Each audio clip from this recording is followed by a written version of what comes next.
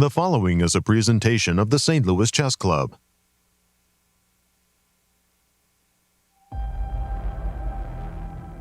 The eyes of the chess world are focused on the Superbet Rapid Blitz Poland in historic Warsaw. With one round under their belts, players were ready to get back to the boards and hit the ground running. Newly minted world champion challenger Gukesh started off slowly, but has clearly hit his stride, winning 2 games in a row to race up the standings. However, the story of the day was Chinese superstar Wei Yi, who won all 3 of his games to join Magnus Carlsen in a tie for first place. 2 days of rapid chess are in the books with 1 more to go. Day 3 of exhilarating chess, coming up next.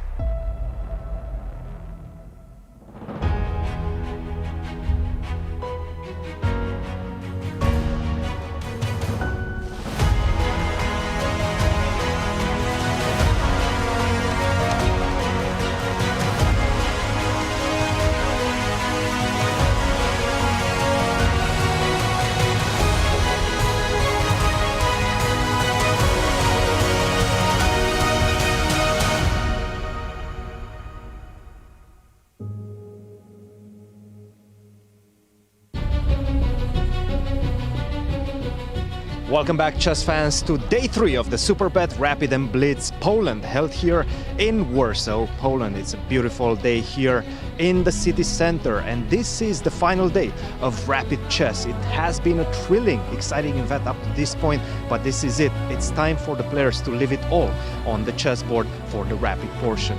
Well, who's going to take the rapid title? Let's go to the studio and find out. Today is the last day of Rapid, and Magnus is tied at the top. Can anyone stick with the greatest in chess? We'll find out today, and it all starts right now. Hello and welcome. I'm International Master Jovanka Houska, and as always, it's going to be brilliant commentating all the action alongside the one and only Grandmaster Yasser Seirawan and our source of all knowledge, International Master Yasser. You did it well. Paikidze. Good morning. Good morning. Good morning. Hello, everyone. Thank you for joining us, and welcome to the 3rd and final day of Rapid Chess. I tell you, day 2 was really something to behold. We saw Wei Yi scoring a hat trick, 3 in a row.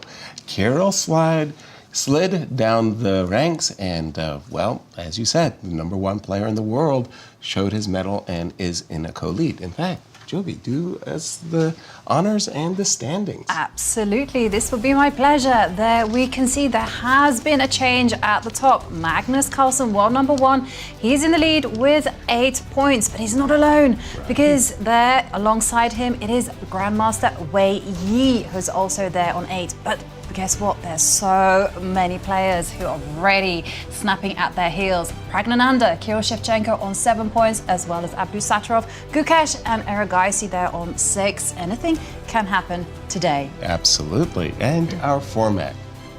Yes. This, as I mentioned, is the final day of Rapid. It's a 10-player round robin, and at the Rapid, they are playing at a time control of 25 minutes plus 10-second bonus per move.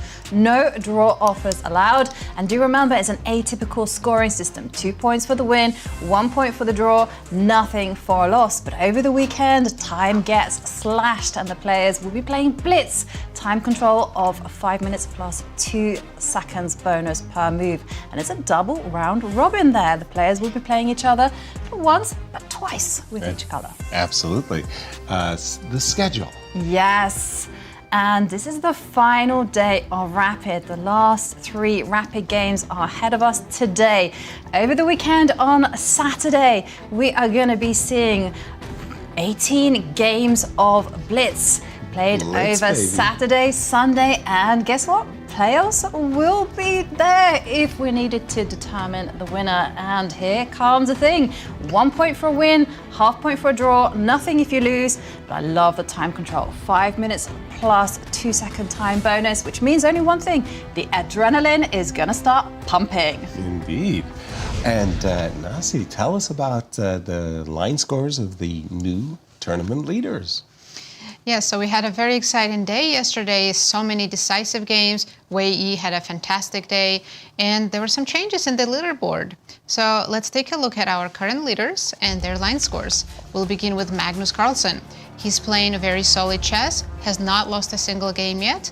2 very strong wins against Nodirbek and Wei Yi. And his co-leader, let's take a look at Wei Yi. He had a different way to the top. To the top. His first day didn't go so well, but yesterday he scored 6 out of 6, perfect score. He defeated Anish, Giri, Duda, and Kirill Shevchenko. We'll see if he can keep up the pace today. And Prag, another player who had a very good day. And the first day he had all 3 results. He was all over the place, but yesterday he finished the day with 2 wins against Giri and Vincent. And he will be facing in round 7 the tournament leader Magnus Carlsen. So let's take a look. Between these 2 players, they've played a lot of games. And wow, Prag has done so well. 5 wins against Magnus Carlsen. Not many people in the world can say that. Who's beaten Magnus once? Never mind, 5 times. So it's going to be a very exciting game.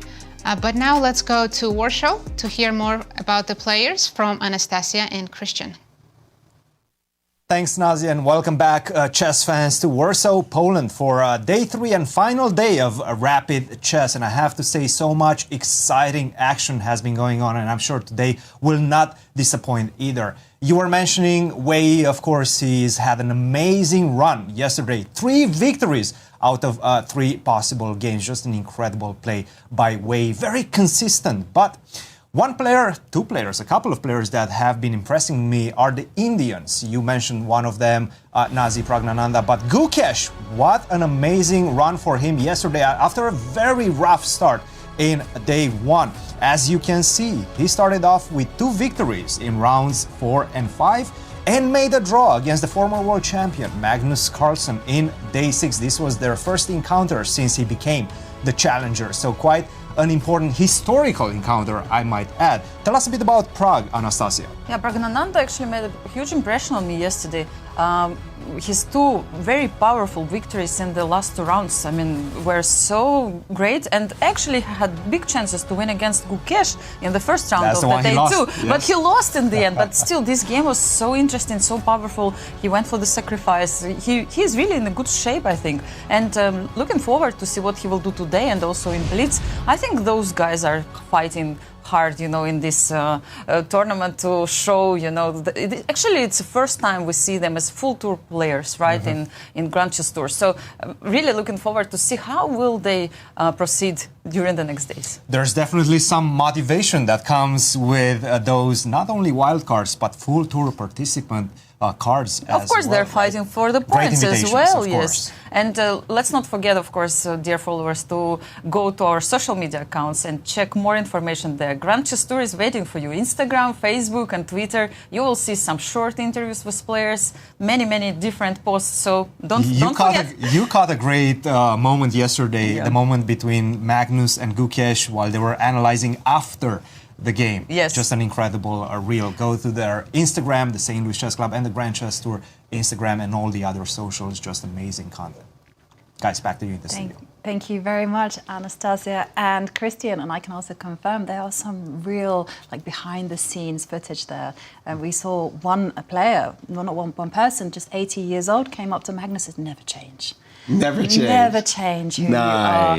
And we do see the players arriving to the board. Wei Yi getting ready with the white pieces against the young Nodirbek Abdusattorov. I just want to say that this round 7 really is shaping up. We've got some great matchups. Let's just do the pairings quickly as the players settle in on the board, because the pairings for this round are just fantastic. They are. Every day is a delight. Vincent Keymer has the white pieces against Anish, Giri. Magnus Carlsen, as we heard, will be playing with the white against Praggnanandhaa. Arjun Erigaisi against Gukesh. Huge and matchup. Wei Yi, our other tournament leader, against Nodirbek Abdusattorov. And Jan-Krzysztof Duda takes on Kirill Shevchenko. And can Duda change his fortunes and share a 7 points by defeating Kirill. And there you see them at the board as we're getting ready for the start of our third and final day of Rapids. And lovely, I hear the applause in the background. I just love that audience, having a live audience. It just feels so good. Yeah, absolutely. Impressive because stage. You get, a feel of the mood, the vibe, and also the fact that people are there cheering for you. Indeed. Jan-Krzysztof Duda, he is the local hero. Absolutely. The Polish chess community will be cheering for him. The bell has sounded and we are off. Let's get started. Still, there's one table that does appear to be missing one player. And I'll give you no points to who might be missing. Fashionably late, we'll call them from now on. Right. But I'm curious about one thing. What is the default time? I think it's something very, very short, like 3 to 5 minutes. It's not, he's getting security checked. But you don't want to mess around. You can get forfeited. I mean, at one time it was 60 minutes. Those days are long, long gone. So And there we go. Here we come. Magnus Carlsen with the white pieces against the young Praggnanandhaa. Quick prediction, because Draw. he can play. No, he can play everything. E4, D4, Oh, C4. E4, D4. Okay, well, D4. D4, C4. It's a guesswork. It is guesswork, and he faces his knights towards his king. Interesting. That's something that Kasparov did Gukesh that. also does. I always had E4. the knight face to the opponent. E4. Well, best by test. E2, Okay, E4. and what do you think from Praggnanandhaa? C5, E5? E5 has been the rage for so long Yes. these days. It's just like everybody has been picking up Are E5. we going to see the bishop come out to C4? Yes, I got that one right. I've Right? been wrong with all my other predictions. I'm very And happy there. And Joko piano. No two knights defense. Knight F6.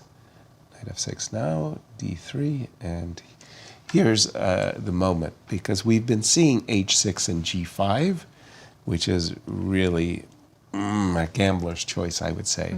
D7, D6, and that does encourage these bishop G5 lines. And not A6. not A5, but A6. A4. A4. Bishop Bishop is going back to A7, which is just a precautionary move, just anticipating that white will eventually break in the center with a D3, D4. I think for a lot of people in the audience, the move bishop A7 is simply perplexing. The bishop is not being attacked yet, and you would think to yourself, well, let white make the commitment of attacking my bishop. Let me play a useful move, castles or H7, H6. The only thing I can say about the move bishop A7 is really these players have put this position through engines, and I mean cloud-based engines that are really extraordinarily strong, and the moves bishop A7 do get pre-approved by their preparation. H2, H3, all very, very standard stuff. Nothing's happened yet. We're going to keep an eye on this game. Nasi, over to you. Anything interesting that you found on the other boards? Yes, I was looking at Wei Yi's game against Nodirbek. Wei is currently our co-leader of the tournament. So we had the bishop's opening. Bishop's opening. And I saw this interesting move, Queen f3. Whoa. It's called the Vienna hybrid variation. Engine's first choice, so of course these players are very well prepared. Neither of them have really used their time yet. So idea of Queen f3 I'm trying to figure out is that instead of course, developing knight on f3, where it typically goes, we're going to play knight e2 and knight head into g3, and we already have control of the f5 square, and queen is helping. So h3, necessary move, otherwise bishop g4 can be quite unpleasant.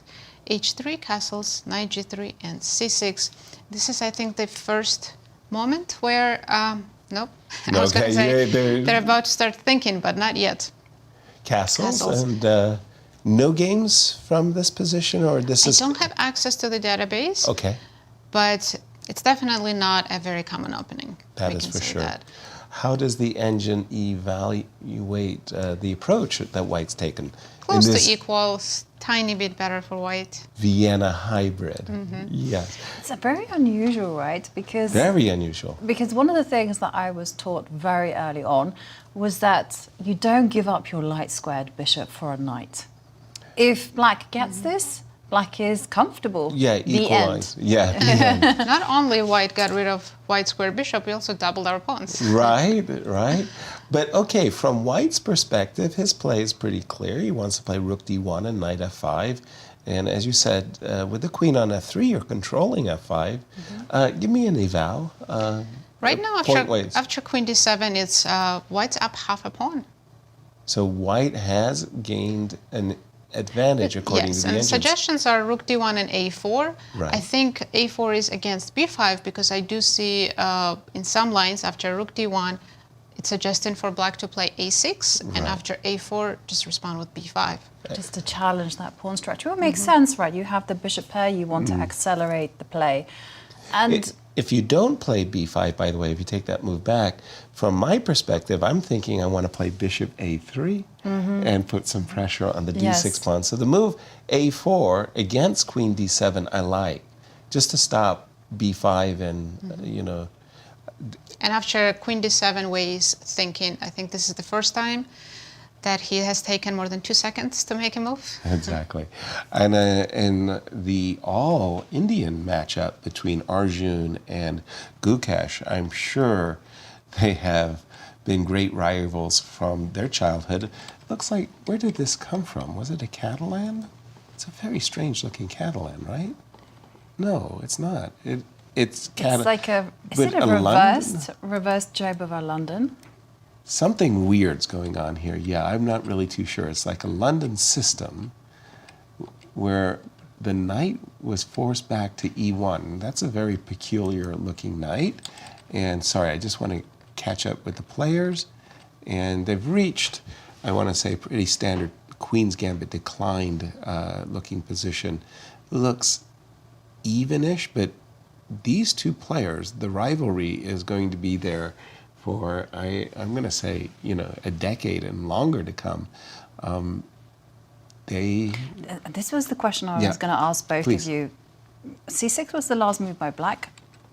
The first move that I would consider is capturing on e4. Which happened. Which has happened, because here you have the opportunity to change the pawn structure. And yep, the players are actually thinking along the same lines, knight c5, and you're attacking 2 pawns. The training is working. Very good. It's always been like that. Yeah, right. Okay, good to hear. I'm not that afraid of losing the b7 pawn. I mean, you can see that the knight, you know, it traverses all the way there. I'm much more afraid of losing the e4 pawn, however. So 2 things come to mind. First, strangely enough, is the move e3. Kind of just like that, you know, like, again, you can take this pawn on a b7, but I'm sure after a move like, I don't know, queen b8, I'm going to get something. But the other move that I wanted to ask is like knight f5. Knight f5 defends the e4 pawn, right? Yes. While simultaneously attacks the d4 pawn. You can take on b7. Shall we have a look-see? Yes, although that's not my first instinct. Yeah, Well, let's go for it. okay. Let's take on b7. And I was going to take on d4. So I'm looking at this pawn. I'm still eyeballing the opportunity to play e3 and, I don't know, rook b8. Okay, and let's have a look at this ending. Like queen takes queen. Knight takes. Knight now takes. That's a check. And now, Alert. yes, that is a check, and this knight Alert. is very annoying on d4, defending c6. You might- So let's just move the king. I like this one. And I was going to ask you about this particular ending. Knight takes pawn. So say you get this type of position. Sure. Rook takes c6. Rook takes c6. So a lot of people will be like, well, you know, you have this pawn imbalance, like 2 pawns on the queen side against 1, 4 versus 3. In this particular case, the strange parts are both of the knights are very woefully placed. Like, this knight might get trapped, this knight. So you put the knights back on f6 and c3, and in principle, the queenside pawn majority is a favorite for white. This one, I'm just going to call it balanced and say, I don't know. But there was rook b8 also as a consideration. The current position, again, I'm sorry, just going to refresh to get the current position. Has he played knight f5 yet? Not quite. But it's Gukesh. Yeah. Somehow I don't feel like Gukesh plays knight to f5. Where possible, he will be calculating e3. e3, yeah. This is a dynamic move. Exactly. And there is even, I don't know, weirdly, perversely, b6, knight takes. It's a good time to pause and reflect on the position, because there are a number of, I find compelling possibilities for black. e3, knight f5, and possibly even b6. Nasi, over to you. Where's the action? I will show you this game between Duda and Kirill Shevchenko. They have also a very interesting opening. It started as some variation of Catalan. We saw Duda start like this yesterday. I can't remember against whom, but we had a very similar opening. But here, black chose to take on c4. And we got to this point where black just straight goes to h5. Wow. Let's stop development, not worry about that, go for h5. Knight takes, and h4. And here, Duda played move that, if this was an online game, I would think it was a mouse slip, because he played d4. What? What? I was thinking d3. Of course. But he played d4, and I mean, as a Catalan player, I know that sacrificing a pawn is very okay, but here I don't know what his idea is exactly. Queen takes. He must have eyeballed knight a5 and thought, I'm going to play knight takes c6, knight takes b7, or bishop takes c6. Right, but Maybe black does have a very this. good response, bishop d5. That's nasty. c6 is very well protected. Of course, we do not want to take on b7.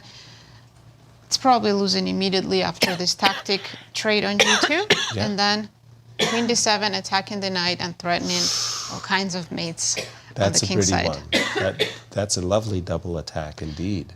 So we'll see. Kirill is thinking he hasn't taken the pawn yet, because during the game, you cannot be sure if your opponent is bluffing or if he actually has something prepared. Exactly. Can we have another look? Queen takes d4, please.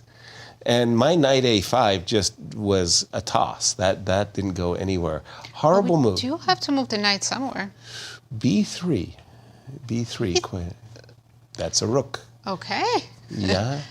You take the rook. All right. You're in the mood for sacrifices today. Well, it's early mornings. Bishop b2. Bishop b2. I do get the queen for the two rooks, but you... I would probably grab another pawn before giving up my queen. Exactly. Computer does not want me to do that. It wants to win. It doesn't want to lose. Rook a1. Yeah. Takes. You've got two rooks and two pawns. I don't believe it for white, but I don't believe knight a5 either. I think d4 was a bad move. Yes, and computer agrees with that. Also, I think after b3, I actually don't have to take and have better options like queen g4. We have an open h file. I know. h2 is extremely weak. Queen's going to h5, knight's coming to g4. I mean, this looks like a checkmate coming quickly. So, right. Really. Oh, and Kirill did not accept the pawn. He played bishop h3 right away, did not take on d4. But Duda played the move d4 very quickly, judging by the times. Yes. So the bluff worked. The bluff worked. Sometimes you just make a mouse slip. Okay, bishop. Nothing's wrong with bishop h3. Let's be perfectly frank. You still want to do what you've suggested. You know, capture queen d5 check, and take command of the h file. But it gives white a tempo. So now crucial. Now giving up that pawn doesn't feel so bad. Most importantly, my knight's not hanging anymore. So queen d4 doesn't come with a tempo, and of course I can just play rook d1. And pretend I have compensation for the pawn. But you do have compensation, right? Because black's not developed. Where are you going to put the queen? Queen c5. Queen c5. Queen c5. I can also trade and go to the endgame. Oh, very clinical. Yeah, that's that's a cold shower. Yeah, you're not worse. You're not worse. You're not worse. Okay, I just want to turn our, thank you, Nessie. I just wanted to turn our attention back to the game of Magnus, Carlsen, and Prague, because that game is so important to our standings. Magnus comes into today's round tied for the lead, and Prague is a mere, well, you want to say half a point, but a point behind in a tie for third is Prague. When we left it, we had seen this very standard Joko piano, H2, H3, H6, B2, B4, gaining space. So that conversation we were having about bishop A7 is mute because bishop it would have been forced to move anyway. Knight E7, oftentimes in these structures, this knight on C6 is actually misplaced, full stop. It doesn't have good jumps in the center, and so it looks to reposition itself on the G6 square. In fact, this has become such a standard maneuver for black. We even called it the Vladimir Kramnik maneuver, as Vladimir used it extensively in his games. Bishop back to F1.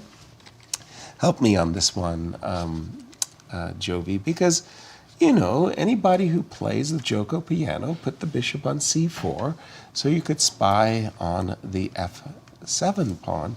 And don't you think that intuitively you would like to, for example, just keep the bishop on C4 and say, hey, I'm on my best square, whereas F1 strikes me as backward. Yeah, it's a different type of position, right? Because the bishop on A7 suddenly has a target on F2, and then also this knight on G6 can jump into F4 if needed. Right. And I'm just thinking, you know, white still has issues here. Magnus is not entirely comfortable playing positions where there's one bad piece. Okay. And when you look at the positions after pawn takes E5, you see this bishop on C1 doesn't have a natural square. I mean, it probably, a knight will have to relocate itself to F1 and then bishop to E3, challenge its counterparts. Right. What I was thinking was that the bishop on C4 is actually on the square that the knight on D2 wants to go. So you could do me a solid favor by allowing the trade. And of course you should not do this, so that the knight on C4, that was the purpose of A5-2, by the way, was to kind of get a little bit of a grip on the B6 square. And as you said, I could just challenge with the move bishop E3. He did not play that. I just want to emphasize that he played a move that I think for myself and a lot of players in the audience, it would go, hey, that's an active bishop. Yes. Why did it voluntarily give up its active place? Well, this was, for me, a very shrewd move, again, by Magnus, because Magnus, again, one of those few players that's using the psychology of playing the person. Because he knows Pragg is a dynamic player, relies very much on calculation. So the question is Pragg's D5, which he was tempted to do on account of bishop to F1. Right. Is it good?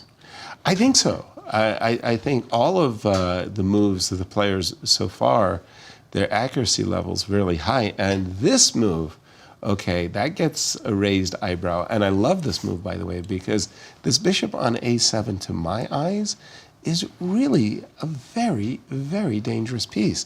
And I like the idea of C4. If you do decide, hey, isn't that a pawn? I'm going to play C5. I'm going to do my best to shut down this bishop and win this pawn back on D4 on my terms, and I want to play against this bishop. So this is a very intriguing pawn sacrifice.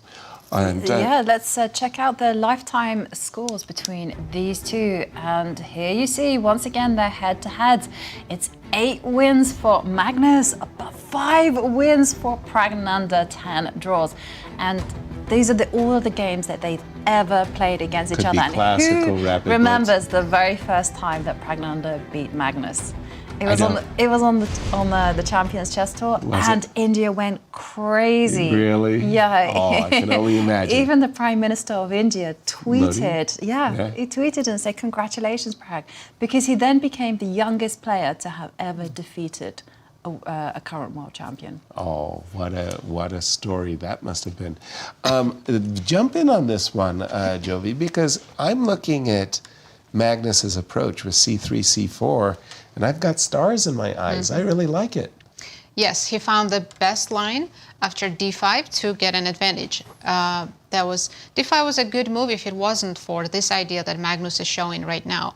E takes, trade, and c4. And like you said, Yasser, it's all about blocking this bishop on a7. So if black takes on d5, we play c5, and white's position is, I would say, significantly better. Arjun disagrees with me, but Arjun says it's only plus 0.60. Not so much. Not so much, right? Surprise. It's still because black can play pretty actively and have some initiative. So start with knight e4. Okay. Would you take the pawn or go bishop b2 first? I'd probably play bishop b2 Bishop first. b2. This was the issue, right?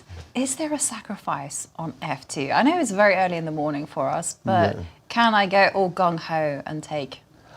That's a very good question, Jovi, because I don't think we can accept this knight on f2 because of a checkmate after queen e3 check, king g3, and we're saying how this bishop is bad. Yes, how can a bishop ever be bad? And you just checkmated our king. Right. So But it's probably an intermediate move because you're not obliged to take the knight, and there's probably rook to e1. Yeah. that's absolutely correct. Rook e1 is an intermediate move, and then we can take on f2.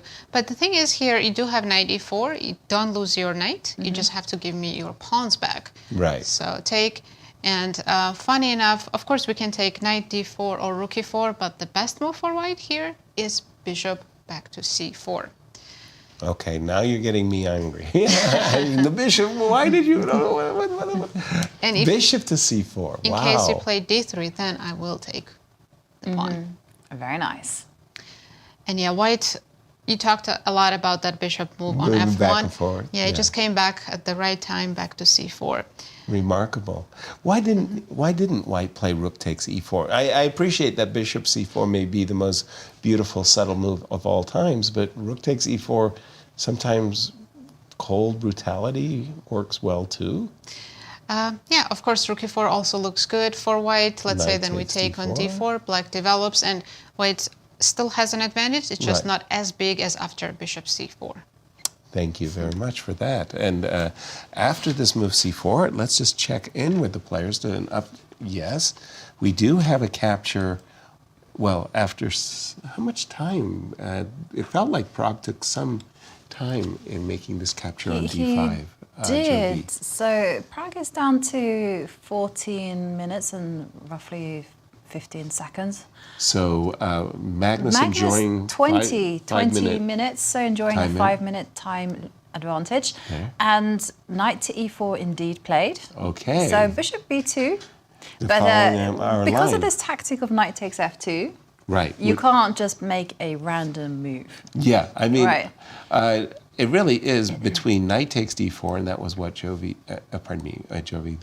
that is what Nasi asked us. Would we play bishop b2 or knight takes d4? I went for bishop b2 just because I wanted to catch up or move ahead with development. The alternative, knight takes d4. Did you have something special way of countering this?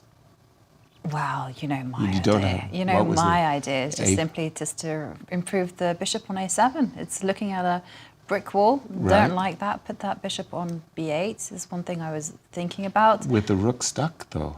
The rook will be stuck on a8. You could play can't bishop. have everything in life. So Why not? Okay. You convinced me. I'm not playing accurately. So then I have to go bishop d7. Bishop to d7. Or maybe I should go centralize the queen. Queen e5. Queen e5. You're provoking me. I know I am. That is a tempo. That is a tempo, but then I wanted to swing the queen over to h5 Gotcha. and start. Just hovering around. Black has a square on e4, white has a square on d4. Knight e4, key moment. Magnus is taking some time here.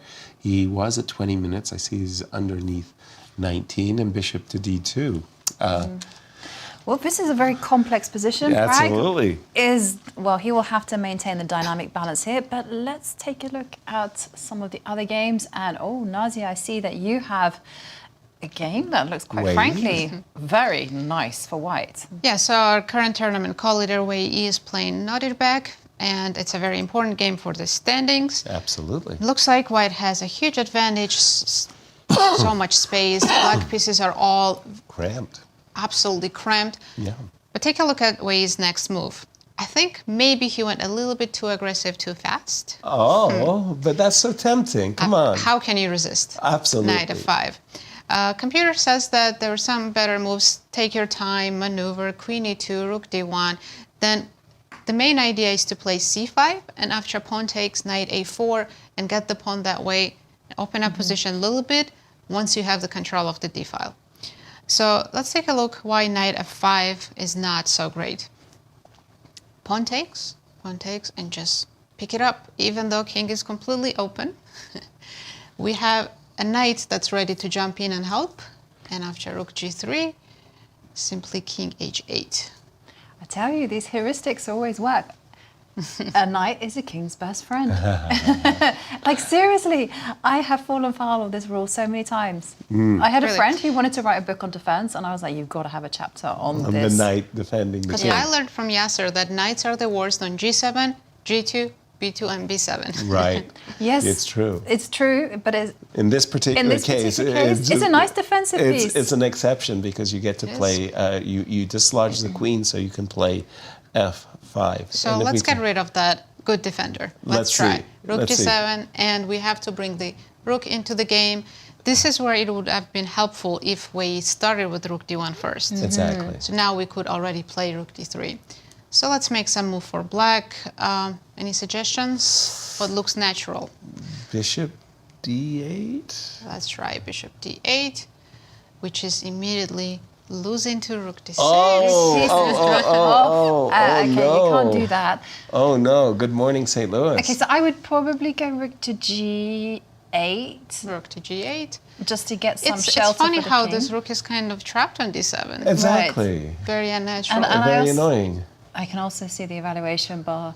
Our silicon overlords are just ruthless, aren't they? Every They- move we make, they go, no. No, not good. Not good. Yeah, I think it's mainly because of this rook. Yeah, the compensation keeps rising here. Rook to d3, easy to play. By the way, as the move knight f5 was criticized by our silicon overlords, I want to say that if I had a student and the student jumped with the knight to f5, I would be proud. I'd Would say, applause. okay, yeah, Yes. exactly. That's Agreed. nicely done. Yeah, Yeah, I think young I would. Palawan. I would as well. You're right. But I might criticize it because you're sharpening up the game.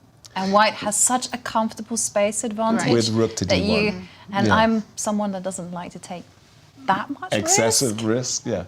Okay, we'll keep our eye on this one. I just want to check in with. No, nothing has happened. So no. In Okay. the Magnus Carlsen go. By the way, one game we neglected. I think it was Vincent versus Anish. Yes, that was the 5th game. And let's Yeah. just catch up. It looks like an isolated queen pawn. No. Now, well, without the isolated queen pawn, Anish is just suffering here. I mean, I'm looking at this move, queen e4, and that's just so overwhelmingly powerful. I'm looking at rook d8. Help me if I'm gone. Knight f8? Yeah, I was making room for the defensive move knight to f8 to cover h7. Otherwise, I just feel like You have to get your knight to f8. Otherwise, grim. as you mentioned, queen e4, setting up the battery. exactly On one. h7, going to be decisive. One of the things I'd avoid is knight c4. Yeah.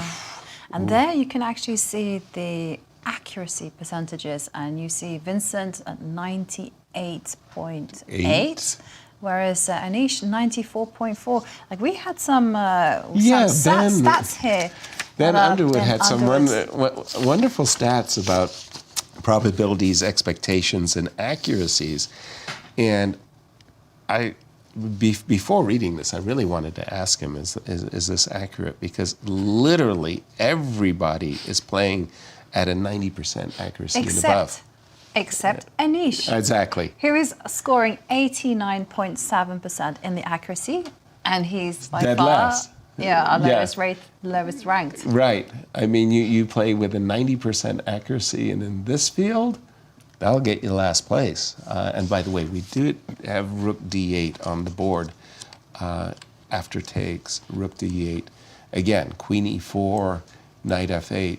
It just feels like this is one of those positions where white is having, I want to say, a cost-free fun. I mean, he's not he hasn't sacrificed anything to get what, for me, feels like a really advantageous attacking position. But the question is, though, to make progress, Yeah. do you have to go all in? No, No. on the contrary, let's just develop the pieces. Bishop to d2, I have rook c1 on my agenda. Okay, and then I go bishop d7 then. And I Start see to- that you want to play bishop c6, That's so correct. I want to sidestep that for just a moment and introduce you to my little friend on d2. Bishop takes h6 is my agenda. Yeah, there's nothing I can do about that one apart from move the king. King h8, King h8. and I continue with my shifting. Queen h5, threatening both queen takes f7 as well as bishop takes I feel h6. like this is just elementary for you. Yeah, Kids, the- kids play. Normally speaking, white has sacrificed something for these types of Yes. advantage. Nasi, jump in on this one, because maybe I'm over exaggerating white's advantage here. It just feels fun. How does the engine feel?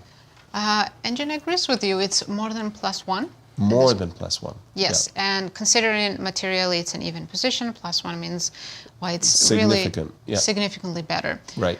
And bishop f4 is the top choice of the engine, followed by rook c1. And then depending on how black plays, we have a lot of ideas. We can play queen e4. There's even bishop e4 just to stop black from developing this bishop, playing b6 and Yeah. they completely cramping black pieces. Yeah, Nice. definitely very pleasant for Vincent. And I'm just taking a look at all the boards, and Yes. I'm really again drawn to that wild game between Wei Yi and Nodirbek Let's do it. Abdusattorov.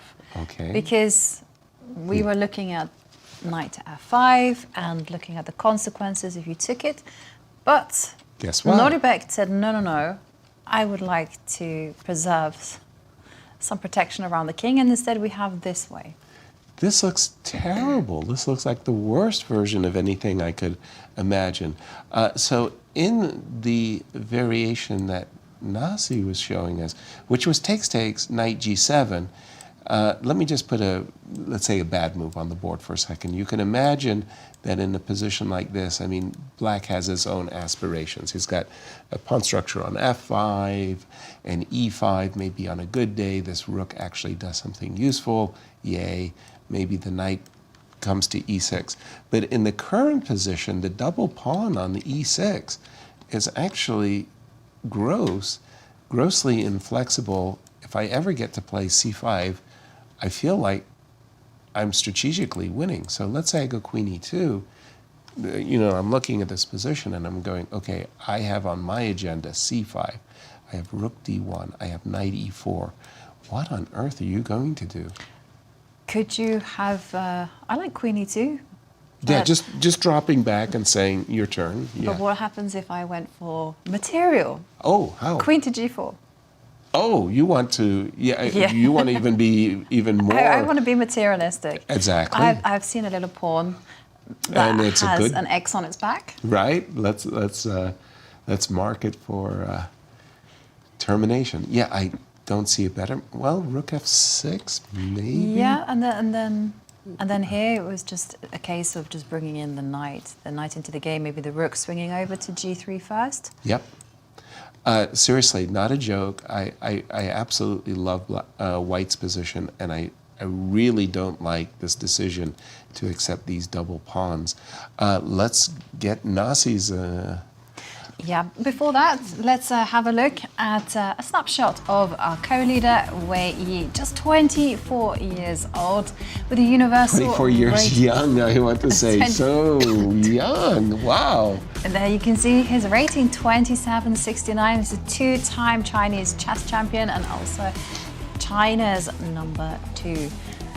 Very strong competitor. And who can forget that he burst into the scenes, Yes. quickly arose, just the tender age of 15, past 2700 rating barrier, and then somewhat faltered, I would say. But I think perhaps that was the misfortune of being born in a country where there's so many strong grandmasters. Absolutely, and he's emerging or re-emerging, if you will. And I just noted from yesterday's interview that he had with Cristian, he's like Ding Liren. He has this wonderfully, very, very soft-spoken. Yes, it was very nice to win all my games. You know, but he captured my heart Wow. when Ding Liren gave an interview about his World Championship preparations, Yeah. and he mentioned that Wei Yi had written to him a poem Really? before the World Championship match, just kind of that's likening not- the two, as one of them's a bird, the other one's a fish, and it was really beautifully done. That's not a part of the American chess scene, you know. I won several U.S. championships, and I don't No think one wrote any... you a poem. None of my rivals ever wrote me a poem. Nasi, jump in on this one. Wei Yi's looking really good in my estimate. I mean, really good. Strategically winning. What does the engines feel about the position? Yes, you're absolutely right, Yasser. Positionally, white is so much better. I would even call it winning position for white. For me too. As we discussed, Nodirbek should have played bishop f5 and knight g7 and gone for that defense. So after king h8, Wei Yi played absolute correct moves. And after rook d1, I really like this idea that he is going after the d6 pawn. Yep. So I was thinking, but what if black just, let's say, makes a move and then defends with knight f5? Sure. I was wondering, is white really going to play g4? No. White has this idea, knight c5. Yeah. And we're finally getting to pick up this trapped rook that's been there for a while. Right. And yeah, white is completely winning here because... And also not only black structure is brittle. You don't have the flexibility. You can't play d5. You don't want to play c5. You can't play e4. The double pawns don't help. It's a very strange pawn structure, right? We have 6 connected pawns and then 1 separated pawn on the king side. Right, I see. So we see... I like to blame people, and I'm going to blame that rook on d7. Right. You're the bad guy. Yeah, it is the bad guy, right? Right. Because of that pawn, that rook. Right. Slide the rook on d7 over to f7. Or to g7, you know. Yeah, right. And then suddenly we was- have dynamics. Yeah. That was my idea with rook f7. I was trying to move the bishop to f8 Right. so I can free the rook, but then I figured I'm still not freeing the rook. No. There's no way out for that rook. It's an absolutely terrible rook, and because of that, white's advantage is plus 1.3. Thank you for that. Jumping back to our marquee matchup for a moment, I was more than curious. And it took Magnus a shocking amount of time. He seemed very, very unsettled after this move, knight e4. I played bishop b2. We were analyzing the consequences of knight takes f2 and rook e1, discovering that they are to white's advantage. Magnus went from 20 minutes to 7. So that's more than 50% of his allocated time. And he played a move that, well, knight takes d4 takes, and we've got a position where he is now down 2-1 on the clock. What is that for Prague? Yeah, so Prague has 13 minutes, whereas Magnus just under 6.5 minutes. And even though he spent a good deal of his time getting here, is he happy to be here in this position? Did he achieve something? I'm have not to sure. ask the question. So a5 Yep. destabilizes the pawn on b4. Do you go b5? Do you just ignore things? Do you go knight to... If I go b5, there is the immediate consequence of queen e5 with a double attack, right? I'm just trying to play bishop takes c5. Yeah, so the idea was to go b6, but I see that you do lose a pawn, and maybe I shouldn't be... Well, I have a much more dirty trick. Don't look at the knight. Do not look at the mate. Yeah. Okay. Yeah. Good morning, St. Louis. Good morning, St. Louis. Here you might be required to step back with the knight to b3, but I don't think that's what Magnus wanted. Has Magnus let... I really liked his concept Well, of C4 and C5. he's Has played he a let move. his advantage slip? He's played knight b5. He did? Yeah. Yes, okay. So he is eyeballing knight c7. That's a nice fork. He is attacking the bishop, and he's asking the question, do you want to play bishop b8? Jump in on this one, Nasi, and tell us, has Magnus slipped? Not really. Remember, we were discussing this position that Right. looked really good for white, but we were surprised that engine wasn't giving white such a big advantage. Right. And it was because black had this active play, and Pragg has been making those active moves.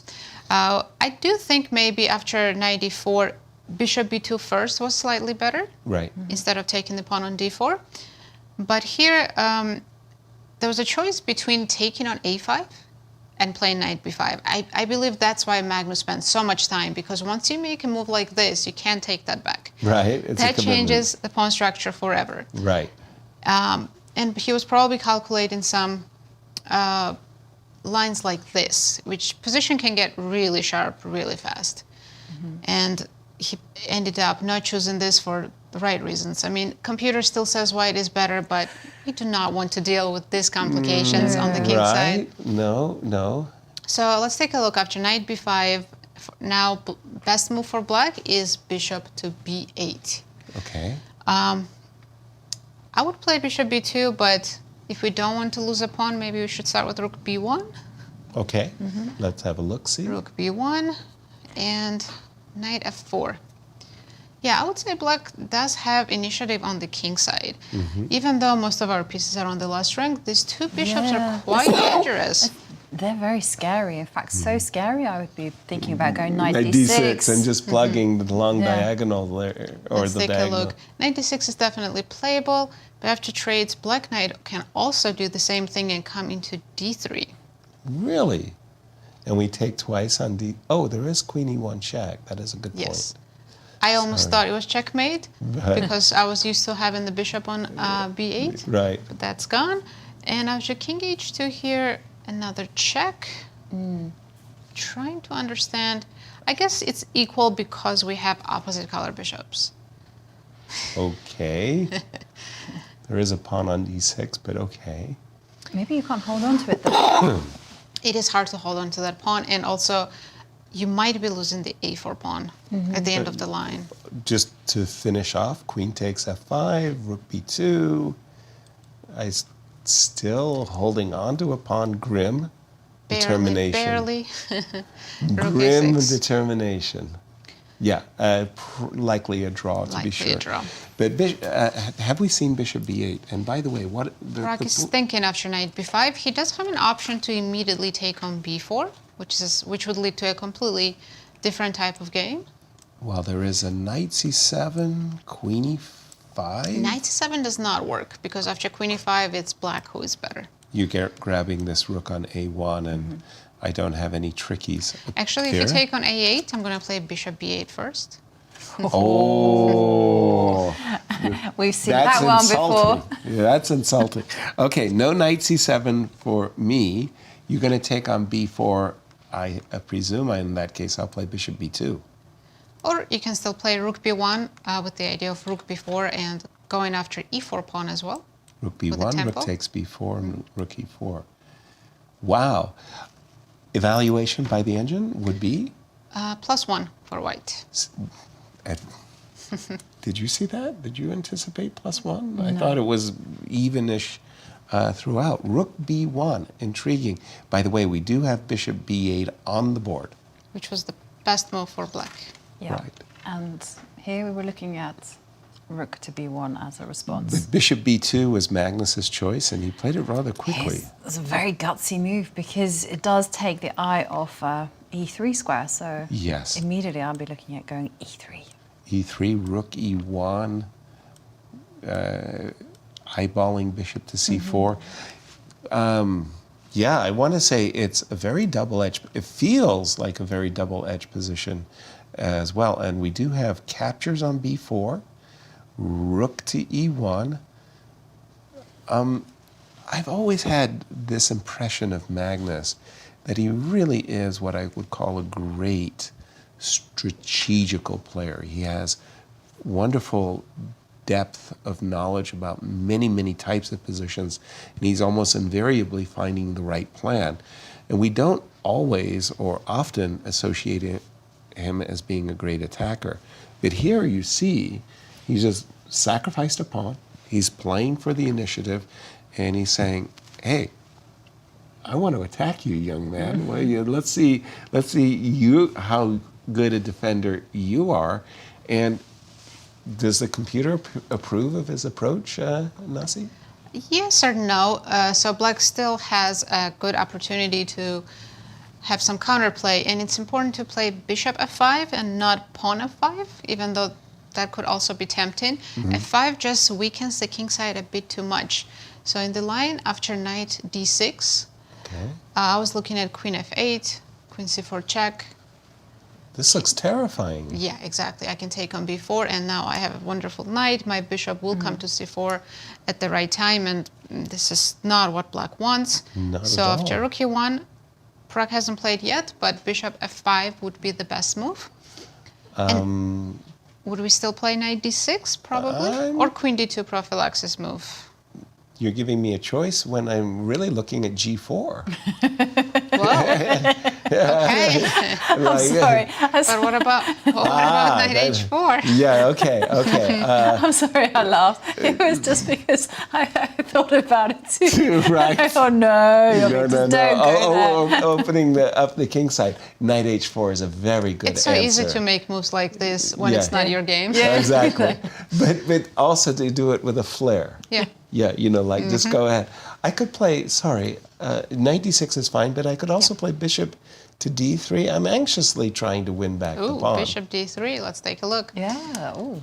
Very interesting. So my natural instinct is to play knight f4, but computer also has the suggestion bishop e5. Very interesting. Wow, So takes. and I take on b2, and I'm not There's a scared pin. of this discovery moves because you're actually pinned. Right, knight But d6. even here, I would think, now I'm pinned. Aren't I in trouble? Knight to Well, d6 you do have and some counterattacking. knight d6 Knight and d6. Oh, right. Queen e5, queen e5. Yeah. oh my gosh, what a wild position. It is absolutely crazy position, and 6 minutes to 5. We'll come back to this game Okay. for sure. What But in the where do you wanna meantime, take us? let's take a look at our other co-leader, Wei Yi against Nodirbek, because We thought that Wei Yi had a strategically winning position, and he's done it perfectly well.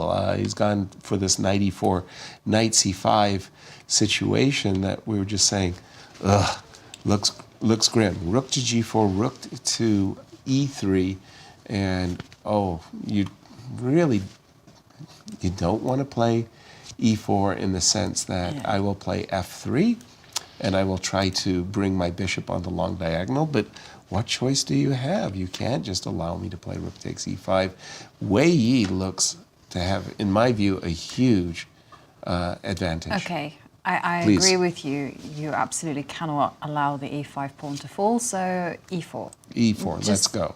Yeah. Grit your grit your teeth. teeth and just hang on for the ride. And By the way, with our spy he's played cams, e4. Yeah. we can see the two players. You've cleverly hidden a camera And in f3, indeed, quickly rest played. area. I mean, it makes a lot of sense. Yeah. Again, you must disrupt black's pawn structure there in the middle. Well, again, what you want to do really badly is you want to play bishop to d4 and establish this bishop on this massive open diagonal. But bishop d4 immediately is going to be met by e5. So with the move f2, f3 is played in the game, you want to win the control over e5. And we have lots of moves, We actually. do have The another players move, and this one for me is surprising somewhat. D takes c4. D takes c4. Okay, it does come with a, fortunately for black, with a tempo. Now here, But here you have rook takes rook, okay. followed. Okay, let's just go for the Sure, greedy sure. approach, right? Let's see if Exactly. that one works. Queen takes c4. Queen takes c4, but I'd always wanted to be able to recapture with the rook. And here I just feel like my king is getting a little bit You're a bit nervous. exposed. Well, nervous is not. Just it's like I kind of like I wanted more, you know, in this particular position. I can play. Let's try another approach for a moment. Just b4. Just cement the bishop on. That pawn on c4 is not going away. Okay. Yeah. Let's have a look. Let's have a look at this one. And now, Anytime you want, you consequences. could take on d1 and away you go. You could take on Take on f3 first. rook takes. Yeah. And okay, well, we have a move. Rook takes rook. Okay, I Queen guess. takes rook, and well, it's a kind of hybrid of our ideas. He just- b4. Yeah, he wanted to make. Oops, excuse me. Wei Yi wanted to make sure that his queen would be attacking c4, so that rook takes d1 check. If that trade occurred, he'd have to give up his attack against the c4 pawn. So he's got this position. Let me just refresh my board, and here we go. Again, the ultimate dream is to get our bishop on the long diagonal. I must say, I like White's position, don't get me wrong, but boy, Black is slippery. This, he really didn't get the full control that I expected. Takes on f3, rook takes f3 very quickly. Jump in on this one, Nasi. Black, remember, was suffering. There was a rook on d7, there was a queen on c8. He struggled to a bad position, but how bad is it? Yeah, Nodirbek actually is coming back into the game, because now if he just plays queen d5, position's closer to equal. I mean, White is still preferable, but the significant advantage completely gone. Where did it slip? It slipped right here. After queen e8, knight e4 was not the best move, so c5? Knight should have gone in the other direction, knight a4, with the ideas of c5. Or in some position, I think knight goes to b6. I mean, it's not easy to make a move like this. Why would you want to put your knight in the corner? Decentralize, yeah. And the second best move was g4. Just to just to keep that knight on g7 stuck forever. Just cement this knight on g7 and then slowly improve the position. Because what happened in the game was Nodirbek managed to just activate his pieces very quickly. And here, rook e3 was also inaccurate. Instead, computer suggests take on d5 first to avoid the current pawn structure that they have in the game, and then go rook e3. And then play f3. So same moves, but include the trade on d5 first. Not to allow d5 takes c4. And the current position has, we did not see the move queen d5. We saw the move e6, e5. And give me an eval. After e5, Arjun says rook e3, and White is still close to +1. Okay. That's kind of what I thought. It's not easy to defend the pawn on e5, right? Jovi, clock time's a factor in this one? I mean, it's such a crucial game. Certainly. Wei Yi, he is hovering around the 3.5-minute mark, whereas Abdusattorov is 1 minute ahead with 4 minutes and a half. By the way, always feels like Nodirbek is ahead on the clock. I don't know. He's a confident player. He is. Wanted to go back to our marquee matchup with Magnus versus Prague. When we left it, Magnus was playing in attack mode, I want to say. Bishop f5, no bishop d3s, no bishop c4s, no knight d6s, queen b3 by Magnus. Says, yeah, I'm a pawn grabber too. I want to take this pawn. Queen takes b4 on my agenda. And yes, I am still looking at knight d6. By the way, this rook on a8 remains on a8. Time a factor in this one? Oh, most certainly. We see Praggnanandhaa, he's got 1 minute and 40 seconds on the clock, whereas Magnus, he has 3 minutes and 20 seconds. So the clock times are definitely going to be playing a factor here, especially because the position is so important. Yes. Queen b3. Nasi, jump in. Well, just you can't jump in that, but was bishop f4 approved? Engine approved? It's not a bad move, but he did have something stronger. Which was? Which was bishop to d7, and after queen b4, bishop to c6, and defend the pawn from that diagonal with the ideas of f5 if necessary to never give up the e4 pawn. Gotcha. Let's take a look at the current move. Not an easy move to make, that shift, because you've already committed yourself a little bit with bishop f5. But bishop f4 was his choice. And for Magnus, should he just be eating the pawn on b4? He can take on b4, he can play knight d6. Probably queen b4. What's the rush with knight d6, right? Indeed. Let's pick up the pawn. Queen takes b4 and ask the question, do you think Pragg played the move bishop f4 with the intention of playing e3? I mean, I think he getting played it sharp. with the intention of just liberating the rook. It's that so you kind say of like move, queen takes b4, rook to d8 type of business? And also, it's no harm in forcing Magnus to calculate e3 at every possible move. That is true. 2 minutes versus minute and a half. Queen takes b4. If you do play rook to d8, which I understand. Queen takes b4 played. And queen d7 came very, very quickly.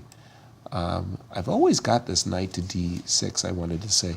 Against rook d8, my intention would have been to play knight to d6 and say, you better give up this bishop. And, well, I'll take it. 2 bishops, open position, feels like advantage white. Did not happen. Queen d7, up to date. And again, for those of you who are joining us late, Pragg is in a tie for third, just behind, by 1 point behind Magnus, and our tournament co-leader as well, Wei Yi, who has advantage, and this is our standings. This is our standings. Magnus Carlsen and Wei Yi, they are currently tied for first with 8 points. Praggnanandhaa and Shevchenko tied for third on 7 points. But just remember that the scoring system is atypical in the rapid portion. It is Double 2 points. points for a win, 1 point for a draw. Nothing. I mean, nothing if you lose. So every point counts. Help me out here. Wei Yi is on a hat trick. He's won 3 in a row. When you go 4 in a row, it's a...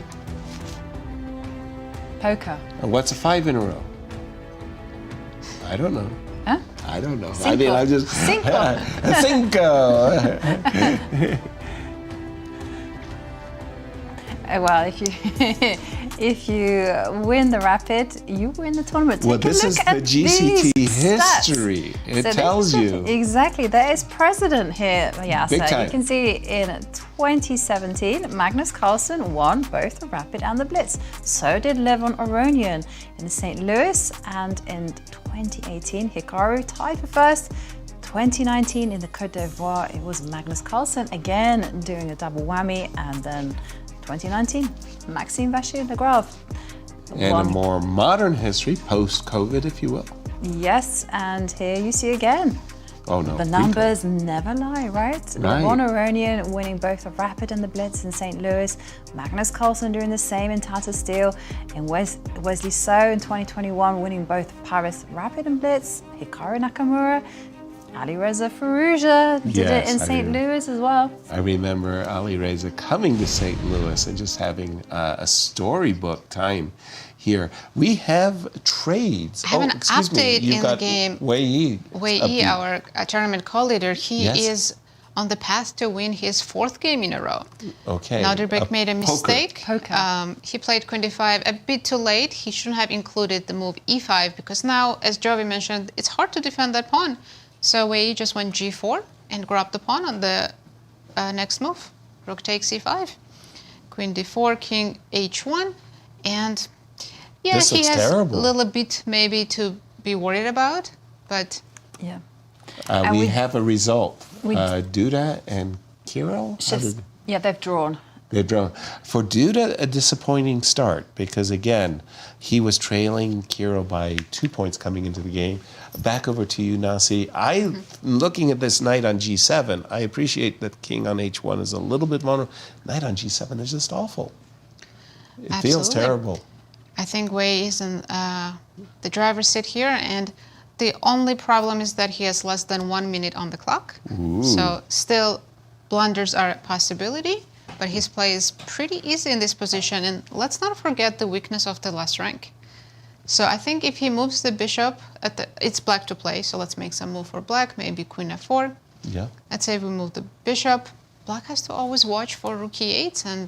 Bishop f6. Anytime we get our bishop on that long diagonal, So it's very, very, very nice. Considering that Wei is under a minute, Yes. I'm thinking, and Nodirbek is completely lost, objectively as well. So Yep. why not just initiate chaos and go h5? Well, maybe not in this position, but I thought earlier. It's not bad here either, actually. Okay. Yeah, black has to try something like that. Passively defending is not going to work. No. h5. Computer says take on h5, but I don't think I would ever touch that pawn. I would just play rook e4, which is also very good for white. Just to shut your idea down and not help you open up the G file. Exactly. Let me just bring that position up because I've been following actually the Magnus Carlsen game. So I'm going to bring up the game between Wei Yi, and we just seen king h1. We didn't see h5, but he did grab his h-pawn. We were having dinner last night. We had a discussion about Bobby Fischer. Bobby Fischer was fiddling with a pawn, and he had been flipping it in his hand, and to his horror, he realized that it wasn't off the board, it was still on the board. He had picked up his h7 pawn. Seriously? Yeah, and it was touch move. So he played h5 and got crushed because he didn't want, but he picked up a pawn that he thought was off the board and was fiddling around. This wasn't in Bobby Fischer's greatest games, I tell you. No, it wasn't a memorable story at all. Bishop back to c5, and it looks like Wei Yi under a minute, but so is Nodirbek. Wow. And things are getting very, very, very nervy here for black. Queen to e7. Queen to d7. Queen to d7, pardon me. Okay. I'm just dreaming. I have this dream of just putting my bishop on d4 and He grabs another pawn. The training is working. Look at this. Queen takes c4. Again, for my eyes, I consider the move bishop to d4 a massive strategic threat. Rook f6. To f6. As if I don't agree. Well, there's some ideas of queen to d1 jack and... Which is why I would play bishop to d4 to stop the move you just suggested. Queen to d1 check. But with my bishop on d4, oh my goodness, do I have a gift. 20 seconds for Wei Yi. He has to hold his nerves. Bishop d4, beautiful consolidating move. Protecting the king and... This feels to me like he's well on his way to his 4th victory in a row. Can he hold his nerve? That's what it's about. Well, that is the issue. It's when the clock starts ticking down and adrenaline just starts pumping through your veins, and then you can lose your nerve. Queen to d3 check, and just repositioning the queen to even a much brighter square. Very king to clinical. g8. I know. But these guys, their accuracy is through the roof. It's extraordinary to me that even when they just have minutes on their clock, seconds, and they're inevitably finding the best. I can see now that everyone's still playing. There's just seconds left on the clock. Only one result so far, just one draw in this round 7. Queen c4 check, and very quickly came king h7.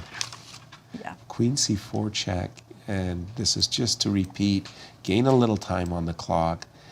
White's nursing not only a positional advantage, but an extra pawn as well. He's reaching for his rook. Rook to e4.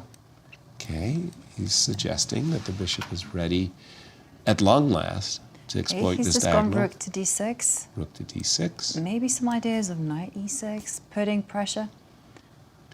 And if Magnus draws against Praggnanandhaa, this means that Wei Yi will be our sole leader. And knight e6 has been played. And there you do see on the camera that Magnus and Praggnanandhaa, they're just simply shuffling the pieces, and a draw is going to be agreed between the two. Yep, here you go, handshake. Wow. Wow. And this does give Wei Yi a chance to be a clear tournament leader. I'm very surprised by the move queen c4. imagining a little bit of nerves going on here for Wei Yi, because in my opinion, his queen should actually very much be on the e3 square, not the c4 square. And now you can see that h5 has been deployed, which means only one thing. You know, Nodirbek is doing all the right things, just initiating chaos. Queen e2, attacking the knight on e6. I'm not sure that move h5 was very well timed. It feels to me like you just gave your king, That's true. exposed the king. But Knight when your takes opponent d4. only has 11 seconds Seconds. on the clock, you've Look got at to go this. for broke. And He's just banging out. Knight takes d4, and he's saying, my king is not exposed. Rook e7. I have queen d5 as well as rook d2. yeah, and you're going to meet rook to e8 check with king to f7. That's very important. So So we a see trade. a trade of rooks, and yeah, this queen and pawn endgame, for sure, it's winning for white, but not so easy when you just have seconds left on your clock. Well, there is a perpet in the position. And whoa, Wei Yi played, did he do that Yeah, right? he With did. 1 second on his clock? He did. He was down to, he's got 11 seconds. He gets it 10 seconds.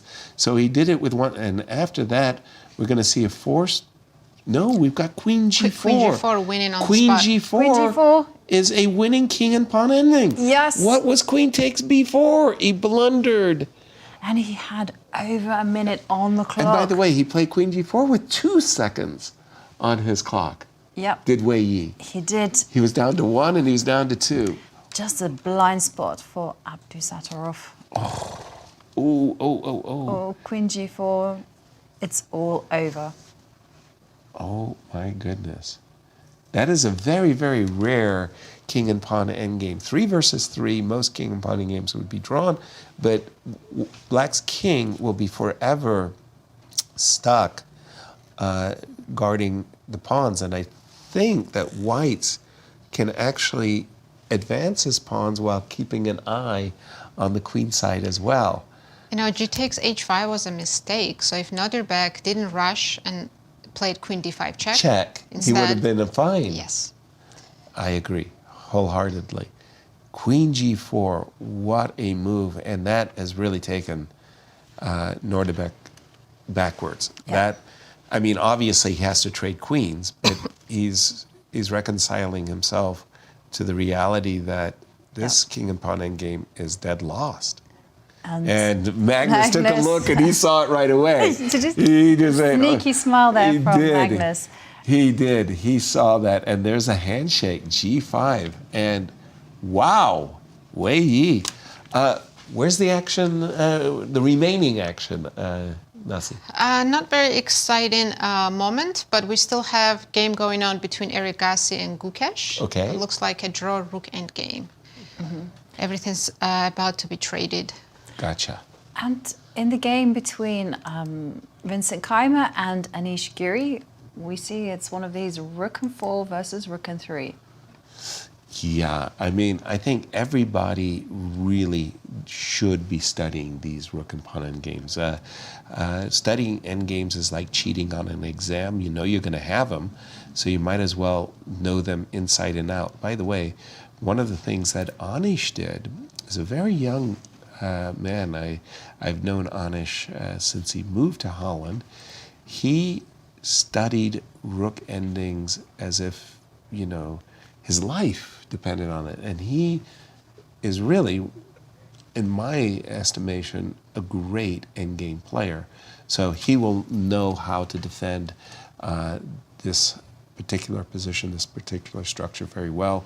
Do yourself a favor, study your rook endings.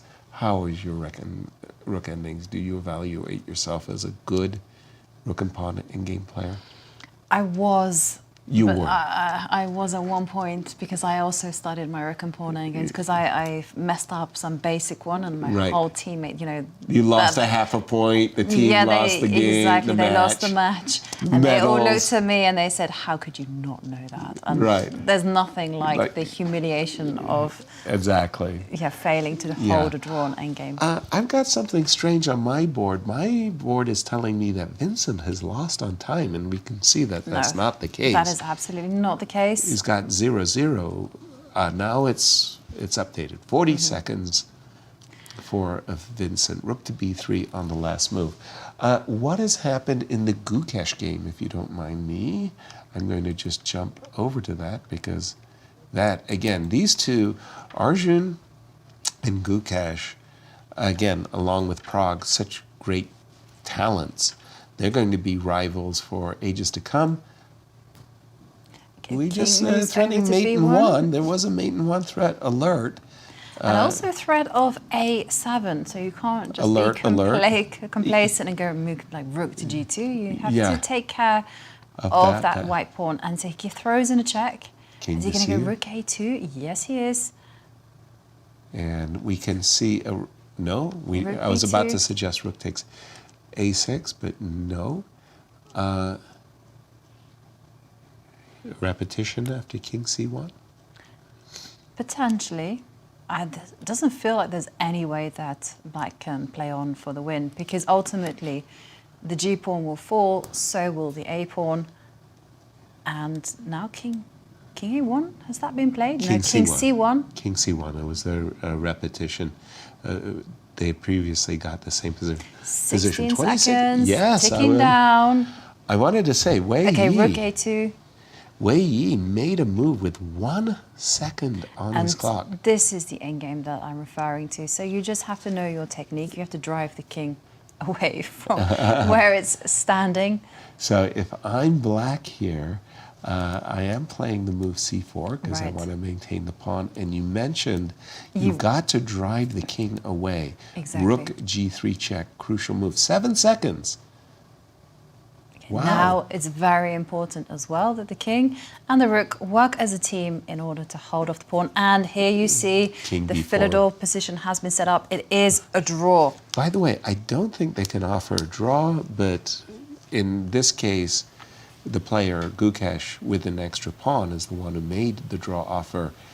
And we have our remaining final game of this very eventful, important round 7. But a disappointing position actually for Vincent Keymer, because we caught up with it very early on and we were like, Anish is in big trouble. Yes. It looked very elementary. And now Anish finds himself in this particular position where he has good chances to draw. Yes. And by the way, he just played the move Rook H1 very quickly, did Anish, as if, yep, the one thing I'm not going to allow you to do now that you've defended the F4 pawn is I'm not going to allow you to improve the position of your king. King H4, King G5, so Rook H1 was played. Rook F1 played, making sure that the king doesn't escape to H4 and try to position itself Exactly. on G5. Now here you always, you're looking at moves like G5, you're looking at moves like F6, and when they don't work, you play King E6. You just wait for white to prove his advantage. Rook check, King E7. Clock time's a factor in this one, Jovi? Yeah, well, Vincent doesn't have too much time. 23 seconds, ticking down, but he can make many moves Yes. at liberty. Whereas for Anish, he has to be a lot more precise. Anish has just 50 seconds on the clock. But they do get that 10-second time bonus per move. Nasi, I let you off the hook. I put Jovi on the hook about rook and pawn endings. How about yourself? Did you put in the hours to have excellent rook and pawn endgame technique? Well, if you remember my match against Jennifer Yu in the American Cup, Yeah. I lost this exact endgame they're playing. Oh, no. So, no, I have to study my rook and pawn endgames. But Okay. how did you lose? Very carefully. Yes. There was one moment I moved the king to the wrong direction. I moved it in front of the pawns, which is logical, but counterintuitive one opposite to the pawns was the correct move. Yeah, okay. No, because I was curious, because those are the kind of traps that these players themselves could fall into. You don't have too much time on the clock. And we'd see Anish clicking down to 4 seconds before he played the move. And at last, King H4. Somehow, We're gonna power see to him. King on G5, so? Yeah, the king on G5 is definitely progress. Right, and then you can go E6 as well. if you're not. Well, definitely, and that's why we see the move rook a5 to rook prevent. a5. Now the rook comes over to b6. And now we go rook to the 7th rank. Yes. Rook to the 7th rank. He's And the idea behind that, nope. You can wait. Yes, he's building up the clock time. But rook to the 7th rank. E6 again is not an immediate threat because the pawn is pinned. But what you want to do is play rook to e7, which he has done, following it up with f5. And this is getting a little bit nervy here. Hold on, you do have rook takes e5. So You do. after f5, take on f5, take on f5, and it's remarkable. You're in time with the move rook takes e5 to make a drawn king and pawn endgame. A narrow escape. I didn't think Vincent was going to get this far, but I don't think it's enough even so. No, definitely not. It's still a draw. Yeah, but you still have options. Like for instance, you go rook e8. Okay. Rook e8, and you move the king back to h4. Okay, so king h4 played. Right. So I would probably just play king f8 and just make sure. I don't want to allow e6 at a very unfortunate moment. Yeah, e6 is a massive threat right now. Exactly. I wonder whether he's thinking about going rook a6, king A6. f8. King f8 to me makes a lot of sense. He's Rook a4. Okay, attacking Whoa. the f pawn. Alert. If I play e6 and you play rook takes f4 and I play king g5, you move your rook. I could play rook takes f7 and potentially get into a winning king and pawn ending. He didn't do it. He played king g5 and they've just repeated the position for the time. But there was a brief moment there. Mm-hmm. By the way, one of the great modern rook and pawn endgame players I truly admired was Viktor Korchnoi. And you could study his book on rook and pawn endings, and it was really a magnus opus for rook and pawn endgame fans. King h4, and it seems like every generation we have Sam Shanklin, who wrote a book on rook and pawn endgames as well. Rook to a4. And unfortunately for Vincent's fans, You can try e6 now. I would. I would definitely try e6. And White's not risking anything, so why not? Drop the king back to g3. King to g3, we will play rook But check. the whole thing with grinding is that Yes. you do this type of stuff. You go king g3, you put your king up to g5, Right. you dance, and then at the last minute, you've tired your opponent out, and then you go e6. Right. King f8. Now that move I've been waiting for some time to just sidestep every potential of e6. And now, especially with the king cut off on the 3rd rank, if the king tries to move to e2, so you can play rook to d3, then I want to harass the pawn with rook to g3. It feels like the likelihood of a draw just really increased in the last half a dozen moves. Well, he can break the line by going rook to e4 and then rook e3. True that. King steps up. I'm thinking that when you do that, I'll have a g5 way of making a break. Should be enough. King e2. Rook to g3 instantly? Instantly. Why is he hesitating? Why is he hesitating? He's reaching for rook g3. Yeah, easy draw now. Easy draw. Yeah, that there it goes. Whatever opportunities, they're no longer there. Yeah, as long as you prevent the white king from infiltrating the black position. The way you do it is you go rook f6 with the idea of e6 and rook takes g6, and then just as you say, then once you've done that, then you try to get your king active. But these long grinds. King f8. I think this is very important move. I agree. I like Because that now move a your lot. idea is no longer Yeah, relevant. Rook exactly. f6 to go e6, king g7. Agreed. That's exactly was how I lost. I didn't put my king on g7. And my opponent did rook f6, e6. Yeah. Oh. So what you're saying is from now on I should study Jennifer Yu's rook and pawn endgame techniques. Yes. She should write a book. And we do have king to e4. Well, as we wind up an eventful round 7, we just have to say that the hottest player in chess right now, once again, is our new tournament leader. Wei Yi, winning 4 games in a row. That's 8 points by these double points you get for winning in the rapids. 8 points in a row. Very impressive. Very. Very good game by him as well. He let it slip There were moments just as back one and is forth. wont to do, but in the end, I think it was a very impressive opening choice. And here we do see Vincent Keymer trying to grind out a result against Anish Giri, but Anish showing flawless defense.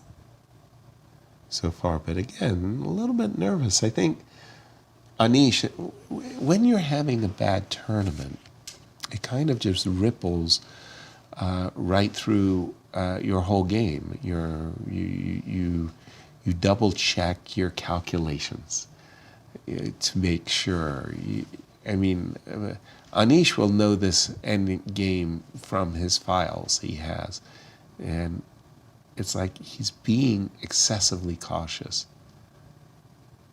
Okay, king is coming Vincent, around to c3. What are you doing? Your king is going to where? B4? b4. Trying to confuse our poor commentators?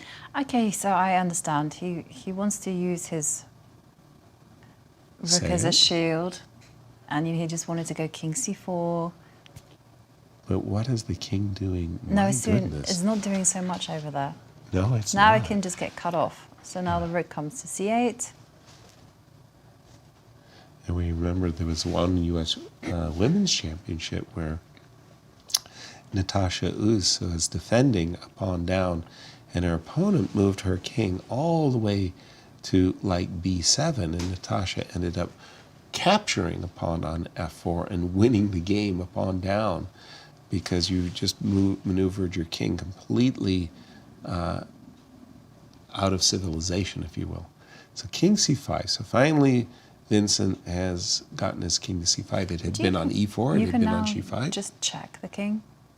Yes, that's fine. But here, king e7, king e6, king f5 would have my attention. Like, if you're going to play badly, maybe I should play for a win as well. Rook c8 check. played. Okay.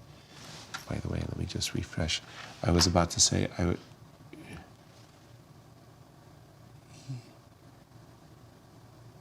Incidentally, we've just been told it's even a draw if you trade off the rooks.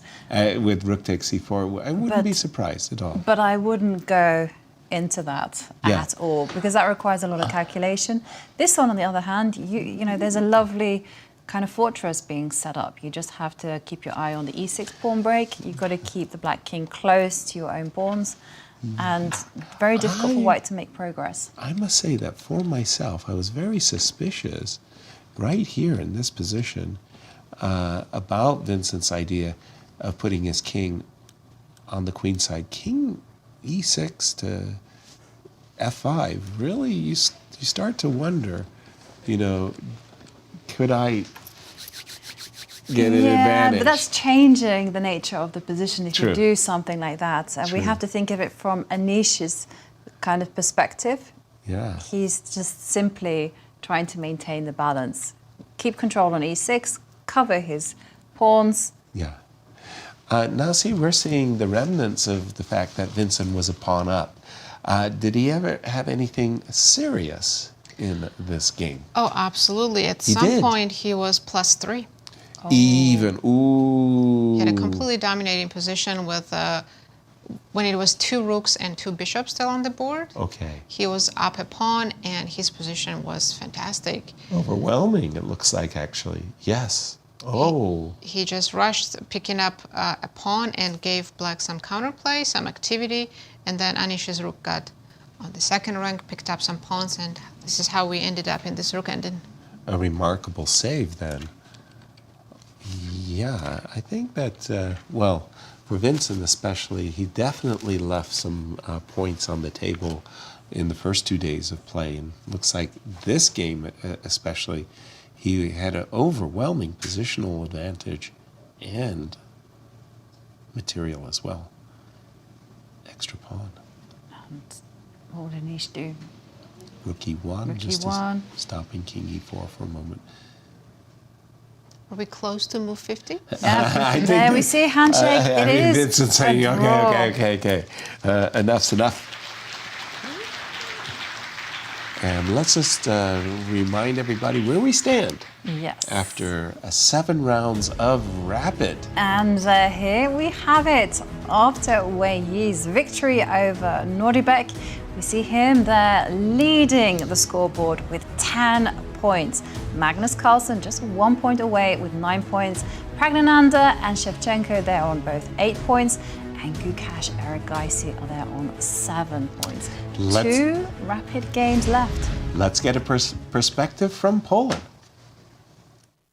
Absolutely a brilliant struggle between these two players that you guys just witnessed. And there were a couple of key moments that I want to highlight. First of all, it's a very difficult tournament for Anish. Anish is just simply not in shape. He's really struggling. And whenever you're struggling, you feel like you're playing the best chess players on the planet every single game, right? And you cannot find your form. And he's not playing the only tournament here in Warsaw. He plays in 2 events at the same time. I was just chatting with his second, Erwin Lamy, and he told me that he was playing the other day until 11 p.m. Yes. You know, he should play today 6 rapid games in the evening. I mean, it's not an easy job. It's a dangerous game to play, but he's doing it. Take a look at this moment.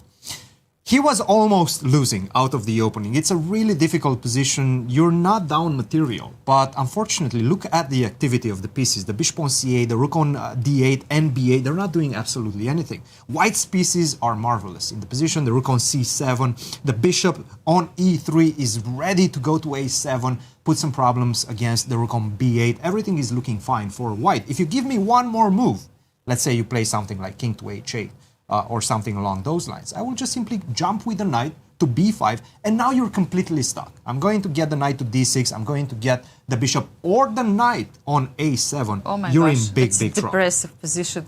Absolutely depressed. And this is where Anish spotted the moment and set up not necessarily a trap, but tempted White, tempted Vincent to take the pawn, which he more or less had to do with knight takes e6, bishop takes e6, bishop takes b6. It still looks absolutely amazing. But Anish found this nice move, g6. Hey, take another pawn. Yeah. And he shouldn't Invited. have. Yes, he shouldn't have, because after he took on a5, first of all, he just had to play some very normal move, maybe king to f1, get the king out of dodge, out of this bishop to c5, because after bishop a5, b6, bishop c5, everything comes with tempo right now. And black gets some activity. It's very nice position for black compared to what it was 5 moves ago. If you go king f1, try to stay close to the center, I just simply go bishop to e3, I'm going to pick the pawn on f4, and that's just going to give me a lot of play. Yeah, Play that I suddenly didn't black have. has some chances, right? It feels much more comfortable, right? But take a look at this. Anish fought very, very well. And then it was this moment that you guys caught on camera where Anish hesitated to play the move king to g7. He wanted to play king to e7 first. It was very late in the game because they played this endgame for so many moves, as they should. At this point, this was the moment, and he wanted to play the move king to e7, which in fact would have lost the game. After king to h4, and bravo Anish for stopping yourself and going king to g7, because it wasn't an easy moment. Yeah. After king to h4, my king invades and goes all the way, zigzags, all the way to g7. Rook to h1, for example, if you go king to g5, rook g1, I will give you the pawn on g4, You Yes, take it. but I you go take with on my king. f7, yes. That's it. Game And over. it's lost, He yes, would after have that. lost this. He was a second away. But what an important losing this moment, you know, sometimes when you're already about to make a move and you understand that it's wrong, to go back and just, you know, think again if you have time and play another one, which is not losing. Absolutely. And what about Nodirbek? You were in the playing hall where he made that huge blunder, allowing queen to g4. Yes. I was there. He had more time than his opponent. Wei Yi actually made a few moves with 1 second on his clock. It was just crazy, and it felt that Nodirbek is actually will make a draw in this game. And suddenly queen g4 came, and you could see that he understood that he is losing, and it took him 20 seconds more, let's say, to calculate all the lines and realize what's going on. And on the next board, the other game just finished between Magnus Carlsen and Praggnanandhaa. Magnus also missed really good chances to win that game, and again you could see all this disappointment on his face when he realized that Pragg is making a draw, that he will lose the pawn on b5. So guys, actually all these you can find in our social media accounts. I caught those moments and we have them already, so run to Grand Chess Tour Instagram account and you will find it there. It's about the nerves, it's about managing the pressure. And we have 2 more games to go in today's rounds until the end of the rapid portion. Guys, we're going to go on a short commercial break. We'll be back shortly.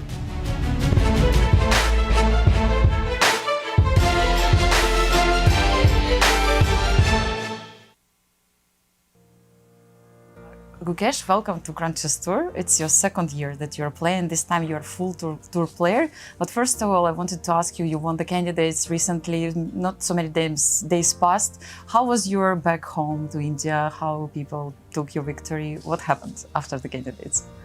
Yeah, it was, firstly, it's very nice being here in the Grand Chess Tour as a full tour participant. And yeah, the candidates was a very special tournament for me. And yeah, since the time I went back home, there have been lots of support and love.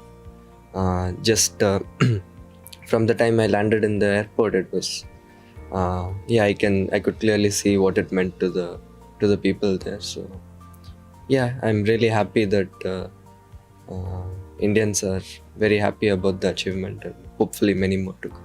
Did you have any time to prepare for the tournament? I mean, with all this celebration, you know, so much attention to you.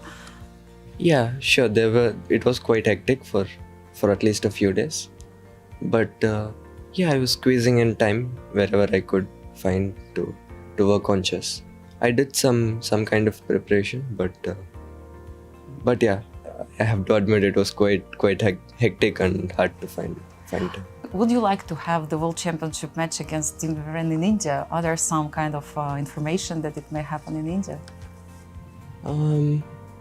Well, I don't really have a say in where it will happen, but I mean, anywhere it would be nice to play the match, but yeah, India would be very special. The general growth for the game in the country would improve, and yeah, I'd be really happy to play in home as well. Yeah, coming back to Poland now, we are here, such a great field of players. Whom are you looking forward to play against in this event? What are your goals? Everybody is like very strong, and it'll be a challenge to play each and every game, but always special to play Magnus, I guess, especially in faster time controls. It's a huge challenge, so yeah, I'm really looking forward to see how I can fight with him. We are also looking forward, and all your fans as well. Thank you so much, Gukesh, and all the best of luck for you in the Grand Chess Tour. Thank you.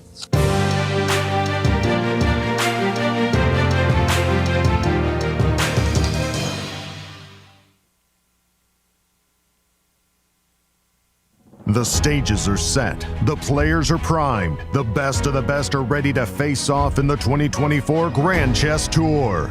The top players in the world prepare to battle across 4 countries for a $1.5 million prize fund. Everything starts in Warsaw with the Superbet Rapid Blitz Poland, then off to Bucharest for the Superbet Chess Classic Romania. The players then travel to Zagreb for the Super United Rapid Blitz Croatia, The tour concludes with back-to-back events in St. Louis, Missouri, the chess capital of America, for the St. Louis Rapid and Blitz and the Sinkfield Cup. 9 players will go in, but only one can be crowned champion. Who is prepared to make history? Get ready for the return of the Grand Chess Tour.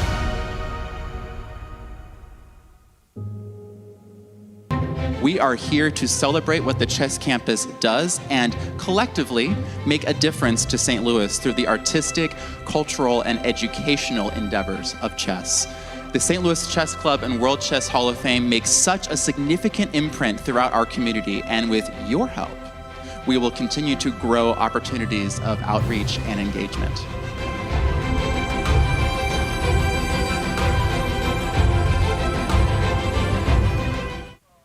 I'm Grandmaster Maurice Ashley.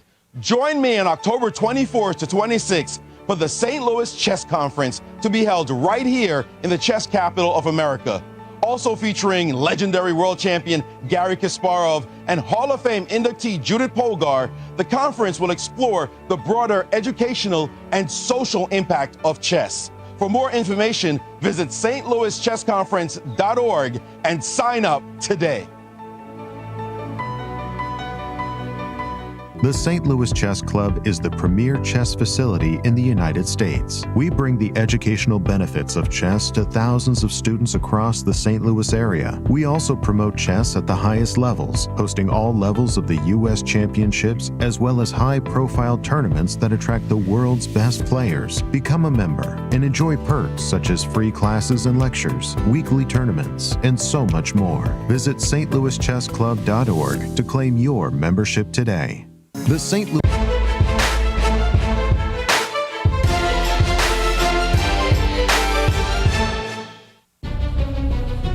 Hello and welcome back, and it's now round 8 of the Superbet Rapid and Blitz. Been an exciting start already, but let's take a look at the pairings for round 8.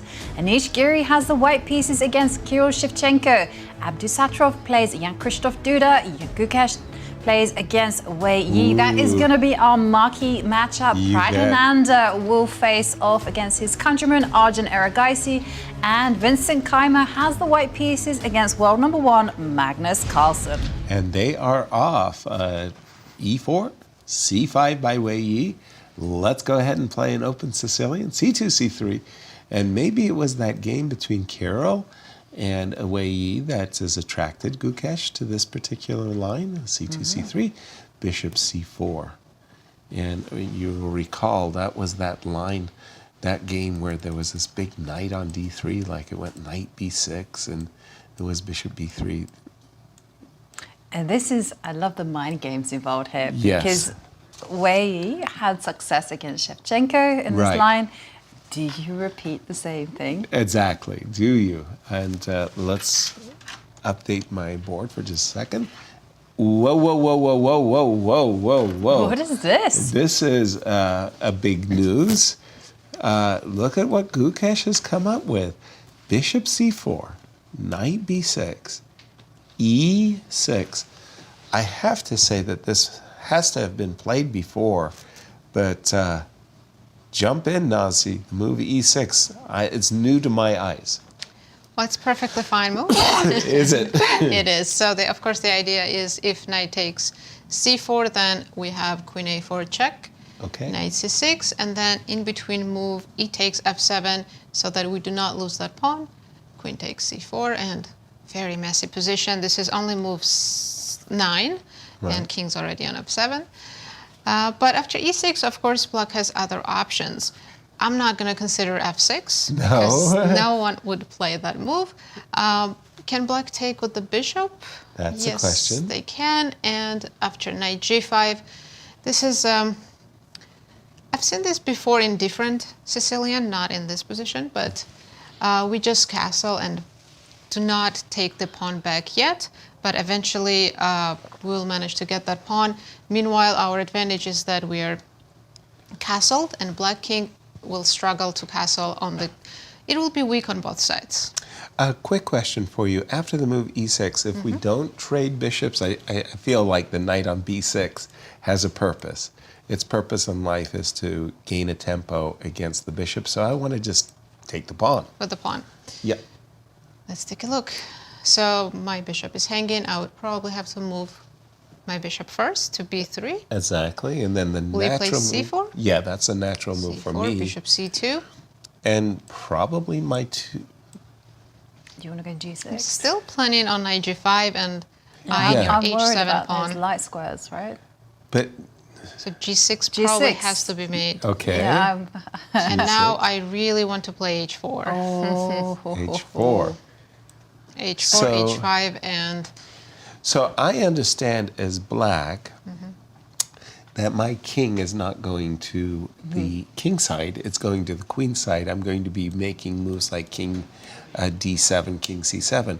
Where's your king going to go after you've played the move h4? So let's say I play knight c6, you go h5 like you're going to kill me. I'll go rook to bishop g7, g8, rook g8. rook g8. And the idea is I want to run away. Wow. That is just, that's a crazy, crazy line. What is a theoretically recommended thing that black is supposed to do against e6? Don't have access to the database Okay. of the theory. It doesn't show me But anything. So probably Take the bishop. take Let's the have a bishop look on again. c4. Yes, it has to be the right move. Check, Queen knight a4 c- check, knight c6. The, and then we take on f7. Let's do it on my board for just a second. Knight takes c4. Go ahead and tell me your variation. Queen a4 Nasi, check. knight c6. You told me make the intermezzo move, don't lose the pawn. E takes f7, king takes f7, queen takes c4 check, e6. Now, material count is even.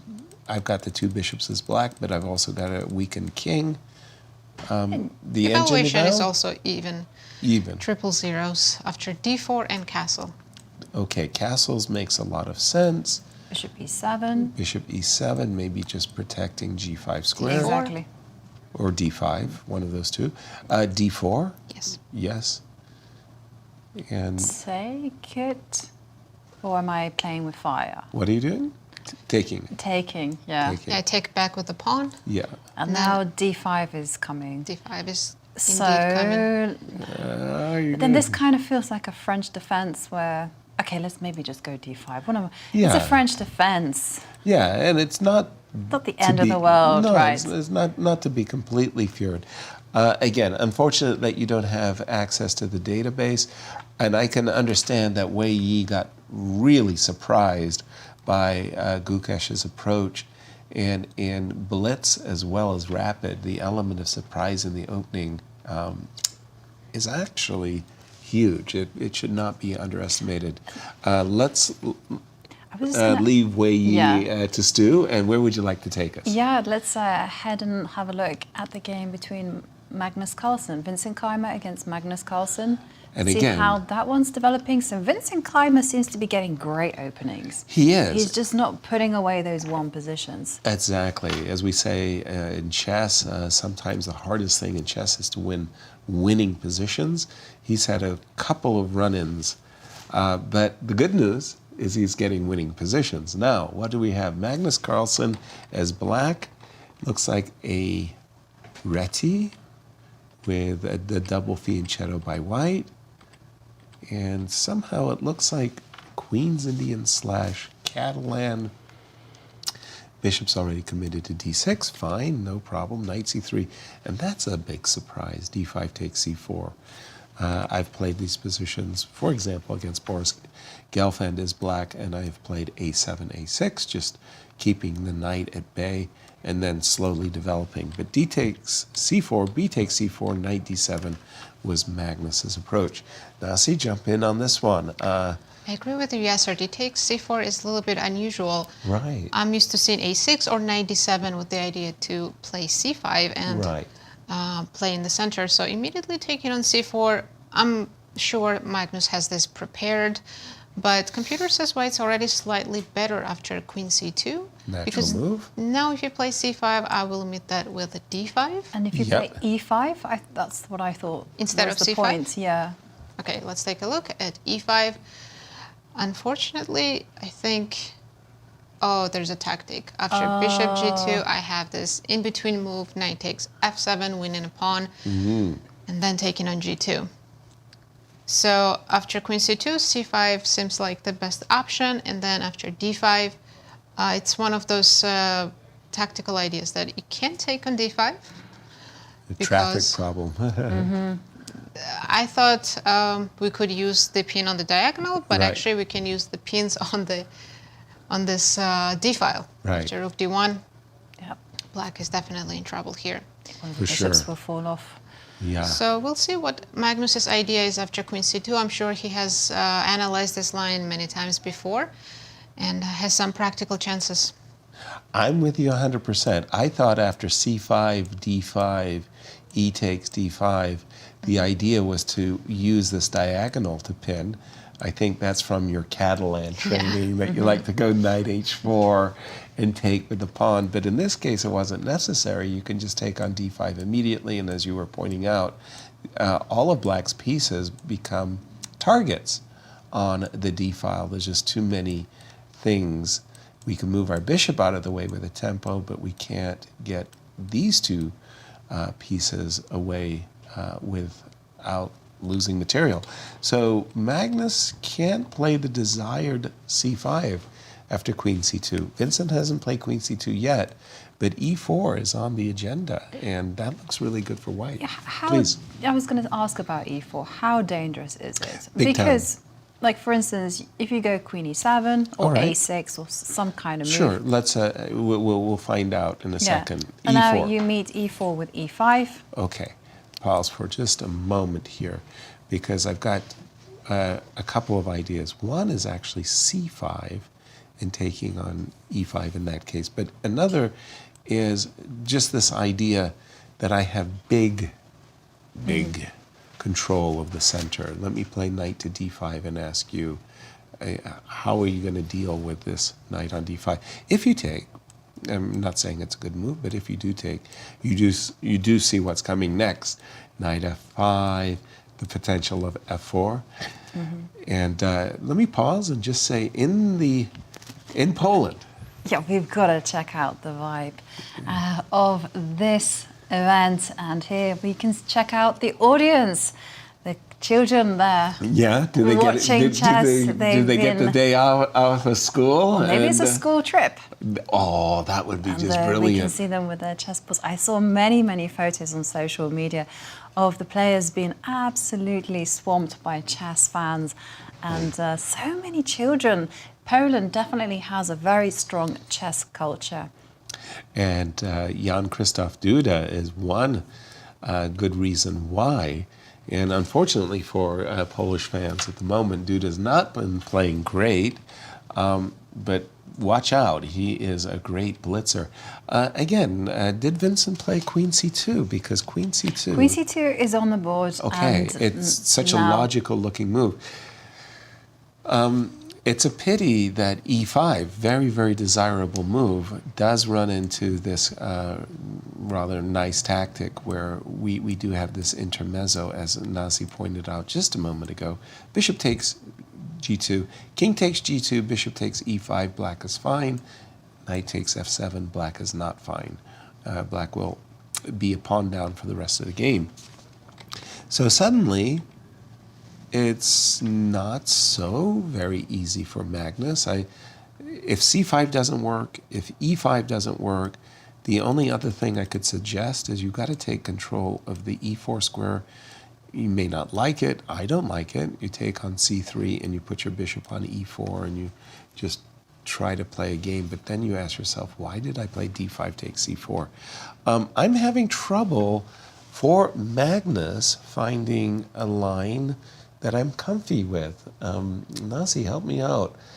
Is our world's number one in some trouble? He did play c5, inviting d5. He will be in some trouble if Vincent plays d5. Which he will for sure. I mean, you could consider rook d1, but it's d5 is such a superior move. After rook d1, you're allowing c takes d, and we have this isolated pawn on c4, so of course we don't want that. No. So as soon as he plays d5, which we do have on the board, Right. yeah, Magnus is in trouble a little bit. He has to take, because let's make some move. If you allow d takes e, rook e6, you're still having issues on the d file. Right? And there's another problem. There's Bishop h3. Yeah. So after d5, we'll probably see e takes d, pawn takes, and maybe here he has some queenside counterplay, a6 with the idea to play b5. Sure. And I would probably play stop it. a4. A4. immediately Stop a4. it. Stop it. Exactly. And just like in Benoni type of positions, maybe rook b8 and still keep trying to successfully push b5. Exactly. And this is actually a very important game for the standings as well, because there we see Magnus there, second place, 9 points, trailing Wei Yi by 1 point. But when it comes to Vincent Keymer, he's all the way down nearly at the bottom. For sure. Penultimate place, 5 points. So if he manages to get very important 2 points, Yes, you put He some wind in climbs- your sails to begin with. it sets him in a good mood for the blitz. Absolutely. So d5, it was funny what you were saying there. To my mind, if you play a move like h6 and you just leave the tension, to my mind, I mean, I'm just playing e4 and I'm taking, a complete command of the center. If you play e takes, c takes, and if you play a6, a4, in my view, I'm like just one move or two away from having a great positional grip. I can do it with the moves knight to d2 and knight to c4. That's a dream come true. And I can do it by just simply playing e4, bringing my rooks to the center, and I have a massive majority in the center versus a queenside that's not at play. Do we have this on the board, by the way? Let me just refresh. We do indeed.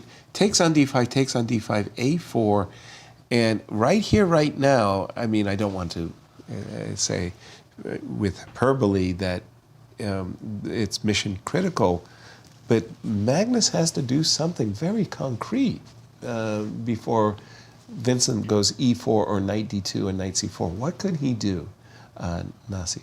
And so the players followed exactly the line we're looking at, and Magnus should play rook b8, just like in Benoni style. So slow. It is slow. He has nothing immediate. He can try knight e5, but of course White's not going to trade that.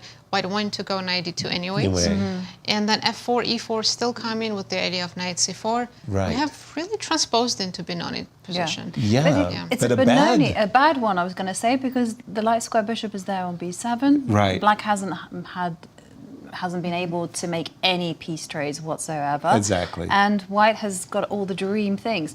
The knight is going to be on c4. This bishop on b2, cutting across the board. I mean, it's horrendous. Exactly. It really is. And he has played rook b8. It's on the board. Yeah. Okay, so let's just let's be very, very consequent, and let me just ask the salient question. If I go e4, I assume you have to play b5. b5. I mean, if you Maybe c4 first. c4 first. Okay, c4 first. Okay, pause. I want to play knight c5, of course. Yes, you do. Okay. So knight to d2, you would probably play knight to e5 in I this was case. always taught that you've got to be careful as Black about c4 because you let go of the d4 square. True, but here I think a lot of bridges have been burned. Knight Easy to e5 say. is good here. Yeah. Easier to say in the morning. But rook b8. So okay, if I put, gosh, I want e4, f4, knight d2. I want my cake, and I want to have it well frosted. Knight to d2. Okay, so that stops. Okay, but c4. now no, I cannot go b5 because the bishop on d6, d6 is hanging. Yes, precisely. So knight d2, you have to play another quiet move like bishop to a8. Yes, okay, but Benoni players, and I've seen Magnus play a few Benonis, they like to unravel. I think they like to suffer. e4, b5, ab, ab. Now, I was once playing against Boris Spassky where he literally spit into his hand. We were at the board, and he goes, poof, and goes, rook takes a8. It's like he's doing the He did job. this to you? Yes. I thought it was great. It cracked me up. Did he win? Yeah, he crushed me. when he played the sacrifice, it was actually really, really powerful. Benoni players are used to bad positions. This one looks like one of those very bad positions where I've got, enormous compensation for the exchange. I'm going to put my knight on c4. I'm going to put my pawn on f4. I've really played this badly for the world's #1 player, Magnus, but I'm having troubles. Knight to d2. If you don't mind, Nasi, just tell me what Magnus should do against this very natural play.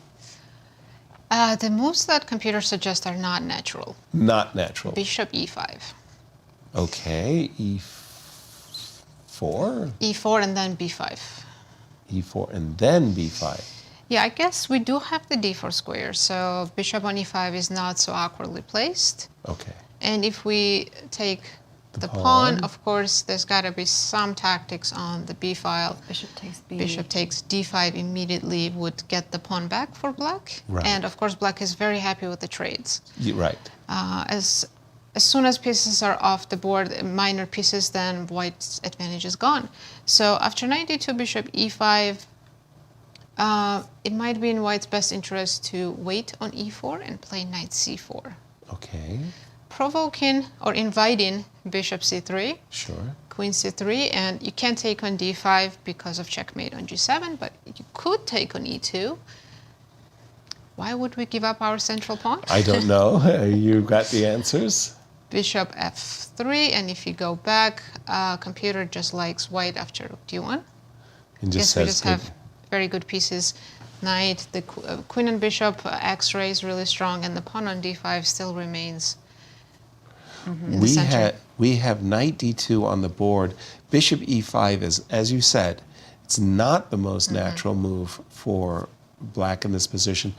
Did that exchange sacrifice that I tried, by the way, bishop a8, what did I do? I did an exchange sacrifice. You did, but black had played b5. Yeah, what did I do? Knight to c, I think I played. You went e4. I think it's like this. Okay. So e4. Yeah, I did. Okay, so then bishop after a8, g5. e4, b5. I wanted to sacrifice an exchange on after a8. a takes b5, a takes b5. Yes, Spit in your hand. Rook takes bishop. Like a good hard worker. It's a very good sacrifice for white. Yeah, exactly. It's more than +1. More than +1, yay. Let's just leave this one on the slow boil and turn to our tournament leader, a very unexpected tournament leader, Wei Yi. Wei Yi, pardon me. Yes, and we left Wei Yi being surprised out of the opening with this e6 move by Gukesh. If we could rewind a little bit and see how he handled that, because he did not capture the bishop. He simply captured the pawn on e6. After a long think. Definitely after a long think, and it's kind. Gukesh is a very daunting opponent. His second is Gregor Gajewski, who's worked with Vichy Anand and some of the top players, and he's famous for being creative and coming up with his quite quirky opening ideas. And look, we just see Gukesh was not interested in winning a pawn on d4. He went knight to g5, queen to d7, takes on d4 now. The problem from black's point of view is the very desirous castle's long is being met by knight f7. You'd like to, okay, get rid of the knight, but h6 walks into a full catastrophe. Queen h5 check. And g6. We just have been told that for the database that Varuja Jacobian, 500 times e6 has been played. And I wonder if the players are still in the precepts of modern theory. e6, e5. What's your take? I feel like black is in potentially a lot of trouble. A lot of trouble. Yeah. I'm a perk defense player. I have a lot of problems in life. The Perk defense is one of them, by the way. And I often have been very provocative in the Perk defense, accepting pawns, such as this type of position. Even you can put a pawn on f4, and you can see, you know, the vagaries of an Austrian attack. So I'll take the pawn and just ask, you know, like, how are you going to kill me? You're going to go queen f3? What's on your agenda? Because from Black's point of view, it's pretty simple, right? Yeah, Bishop G7, and let's go. Castle. Castle, kingside, yeah. Yeah. Okay, in this position, we have noticed that 5 games have been played. From this one. Yeah, I wonder what the track record is for White, though. Exactly. I mean, again, Gukesh was the player who initiated E6. Oh, you're not going to be happy. Uh-oh. About 80% win rate for White. Pretty large. That is very, very big. Now see, jump in on this one. How do the engines like the pawn sacrifice? Engine says in the current position, White's up half a pawn if they take on e5. Okay. It's a very interesting line. So after d takes e5... By the way, just as you mentioned it...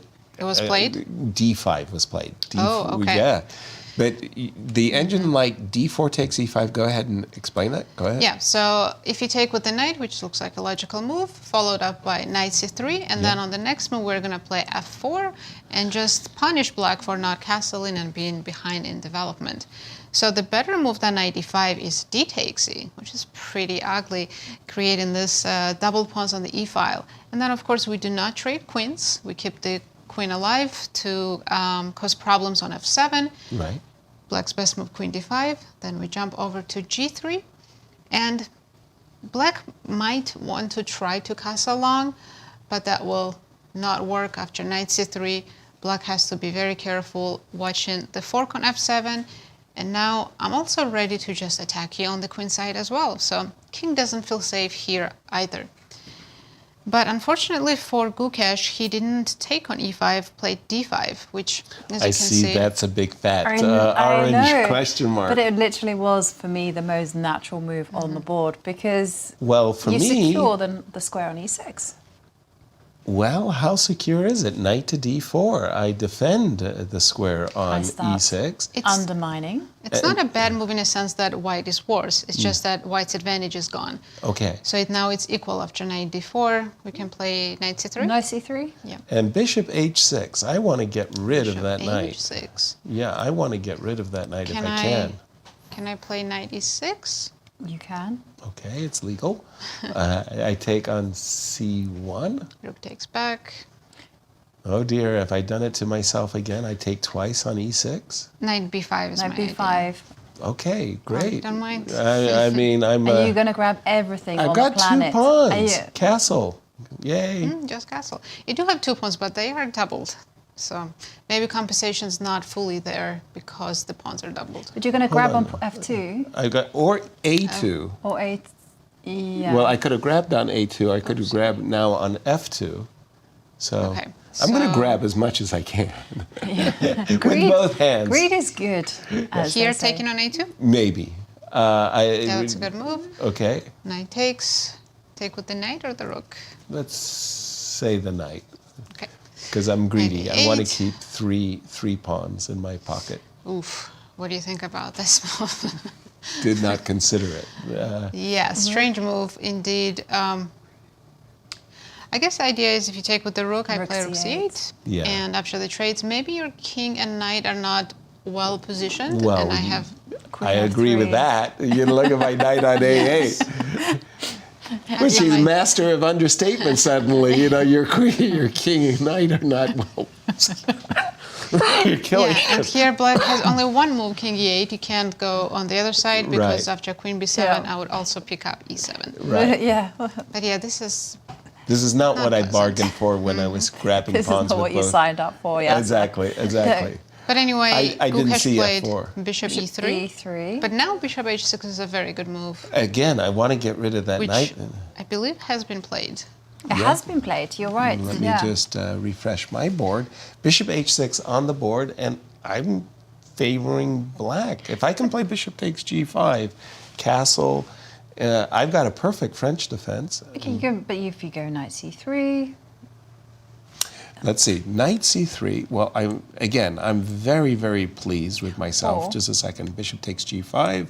Bishop takes g5. I pause because I am materially minded. Queen f5 and knight c2. I changed my mind. Oh, okay. I changed my mind. No and worries. now I'm thinking, move the knight away. Knight to e4. Knight to e4. Okay, pause. Because now, if I trade, I assume you want to take with the pawn. Yes. Bishop takes e3, and you want to drive my knight out That of is dodge. correct. Okay, so And now I revisit the g5 square. like something like this, yeah? Yes. Okay. Great. Again, I kind of applaud your determination to punish me on the e6 square. I'm a pawn up, and I must say, if I do get in knight to g7, I don't feel the compensation. I really don't. Yeah. We'll keep an eye on. We'll definitely be keeping an eye on this. Wei Yi down to. What's the clock times? That's hard for me to read. Well, Wei Yi is under 10 minutes with 9.5 minutes. Under 10 minutes. And Gukesh, 17 minutes on the clock. But it does look like Gukesh will have to play very well in order to maintain the compensation. So we're going to just put this one on hold and let's dive over and check out the game between Vincent Keymer and Magnus Carlsen. Because when we left it, Magnus Carlsen had to find some precise moves. And that was bishop to e5. Did he find it? The answer is yes, of course. Magnus, amazing. He has a great sense of danger. Bishop e5. Not an intuitive move. E4, b5, exactly as Nasi described. And takes, knight takes b5. Pause for just a second because you really you want to get the center rolling. And f4, unfortunately, there is bishop d4 check. You're not required to take on c3. So he took on b5, and there was this great counter shot. Bishop takes d5, bishop takes knight. They followed your first line. Yes, they have, haven't they? But let's check out Vincent Keymer, find out a little bit more about him. Young He's man from just Germany. 19 years old with a universal rating of 2701. He became the youngest German to ever become a grandmaster. He did it at such a young age, 14, I want to say. Oh, wow. But I don't know. And here we can see more of Vincent in action. Help me out. Is he here as a wild card? He is here as a wild Or card. as a full tour No, participant? he's a wild card. He's a wild card. The full tour participants are Anish, Giri, Praggnanandhaa, Gukesh, and Abdusattorov. Absolutely. You'd like absolutely? It's easier for me to say. And okay, so this is going right down the prescribed method, but I'm just getting word that Anish Giri is winning his game Wow. against Kirill Shevchenko. Now that's very important for the standings. Shevchenko in 3rd place. Remember, Kirill started the event extraordinarily well in blazing fashion. In fact, winning a hat trick of 3 games on the first day. He's on the back foot. Anish just played the move e3, e4, obviously intending to undermine this knight on c4. Takes twice on d5 on White's agenda. And first impression says this is awful with a capital A for Kirill. I don't like this position at all. And in fact, with the pawns on f6 and g6, you might ask yourself, well, why isn't black castled? Something has gone wrong in this one.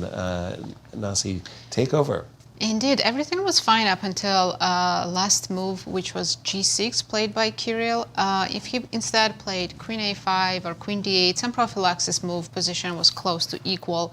But after g6, e4, indeed a very strong move. And now I think bishop c3 is just forced, otherwise d5 pawn is just hanging. Wobbles. Yeah. So bishop c3 we take with the pawn, queen a6. And as much as I want to sacrifice on g6, it's a bit early. Okay. That's good to know because I was itching to go there. Let's take a look.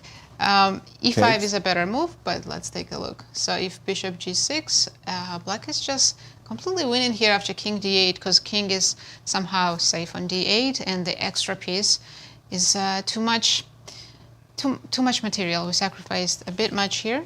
Okay. So instead of e takes d5, white should play e5. Natural move. And on f5, would you say g4 is a natural move too? No, that one is not a natural move Yeah, for me. because what is the plan after pawn takes g4? Is it now to Now take on we g6 might- or knight to Knight g5? g5. Yeah, now we waiting can for take on it. h7. It's Yeah, coming. we're bringing more pieces into the attack, and now knight h7 or bishop g6 will be coming. And notice how black queen is also cut off from defending the king side. Black would love to have queen somewhere here on e7. Sure. Then most of the problems would be solved. So we'll see what happens, but expecting bishop c3, pawn takes. Maybe we could try queen. I understand now we can't play queen d6 because pawn on b7 is hanging, so Right. we can keep it on c file, but We do have the move queen d6 in the game. He did Queen not d6. capture on c3. He played queen to d6. well, now according to the engine, white should take on d5. Right. And if you take back, I can Take on take d5. again on d5. Simple chess. Simple chess. And if queen d5, queen b3 first, attacking both pieces because I want to take on c4. That is such a funny move for me, what you just played, Nasi, because you're sitting there saying, you undermined the knight on c4 and you worked so hard to do it. And you didn't take the knight on c4, you played queen b3 first. Yeah. Bishop takes c4. In any case, Anish in a great position Yeah, to he's win in the a game. great position now to But win. And for- this would be critical for him, not just for the standings, but also psychologically. But he Yes. is in bottom place on the standings. And he's a Grand Tour player, so he's playing for Grand Chess Tour points as he will be playing in more legs of this event. Yeah. And they're what you just said, dead last. So a victory in this game bounces him up the table, knocks But he would Kirill down. Exactly, and remember, it is 2 points for a victory in the rapid portion. It would just take some of the pressure off him. But, Truly. But what can Kirill do? I mean, after takes on e4, he missed an opportunity to toss in bishop takes c3. We don't want to recapture this bishop and allow knight a3, but we do want to take a pawn. Yep. And that's a very, very good pawn to capture because our next move after, for example, bishop takes e6 will be queen takes c3, where material ahead, we've got ideas of D5. d5. This knight is actually in trouble. Looking good here. We'll leave this one. And Nasi, where's the action? I was just checking Magnus's game, and looks like he has equalized easily after all these trades. I was trying to come up with some ideas for white if we can keep the d5 pawn alive and win the c4 pawn, but doesn't look like it. We can delay the inevitable, play h3, but black has a strong response, just h5. And if we play f4, knight to g6, knight takes c4, and everything just gets traded, and position is triple zeros. How simple. Yeah, Vincent is not giving Magnus any chances in this game, and Magnus may need to take some risks because last I checked, Wei Yi's position was looking pretty good. Shall we go over to Wei Yi's position? Because Sure. We left it at bishop h6, and Gukesh, recognizing he didn't want to trade dark square bishop, actually just went for the most direct. Bishop takes d4, bishop takes d5, bishop takes b6. And he's saying, look, I'm a pawn down, but I'm going to have this beautiful knight, and maybe the bishop will be a little bit passive. So I will have full compensation for the pawn, and we are catching up with the player, the position of the players now. Queen c7, the last move by Wei Yi. Again, take it home for us on this one, Nasi. How do the engines like the pawn sacrifice? I'm looking at the evaluation Are bar, you? and the answer's there. Oh, no. I mean, the engine likes black. Yeah, it's a very complicated position, but engine definitely favors black. White's best move here is rook a3, Very sneaky move, trying to get over to the king side. After rook a5, maybe include rook c3 move first to kick the queen out of the good square. Queen d8. But even here, position is already minus 1.2. So black loves the pawn. However, I'll say this knight is very pretty. If only I could get something on e6. Right. Could we try maybe queen g4? Yeah. Queen g4 and then... But Arjun is completely unfazed. He says you can put your queen here, there's no threats. Just continues to make moves for black and says black is much better, even with the queen on e6. Could you kind of go h4? You can go h4 or g4 here. But black is really using this rook. It's a nice effect, yeah. Yeah, rook d4, then wants to play pawn to b4. See, this is why I play the perk defense. I mean, you know, I keep provoking, and as you put your queen on e6, and as you put your pieces on good squares, I have a nice move, but it doesn't do anything. Still not good for black. I got knight c5 in this, but it doesn't Knight do it. c5. Doesn't do a single thing. In fact, it loses. But I just It's a pretty It's a visual. It's a visual, right? I got a visual. Yeah. We'll keep an eye on this one. Queen c7. Magnus seems to be going towards a draw. Yeah, I just wanted to say one thing about the Gukesh game is that he really needs to start rolling the dice now, because if he just plays simple moves like b4, take a look at this bishop on h6, it controls the c1 square, which means that if Wei Yi is unfazed, he's just simply going rook c8, queen coming along and dominating the c line. And that was why I did like rook a3. I think that's a great move. I think with the idea that I'm sacrificing a pawn, rook takes, but rook c3 kind of like pushing you back. And it was actually right here where I didn't find myself attracted to queen g4 or queen e6. I thought my queen wasn't actually doing that much there. I found myself drawn to the move h4 with the idea of, if I could play h5 and induce g5, then I feel I'm accomplishing something on the light squares. I'm still a struggle to get compensation. But definitely, I was going to say that rook a3 is a must-find move. If you just play automatically, try to hold on to the a pawn, I feel black has the play down the c line, and that's something that white just cannot control. Exactly. b4. Rook c8, ideas of queen c2 and rook to c4, and you just play around. Exactly, the queen can come to d7, cover the squares, rook comes to c4. It's good. It's wonderful. Black is fine. How's the clock? So in terms of the clock times, Gukesh, 9 minutes, whereas Wei Yi, 7.5 minutes. So it's getting critical, but they have plenty of time to deal with the complications. Shall we revisit some of the other games? Sure.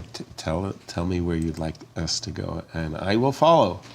Well, I can see things are heating up in the game between Anish Giri and Kirill Shevchenko, but that's kind of more or less following our analysis. Well, there was a trick that Kirill had in mind. He took on d5, did Anish, and not to be obliging, Kirill played knight a3, captures the knight, rook captures c3, and he's trying to fight his way back. And look at this, a queen sacrifice, captures on e6. Would you like to capture my queen, Kirill? I will then capture your bishop and then, I presume, recapture. So he played the move bishop c6, and we're 2 pawns up suddenly for white? Yes, I think. Yes. And look. And take a look at the accuracy numbers. 97%. 97.7% for Anish, 88.2. That's big. I'm finding myself drawn to the move bishop takes g6 check here. We had earlier incarnations of these sacrifices, and the king went to d8. Bishop takes g6 check, king e7. Am I empty-handed in such a case? The pawn is attacking the bishop on b4, so you got time. Time for what? Time to move your queen. Good. Where? F5 maybe? F5? Yeah, F5. But now I thought rook takes rook. Rook takes rook. Okay. Now bishop takes A3. Yes, sir. Yes, ma'am. Bishop takes A3. Hitting the rook. I mean, I wanted something cleaner. Maybe this is just very good, but is it the knockout that I wanted? Jump in, Nasi. I mean, it feels like Anish has done everything perfect. He's got a dream position, but where's the knockout? Is bishop takes g6 a good move, or is there something? It's a good move. It's third best move. Third best. There's just no need to complicate position even more, so he can play just queen d1, and position is +4 after simply moving the queen away. Yes, Because we're the up 2 extra pawns, but we're about to take more material because in case of rook a3, computer really loves this sacrifice. Rook takes b4. Queen takes D5? and d5. Very nice move. Bishop takes d5. It's all about that last rook rank c8. Good weakness. morning, St. Louis.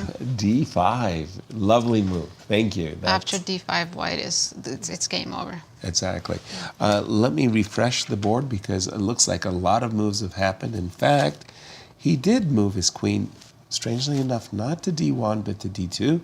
Anish played queen to d2, rook takes c1, queen takes c1, bishop takes a3, And queen hello. h6. Yes. The queen arrives at At h6. last, bishop takes g6 is firmly on white's agenda now because that's a check and the rook is pinned.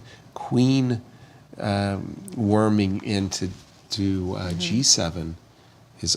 This looks terrible. Did you say +4? Yes, it's might +4. It might be worse than that. This looks like Anish is well on his way to his first victory. What do you have in our leaders game, Wei Yi? Right, I checked back in this game and doesn't look like Gukesh managed to activate pieces. Instead, it's Wei Yi who has taken control of c-file completely. Right. And still, only thing that comes to mind for white is to somehow get the queen on e6. But as we looked at it earlier, even if we manage queen on e6, black is still not worried about anything. Right. They can just defend the pawn on e7 and there is nothing else because queen alone can't do much damage. So here, computer suggests move like h3, which clearly means white is in big trouble. Rook e2 was played, by the way. Rook e2. Here, rook f4 looks attractive, but queen d4 is a very strong move. I wanted to say I love the move queen d4 because the queen on d4, as good as it looks, I'd like to have the rook on c4 as well. Yeah. And of course, the main idea is that if we take, this pawn becomes quite dangerous with the help of the bishop and the rook on the c-file. Right. After he takes the rook d1 seems like the only move to not let black pawn go forward. And now we have this follow-up rook c4, also going after the weak pawn on b4. So Wei Yi is playing sensationally well. Just take a look. He's just played the move queen d4. And the clock times, Jovi, as well? Yeah, the players have plenty of times so far. Like Wei 5 minutes. 6.5 minutes.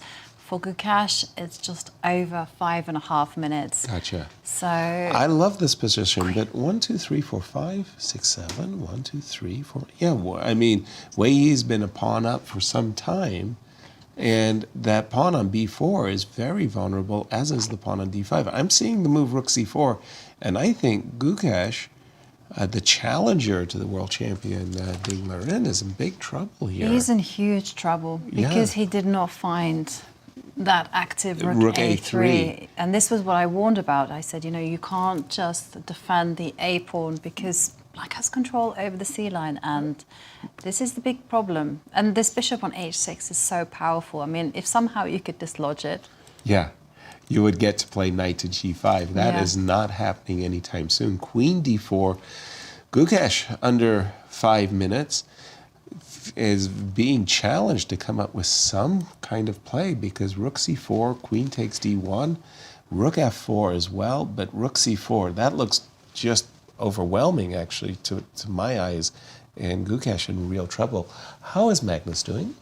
I actually want to you've check got another one. Prague's game because I don't think we Sure. paid much attention to this game Our today. apologies to the players. Prague was doing very well. He was better most of the game. Here he had the opportunity to keep the advantage by keeping the queens on the board. It's going to be a long game, but white's definitely better here. Instead, he ended up trading the queens, rook e7. It's very tempting to grab a hanging pawn. And in this endgame, current position, let's take a look. Looks like it should be a draw. It's holding for Erigaisi, but it's still Prague who is trying to play for a win because he does have this pass pawn on the A file. Right. So it's still possible he can pull this off, but most likely it'll head to a draw. It's a very complicated Thank position you. because Prague has to deal with the threats of rook takes g2 check and also rook coming up to d3 to snatch the c3 pawn. Indeed. Yeah. Well, just goes to show sometimes greed is not good, Yasser. Yeah, it's one of those things that makes chess hard, right? I saw this fantastic meme the other day, which is like you make a move instantly, blunder. You spend a long time, would you believe it? Blunder. Right? Yeah. That's chess, all right. Very, very cruel. Turning our attention to the game between Vincent and Magnus. The game is still alive. There are imbalances, minor piece imbalance, bishop on g2, which is defending a passed pawn on d5. Black has trumps of his own, a passed pawn on c4. And the last move was rook e2, just avoiding any rook b2, queen takes f2, well, conflagrations. This looks, to my eyes, like I'd rather be white. I do see that the move d6 could be very disturbing, let's say. The knight on e5 is in a bit of a pin as well. There's like rook e1, f4. I understand what I'm doing. So Magnus has still got to cover his self, please. Yes, and I've just received word that Wei Yi is well on the way to winning. Against So Gukesh. this game still very much a lot to play for, but let's head over there and see whether we can When we grab left some it, of those closing moments. Queen takes d4 was a move that we didn't want to play because we felt that the pawn on d3, the passer on d3, was simply too disruptive. Guess what? It's too disruptive. f4, rook takes d5. There goes pawn number 2 already in the pocket. That is just overwhelming. Rook d4, rook c4 on Black's agenda. And if you try to bring a blockade, knight to d2, well, guess what? I have another battering ram, e5, to open up the diagonal. This looks like material and positional advantage for Wei Yi. Overwhelming. Absolutely. It looks hopeless for Gukesh. Yes. We know he's a very resourceful player, so he would find if there was something in this position, but there's just absolutely nothing here. 2 extra pawns, fantastic rooks. This pawn on d3, monster. Yeah. So I think we'll see. Resignation. Could you just before come it's in over. with the king, you know? White has king to do that. f2, king e3. Rook c2 check. You might lose a third pawn. The third pawn. Yeah, but so be it. Easy for you to say. And then a king. Toss it. Toss it. And then I think A royal- at this point, it's time to bring this bishop back to g7. It did an amazing job on this diagonal. Right. It's the main reason Black had the advantage most of the game, but now it'll be much better on this diagonal. So after bishop g7, d2's coming. Well, actually, we we- do have some moves. So not king f2, but he's gone for rook c1. And, well, would you believe it? The rook has come on c2 anyhow. That looks like an absolute cruncher of a move. Rook to c2. What can you say? Again, I'm still ready to play rook to d4, attack that knight, attack that pawn. That pawn on d3 is just overwhelming. You can't capture and allow rook to d1. That's lights out. Rook.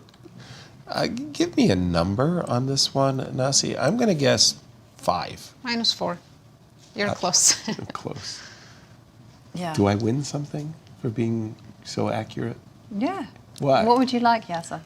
Coffee. Okay. Hot coffee. Then you've won. Yeah, you won. The prize is yours. All right. Rook to c2. Okay. Wei Yi. 5 in a row.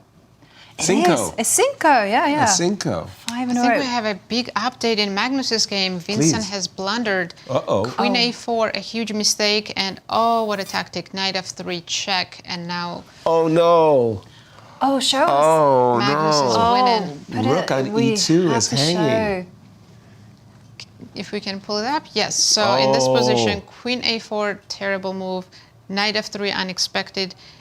Bishop takes, Rook takes, and if we take back, Queen f2, Check. Queen f2 check, King h1, Queen e2 defends the Rook. Rook b2's come in second rank. It's just checkmate. Pawn's about to be promoted. It's Oh, -7 He lost the game in one move. in one move because without Queen a4, position was still okay if he played Rook e3. But Magnus did his magic and just put pressure on Vincent until he cracked. blundered. Yeah. Yeah. And we do have this position on the board. Oof. Yeah. Oof. Big result for Magnus as he's chasing down Wei Yi, and Gukesh has just played the move Knight f2. Wow. But we're going to... Should we stay with yeah, this we, game? We'll Because- stay Yeah, with this game because we're We're about gonna to see see resignation very soon. resignation very Very soon. soon. Computer's top move here is Queen takes b5. That's a bad news. I can tell you. That's the top There's- engine move, is to give up our queen. Yeah, so any checks don't, it's just one check, Queen a7, King h6, and I can see already computer says checkmate in 11 moves. We have two major pieces. And shall we show why it's not a perpetual? Say, for instance, Queen c7. Queen c7, sure. Let's take a look. Queen d1. Queen takes rook. And Check. rook b2 mate. Yeah, the king is completely So no alone. time. I forgot about Queen takes rook. Check. Check. It's You probably wanted not to play Queen f4 I check. wanted Queen f4 check and Exactly. then some kind of checking business there. But okay, no time. Right. Didn't quite get out of the gates. We do have these moves on the board. Queen a7, King h6. 15 played. seconds, And, and we have the handshake. check. Magnus Carlsen wins with the black pieces Queen against A4. Vincent Keymer after that terrible blunder. Terrible from Vincent. blunder. Wei Yi well on his way to earning his 5th victory in a row. Yes, I didn't mispronounce my word. 5th victory in a row as Gukesh, the challenger Gukesh, really, okay, he surprised Wei Yi out of the opening, but that's all he got. Wei Yi played a remarkably beautiful game. 5 in a row. 5 in a row, still maintaining that point advantage over Magnus Carlsen. Impressive stuff. Very impressive. Wow. How he handled that surprise as well. And Gukesh suffering his first loss of the day. How is Anish doing? When we left it, Do you know something? He was All the way ahead. drama happens in the middle rounds. It happened in day one. We Yeah. had 4 decisive results. You mean the opening? And day one, yeah, the opening. And day two is always like the second, the middle round. middle it's round. like somehow or other everyone Well, I saved noticed their best for that. in that line score that Nasi talked about at the opening there with Magnus, it was the universal formula: 1, 2, 1. 1, 2, 1. Yeah, that was for Magnus, yeah. Right? You make draws and you win the games And in you know between. something? Magnus is a big believer in patterns. He really enjoys, he really enjoys like looking at those connections. So I'm sure it would please him a lot That we made that 1, recognition. 2, 1, Yeah. 1, 2, 1, and now again. 1, 2. 2, 1. Queen h6. When we left it, we thought Anish was really doing very well with the move Queen h6, and he was. Queen g7, Rook f8, Queen takes h7. He's picking off the Kirill's king side, in fact, eviscerated the king side. Bishop to d6. Clock times? Important, Jovi? Yeah, always important. So Kirill Shevchenko, he is just under the minute, whereas Anish Giri, 1.5 minutes. But never underestimate that psychological impact of when your clock hits 1 minute and you see the seconds ticking down. And rook to b3 there from Anish. Little bit nervy move, rook to b3. Okay, I assume you would like to play the desirable bishop to e4, and I assume it was rook e1, intending to move the queen and play bishop e4. There was queen takes a2, which was a bit disturbing. So rook to b3, more or less sheltering the pawn and preparing the move bishop f5? Bishop d5 quickly played. I'm anticipating e3. rook e3, attacking the queen, queen d7. That's the golden rule, right? Inviting a trade of queens. Now, the rule is, speaking of golden rules, when your opponent's king is vulnerable, don't trade queens. Exactly. And it's actually the reverse. When your king is vulnerable, try and trade queens. Exactly. Queen h5. Don't take the pawn on a2. There's queen a5 check to pick up the bishop. So don't take the pawn on a2. Queen c6. And, okay, it's going to be nerves. Nerves as the players are in time trouble. A minute apiece. Save the a pawn. Going for a4. Like it. I like it very much.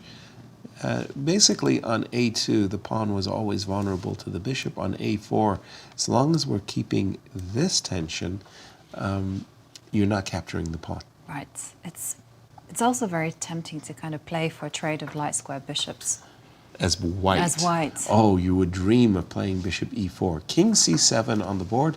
I'd probably be tempted myself just to put the pawn beyond. And he's thrown in a check. Queen h7 King. check. I wasn't sure about that one because I guess he's looking back. He's looking to play bishop e4. Yeah, bishop e4.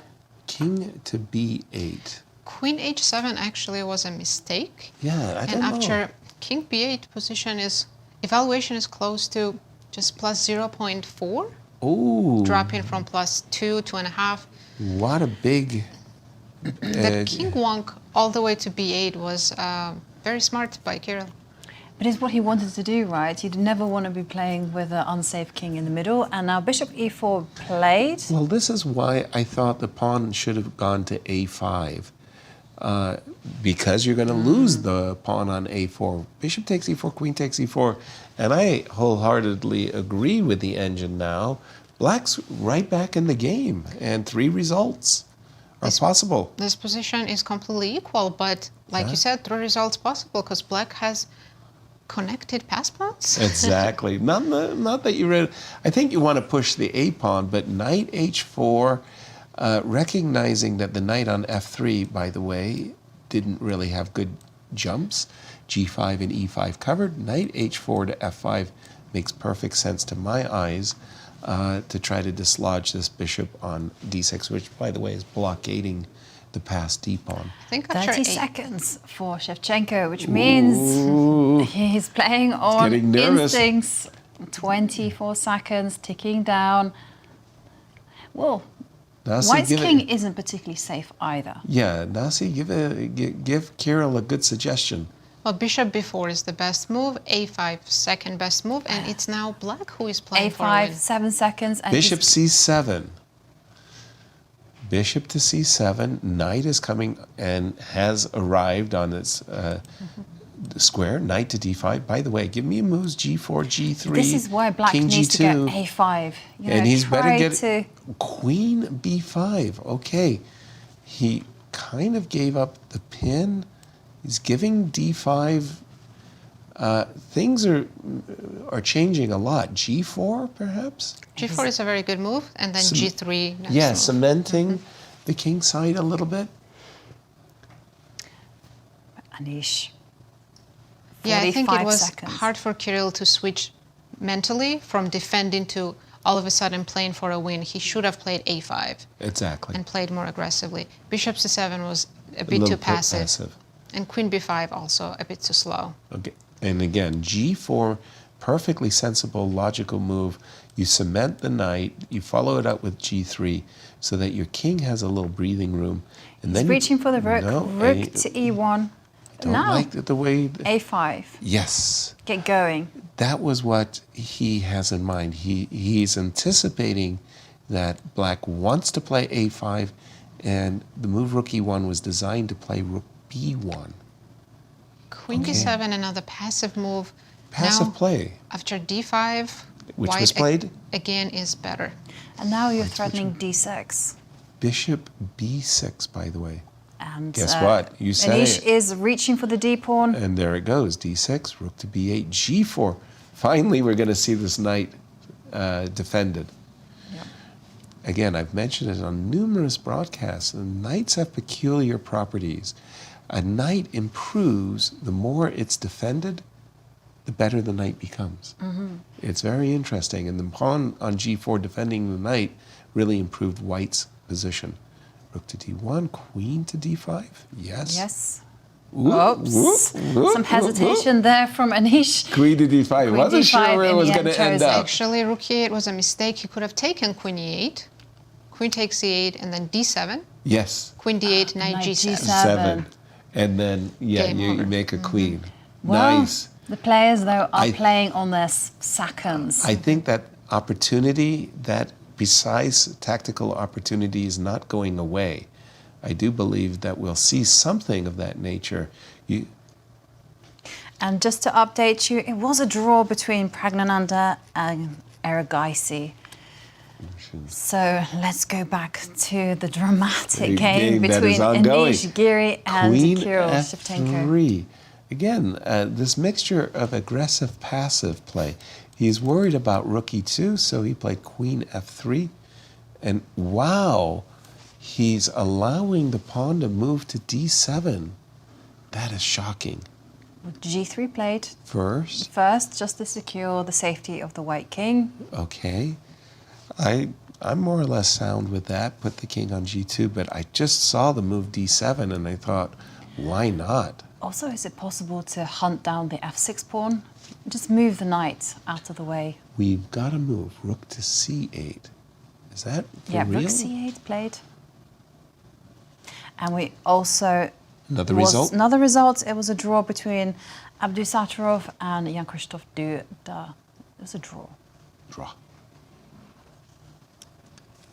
This is Okay. our final remaining game of round 8. A very, very eventful round as we witnessed our tournament leader, Wei Yi, win his game, and Magnus managed to keep the distance, if you will, by winning what looked Rook like C2. a drawn position. Again, I'm looking at d7. D7 is very, very natural, but he doesn't reach for that. Instead, he decides to Knight cover E3. any potential threats On against f2. f2. I don't like this. I mean, this d pawn is ready to go to d7, and he's finally come back but and the recognized. the pawn on f6 will eventually be hanging. So d7. Now you can go d7 and then go queen takes f6. I'm trying to promote the pawn, and you're trying to win a pawn. This is kind of, we're at odds. Push the pawns. Pawns must be pushed. 10 Knight to d5 seconds. looks Looks lovely. Looks Big winning. threat of knight to e7, forking the queen and the rook. It's a pin at the moment. I think the big threat was d7. Discover check. And d7. there it About is. to be played. We've got queen takes d7, knight takes b6. And then checkmate with the rook on a1. Exactly. That's a winner. Rook f8. Okay, now queen f3. Oh, he's touched the queen. Anish is, again, I think this is the results, if you will, speaking for itself. Anish is very, he's having bad results, so it's his confidence, it's the lack of confidence in his movement of piece. But the position is completely winning.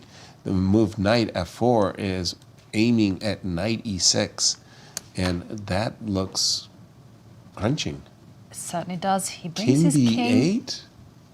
Okay, Queen queens have takes come. e6 and knight knight e6. Isn't that resigns? Rook b1 check. Well, it's not quite resigns, right? Because Sure. the A pawn is now going to start motoring. In the immortal words of Bent Larson, No. nobody believes you. Get the pawns going. F4, G5, F5. Okay, now they're coming. Push. The A pawn is going nowhere. The C pawn is going nowhere.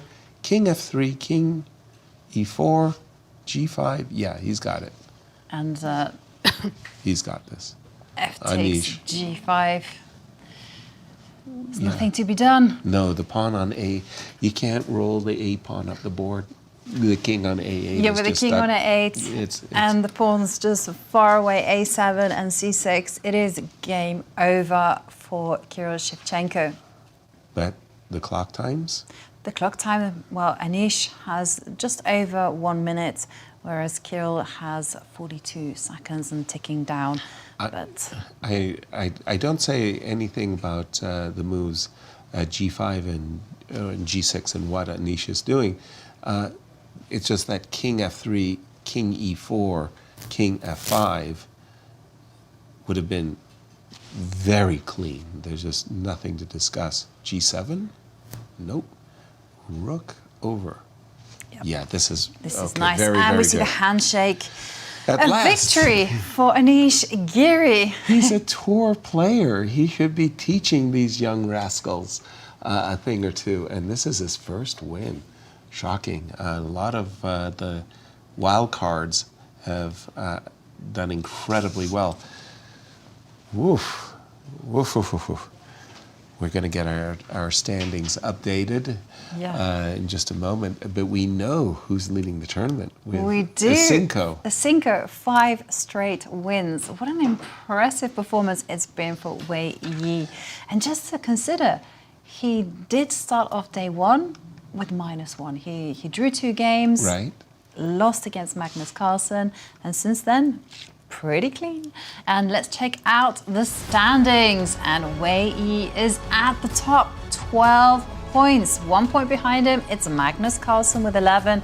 And there we see Praggnanandhaa now in sole 3rd place with 9 points. Arjun, Erigaisi and Kirill Shevchenko on 8. Exactly. And we jump over to Poland to get a view from the tournament hall. Over to you, Anastasiya and Cristian. What a roller coaster of the game that was between Anish and Kirill Shevchenko. And in fact, Kirill at some point was even better in that game. As you pointed out, Yasser, it just goes to show that Anish just doesn't feel confident in his play in this tournament so far, but this could be a turning point for his tournament overall. Another big important match was this one between Vincent, who is not having the best tournament of his life, against Magnus Carlsen. And I'm spotting some patterns whenever these two players are meeting. I'm trying to remember their last game at Grenke. That was a shorter time control as well, only 60 minutes for each player. And it was the same strategy for Magnus. He played the Benoni, a very risky opening, but quite successfully so. He won that game with the black pieces also, and he won once again in this game with the Benoni as well. It seems like Vincent is hesitant at the right moments, and this seems to be a pattern that Magnus has spotted in his opponent's play. Let's take a look at this one. Rook to b5, and he played rook to e1, a very natural move in the position for white. What he had to do was to immediately kick the knight from the center with the move f4. f4 forces the move knight to g4, and by the way, this is not an easy move to make, because after knight to g4, you're starting to see this a7, g1 diagonal potentially opening up if you don't cover it with knight to c4. You have to go knight to c4. The problem is knight to e3 is looking menacing for black. So I think this is why he rejected it. But once you reject that and make a very natural move, rook to e1, you lose your advantage as white. And this is very problematic because now black, the Benoni player, has the initiative in the position. From a practical perspective, it's much more difficult for white to play this type of positions. Rook to d1, g6, knight to e4, queen to b6, rook to e2, f6, h3, again very hesitant play from white, perhaps a bit too slow, h3, king to h2, and this allows black to play this move, very important, crucial move And I have to say, Magnus just spotted the right moment, c3, because you cannot take on c3. He waited for that king to go to h2, because after queen takes c3, now you have the move knight to g4. That's a discovery check. And after rook to e2, you're just simply better with an exchange up. So you cannot touch that pawn on c3, and immediately, once you put some practical pressure, rook to e3, by the way, was the only good move in the position to maintain the balance. After queen to a4, everything is going bust for white in the position. Knight to f3, nice tactic by Magnus. The pawn on f2 is going to fall. I'm covering everything after queen to e2. I'm covering the rook on b5. I'm attacking your rook on d1 and supporting the pawn on c3 to go to c2 with devastating consequences. I have to say, Magnus, it feels like he's back in his shape. It's going to be an electrifying final round of rapid chess here in Poland. Guys, back to you in the studio. Thank you, Cristian. An electrifying round 9. Electrifying. Absolutely true. Because Wei Yi, he is on a roll. He's won 5 games. Look at that in a row. And look at this start. 2 draws, a loss, and then he's just gotten his marching boots on and off he goes. Which leaves him in a clear first as we see the standings now. Ben, take a look at that. He is at the top with 12 points. Magnus Carlsen 1 point behind him on 11. And then we see Praggnanandhaa there with 9 points. Clear third. Erigaisi and Shevchenko on 8 points. But peeking ahead to round 9. Nasi, what do you have for us? Look at this round. We have Magnus Carlsen playing Anish Giri, who just won his game. Yeah, right? He's finally getting his confidence back, so that's going to be an exciting match. Then we have Erigaisi playing Vincent Keymer, and our tournament leader Wei Yi will be playing Pragg, who is in the clear third place. That's the one. That's the marquee matchup, no question about it. And as we go to break, let's just remind everybody we are at that moment in our broadcast where we visit our friends at Q Boutique. Gear up in the newest apparel from the St. Louis Chess Club with this official branded puffy vest. It features the Chess Club signature logo across the left breast pocket, consists of 100% polyester, available for you at qboutique.stl.com. All your chess shopping needs should be done at Q Boutique. The current world champion is coming up on our break. We'll see you on the other side of the break.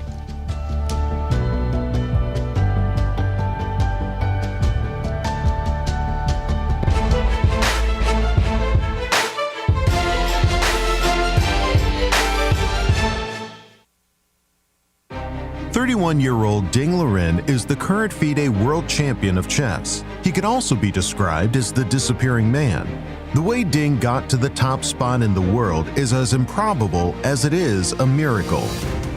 Ding was always a Chinese phenom and proved it by winning the Chinese national championship at age 16 with a nearly perfect score.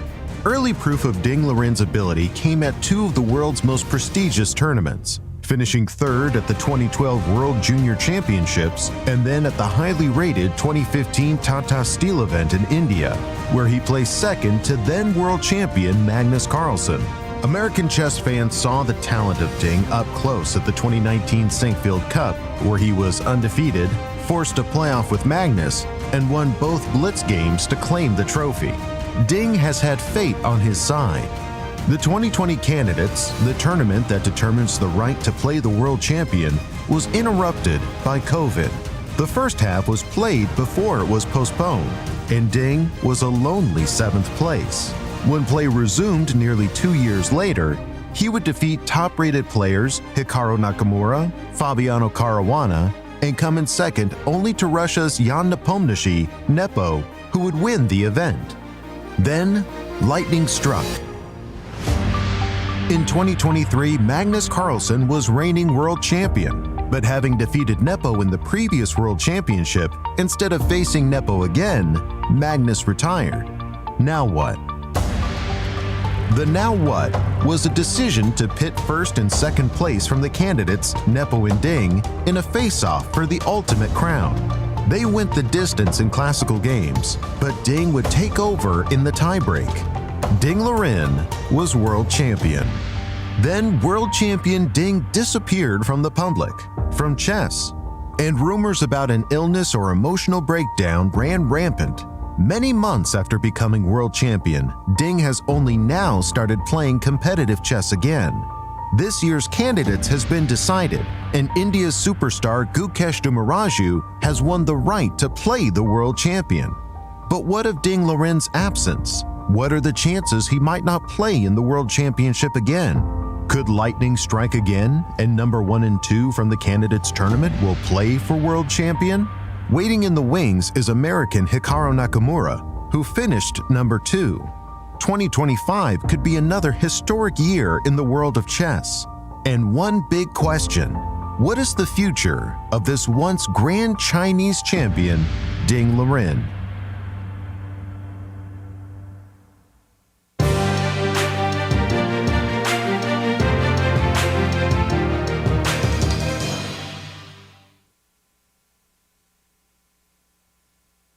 The stages are set, the players are primed, the best of the best are ready to face off in the 2024 Grand Chess Tour. The top players in the world prepare to battle across 4 countries for a $1.5 million prize fund. Everything starts in Warsaw with the Superbet Rapid Blitz Poland. Then off to Bucharest for the Superbet Chess Classic Romania. The players then travel to Zagreb for the Super United Rapid Blitz Croatia. The tour concludes with back-to-back events in St. Louis, Missouri, the chess capital of America, for the St. Louis Rapid Blitz and the Sinkfield Cup. 9 players will go in, but only 1 can be crowned champion. Who is prepared to make history? Get ready for the return of the Grand Chess Tour.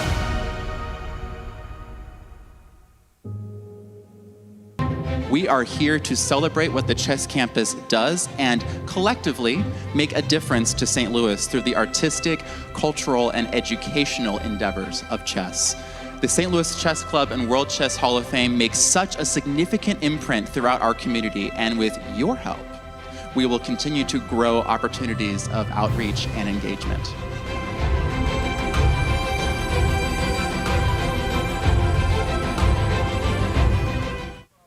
I'm Grandmaster Maurice Ashley. Join me on October 24th to 26th for the St. Louis Chess Conference, to be held right here in the chess capital of America. Also featuring legendary world champion Garry Kasparov and Hall of Fame inductee Judith Polgar, the conference will explore the broader educational and social impact of chess. For more information, visit stlouischessconference.org and sign up today. The St. Louis Chess Club is the premier chess facility in the United States. We bring the educational benefits of chess to thousands of students across the St. Louis area. We also promote chess at the highest levels, hosting all levels of the U.S. championships, as well as high-profile tournaments that attract the world's best players. Become a member and enjoy perks such as free classes and lectures, weekly tournaments, and so much more. Visit stlouischessclub.org to claim your membership today. The St. Louis Chess Club Scholastic Program brings the educational value of chess to kids in schools across the St. Louis area. Active in over 100 schools throughout the St. Louis City and County, the St. Louis Chess Club has been able to reach over 85,000 students in both in-school and after-school programs. We view chess as a valuable educational tool. Learn more about our scholastic programming by visiting stlouischessclub.org/education. In the world of collegiate chess, there is no team rising quite like the one at the University of Missouri. The team has brought home title after title, including the 2024 Pan American Intercollegiate Championship, the first time ever in school history. Guided by their head coach, Cristian Chirila, there is no stopping the Tigers. Respect, responsibility, discovery, excellence. University of Missouri.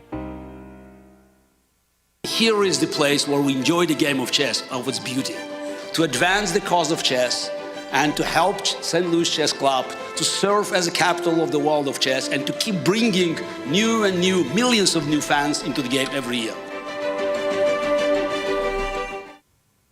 I'm Grandmaster Maurice Ashley. Join me on October 24th to 26th for the St. Louis Chess Conference to be held right here in the chess capital of the United States. Also featuring legendary world champion Garry Kasparov and Hall of Fame inductee Judith Polgar, the conference will explore the broader educational and social impact of chess. For more information, go to stlouischessconference.org and sign up today. The World Chess Hall of Fame, located in the heart of St. Louis's historic Central West End. Want to know why chess has intrigued people around the world for nearly 1,500 years? Stop by and learn about the impact of chess from our 3 floors showcasing the art, culture, and history of the game. The World Chess Hall of Fame has something for everyone to enjoy. For more information on current exhibits, please visit worldchesshof.org.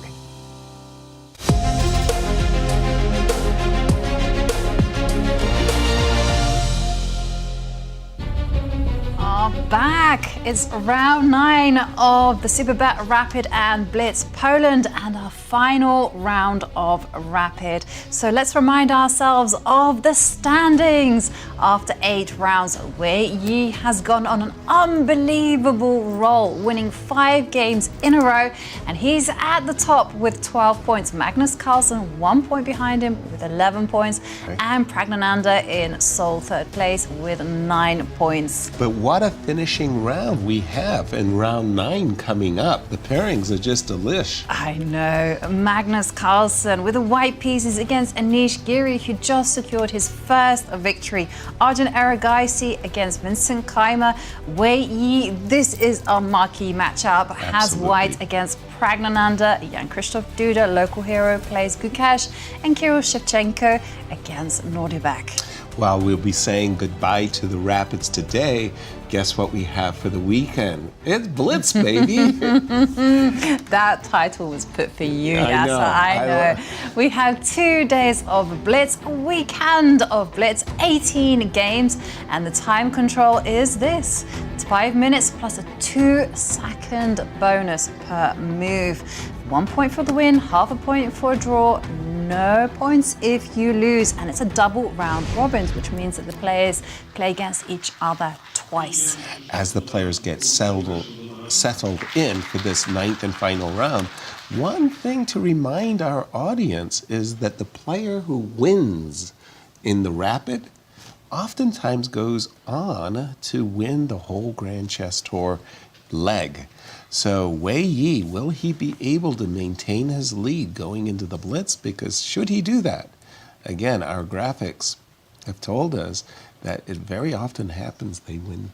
Exactly, there's precedent. If you win the Rapid, you more often than not win the Blitz as well. Well, you win 5 in a row. It's amazing that that's 10 points. It's amazing that Wei Yi only has 12. That's because he had such a bad start. Yes. And there we see the players getting ready for their final game. There's an empty chair. You want to go guess who it might be? Who's missing? Yes. I'm going to say Magnus. Well, Magnus is, there you go. He was missing. Fashionably late. Always late. Always late. And Anish Giri. Best time to play an opponent is when they've lost. Anish had a terrible, terrible tournament right up to round 8 where he finally won a round. And for Magnus, it's like, oh, this is the wrong time to play Anish. But the thing is, though, Anish was winning that game very easily, and he made a bit of a meal of it. He did.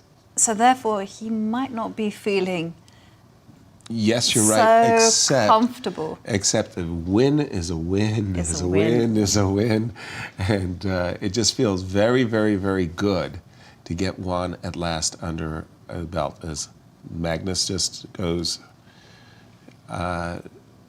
through his routine of adjusting each and every one of his pieces. Magnus has his knights facing towards the king. Yes. Giri his has knights facing towards Magnus's king. To the opponent.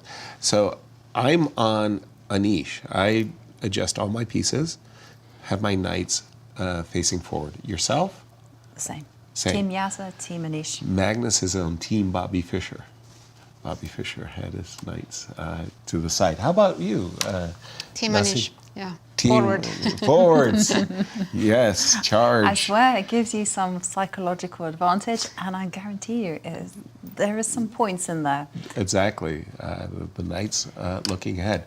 Again, this will be a fight between Magnus and Anish, and who could have guessed that Wei Yi would be leading the tournament after 8 rounds of play. Just great stuff. And Magnus Carlsen opens up with e4, and it's the bishop. No, it's not the bishop opening. Gioco piano again.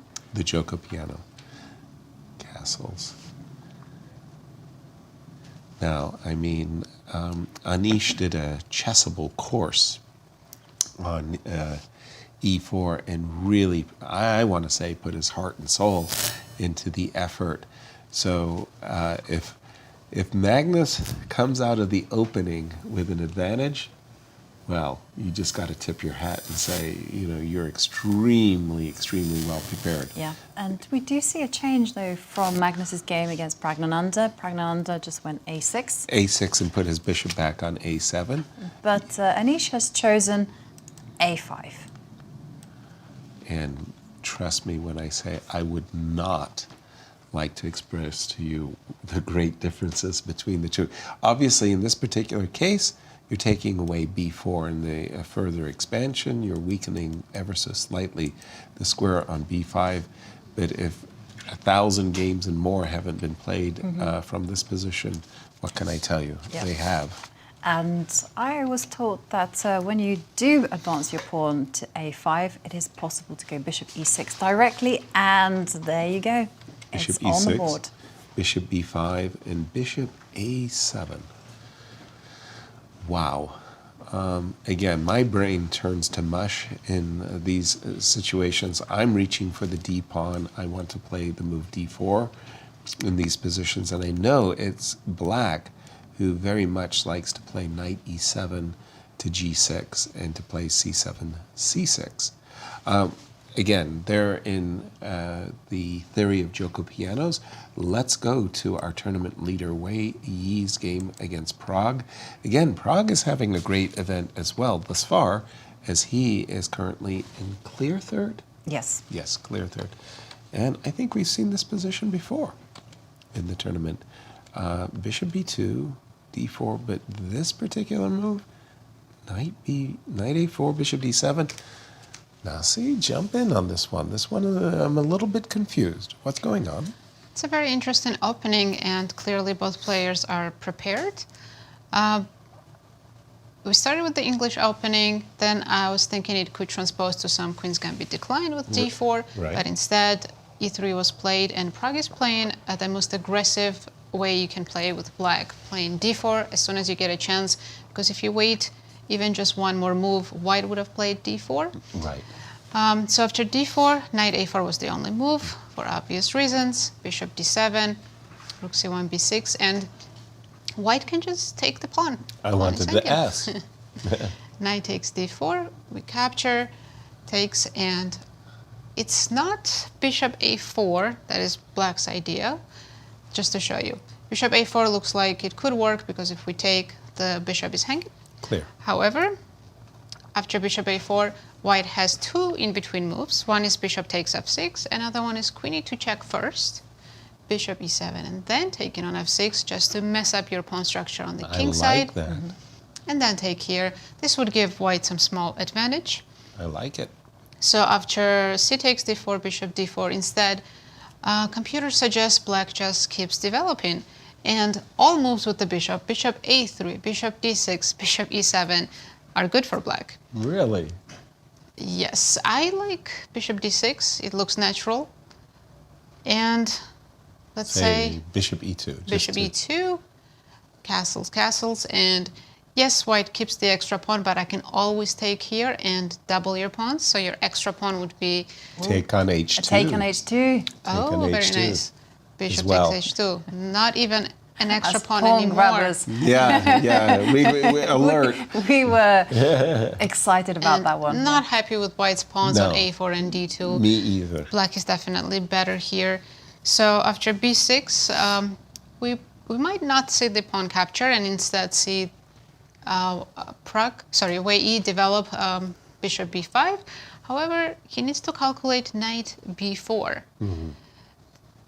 This d3 square is a bit weak. So instead of this, I heard that he just played bishop e2, just to avoid all that. Right. We're probably going to see bishop d6, castle, castle. And what do you think, Yasser and Jovi? I like black's pawn on d4. It gives them control of the center. I would rather be Prague. For me, it's always this is always the key question. Asset or liability, right? So I take on d4. I'm assuming you recapture with the knight, maybe, or with the pawn. And then I ask once again, is this pawn an asset or I don't want to take twice because you already showed me bishop takes h2, but I do investigate bishop b5 now. Can I look at bishop b5? So white's problem is this knight. Clearly, and I need to get rid of the d4 pawn so that the knight can return back to civilization, let's say. c8. And I have to take the pawn. I take up the knight and take the pawn. But take on c6? Yes. Bishop takes. Knight takes d4. Yes. But then you still have issues, right, with bishop. I was going to say bishop takes knight and then bishop e5. But Computer really prefers black here, down a pawn, but those two bishops extremely strong on the diagonal. This is like the compensation that you get in those Marshall-type sacrifices, where they say you always have compensation as long as you have your bishop on b7. But in this particular case, the knight goes to f5, right? That's what I'm calculating and too. I'm like, oh my gosh, really? Yes, yes, yes. Queen. Maybe I made the wrong move. Oh, okay, after here, knight to d5. There's no... Wow. You're just playing just against my hanging the knight pawn on on a4. d7. You're playing against a knight on a4, and I get that, but I'm still kind of shocked and confused that g7, Unless this position is analyzed with the engine, it doesn't make sense. But it makes sense to me Great. because if you take on g7 with the knight, yes, I've been itching to get a piece over to the h4. Yeah. g5, h4, Bishop both of them g5, h4, and... This is not what Wei Yi is going to do, because let's take a look at Wei Yi's line score. And folks, we're seeing something that's actually historical. We talk about 9-0, Magnus Carlsen winning 9 blitz games in a row. You don't see these guys winning 5 rapid games in a row. No, 5 rapid games. That's 10 points. That is 10 points. Because, we were talking about Magnus Carlsen getting 9 victories in a row in a blitz. Right. And as we know, history shows us if you win the rapid, you kind of tend to win it all. And there you see the stats. In 2017, Magnus Carlsen did the double whammy. Then Levon Aroni and Hikaru Nakamura. And Magnus Carlsen there in 2019. And it continues. It continues. 2019s and 2021s. In 2022, Ali Reza Firouzja tied for first in the St. Louis Rapid and then won the Blitz. Exactly. So historical precedent. You want to win the Rapids. And by the way, Bishop e7, you were mentioning too, is that you like Bishop to d6. Bishop e7 was Prague's choice, and I'm assuming we're going to see castles, and then it's all about whether this pawn on d4, asset or liability. I'm beginning to feel, however, that the knight on the knight on a4 is such a liability that I'm getting uncomfortable as white, strangely enough, in this position. Can you do weird things in this type of things, like b4? Like, I've seen that kind of idea before. Yeah, but then, after you've played before, now I'll acquiesce. I'll accept this. And I'm ready to play knight takes b4, and it right? doesn't also make too much sense to go b3 and then b4, yeah. Exactly. So Wei Yi might have been outplayed in a very, very sophisticated way. Let's just take a gander on the other boards. I have to draw your attention to this game. To you, Magnus against Anish. Okay. So clearly Anish is still in his prep. He still has more than 25 minutes on the clock. And we start the game with 25 minutes. But this last move, Bishop e3, I see that engine puts a question mark on it because of a tactic. Knight takes e4. I have to take the knight. Knight takes e4. bishop f5. Oops, I'm in a nasty pin. And d5 is coming next. So, for example, knight on f3 to d2 and d5, as you were Knight saying. f3, d5. I'm And worse. Do we think Magnus just blundered a pawn, or Yes. He's worse. Blunder. it's Yes. just Sure. a blunder? That's surprising. Magnus doesn't miss tactics like this. I think he just... He has to take, right? I don't see anything else. Bishop f5, and maybe he can try moving the bishop instead of the knight. Sorry. d5 still. The only thing that I can see is if you move the knight back to d2. And after d5, because I don't want to be losing the pawn, queen b3. Queen b3. Queen b3. You want to take the b7 pawn? You probably have to try that, but I'm getting another pawn on d4. Yeah. And I took your central pawn for my b7 pawn, which I'm very happy with. And even if we continue this, you can't take on c6, it's hanging, but also your b2 pawn is weak. This is not looking good. Now the question is, will Giri realize Magnus just blundered a pawn, or will he trust him and think that this He's is... not going to trust him. He stopped. He's looking, as you were mentioning, he had 25 look at minutes. the players. He had 25 minutes a moment ago. Now he has 23, which means he's eyeballing that pawn on e4. Sorry, I was Jovi. going to say, just look at Magnus. Magnus somehow looked like Like, he's he was not happy. realized that he's let slip the pawn on e4, and Anish has paused. He's looking. What have I missing? What am I missing? So, once again, let me just bring up the board actually on my board. Magnus versus Anish. Knight takes e4, pause. Nothing to do, Nothing right? to do. Knight takes knight. Bishop f5. Now, there's no wonderful one trickies. idea. Please. Start with bishop d2 here, Excuse me.